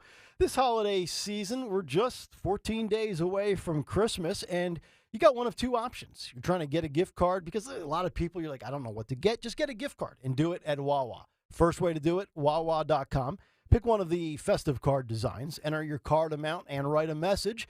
You can choose to have your Wawa gift card show up in their inbox instantly, or you can go out and about if you like the hustle and bustle of life, if the weather's not too bad. Go to your local Wawa, stop by the front counter, grab a gift card for the Wawa fan in your life, and for the fans of other brands like Amazon or Roblox, grab one for your boss or your favorite aunt or uncle, and make anybody's season bright in one Wawa run. Happy holidays from Wawa. See store for details. Hi, I'm Jade, and the little thing I love about the Chick-fil-A sausage, egg, and cheese biscuit is the savoriness of the sausage, the fluffiness of the egg, and the butteriness of the biscuit. It's amazing. The perfect start to my day. Hi, everyone. It's Justin. A little thing I love about the Chick-fil-A sausage, egg, and cheese biscuit is the fluffy egg, the melted cheese, and the sizzling sausage. It's the start to your morning that you didn't know you need. Order a sausage, egg, and cheese biscuit and Simply Orange juice on the Chick-fil-A app. Real guests paid for their testimonials. I feel like I'm constantly cleaning hair off my bathroom floor. At least my Swiffer Sweeper makes it easy. Sweeper heavy-duty dry cloths have ultra-thick pads to trap and lock hairs, like a hair magnet. And when I'm finished cleaning up my hair, Sweeper takes care of his too. Now the hair is gone, all thanks to Swiffer. Try Swiffer Sweeper heavy-duty dry cloths. I promise you'll love them or your money back. And also try Swiffer Sweeper Wet to make quick work of tough, sticky messes. It's football season, and the NFL is in full effect on the free Odyssey app.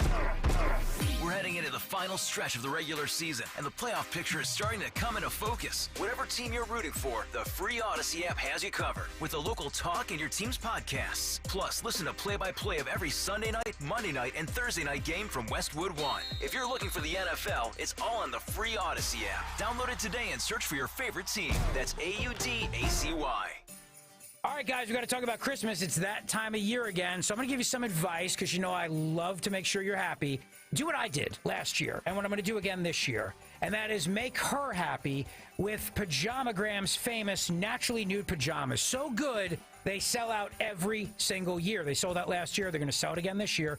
Naturally Nude pajamas are known for their ultimate comfort and style. Soft, silky, totally luxurious, better than lingerie with a curve caressing fit. Here's the best part. When you order Naturally Nude pajamas today, you're going to get a free Naturally Nude nightie. That's $75 savings on a deluxe 2-in-1 complete gift. And that's not all. With Pajamagram, you can even add gift packaging. If you ask me, that's one easy holiday gift that is sure to make her happy and to make you happy. But you have to hurry before it's gone. Go to Pajamagram today for Naturally Nude pajamas. That's Naturally Nude pajamas at pajamagram.com. Tell them Rich sent you. Free speech lives here on Talk Radio 1210 WPHT. And on the free Odyssey app.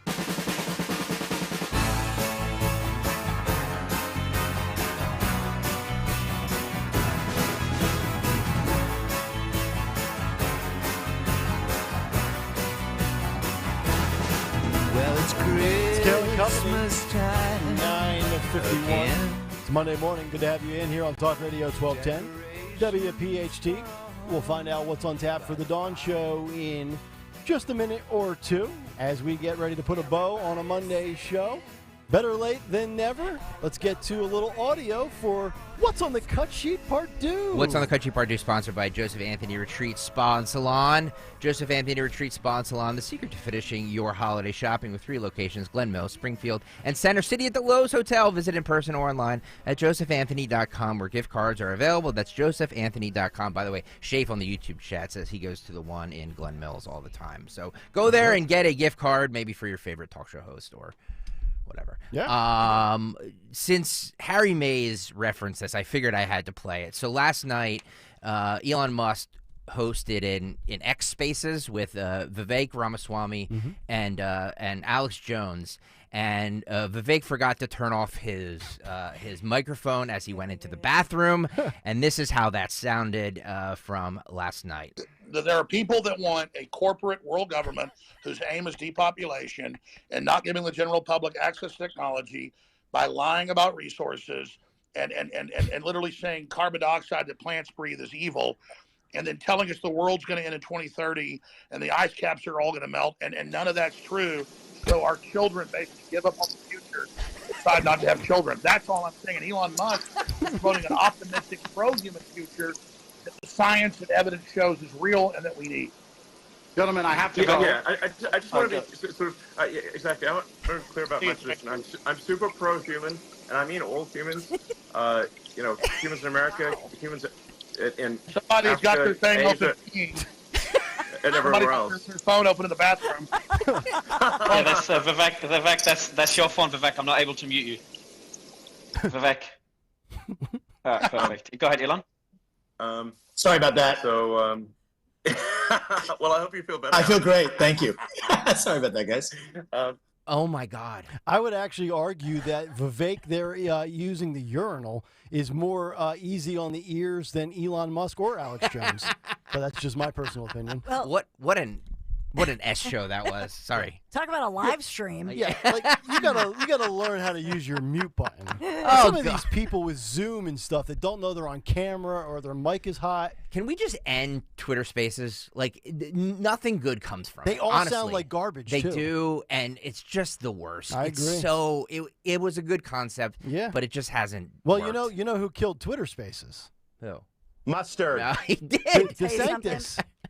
You're telling me that they don't have, because in television, we used to do that all the time. Your audio person would just cut your mic, Mhm.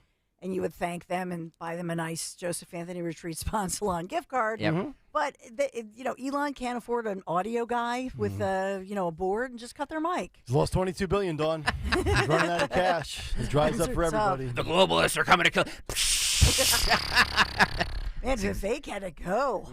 He did. A lot of Mountain Dew. Woo! Man. All right, let's find out what's on tap for the Dawn Show. Just 6 minutes out. Big show. There's so much happening here in Philadelphia, and we're the focus of national, international media with what's happening at UPenn and the resignation of the UPenn president. So much swirling around that.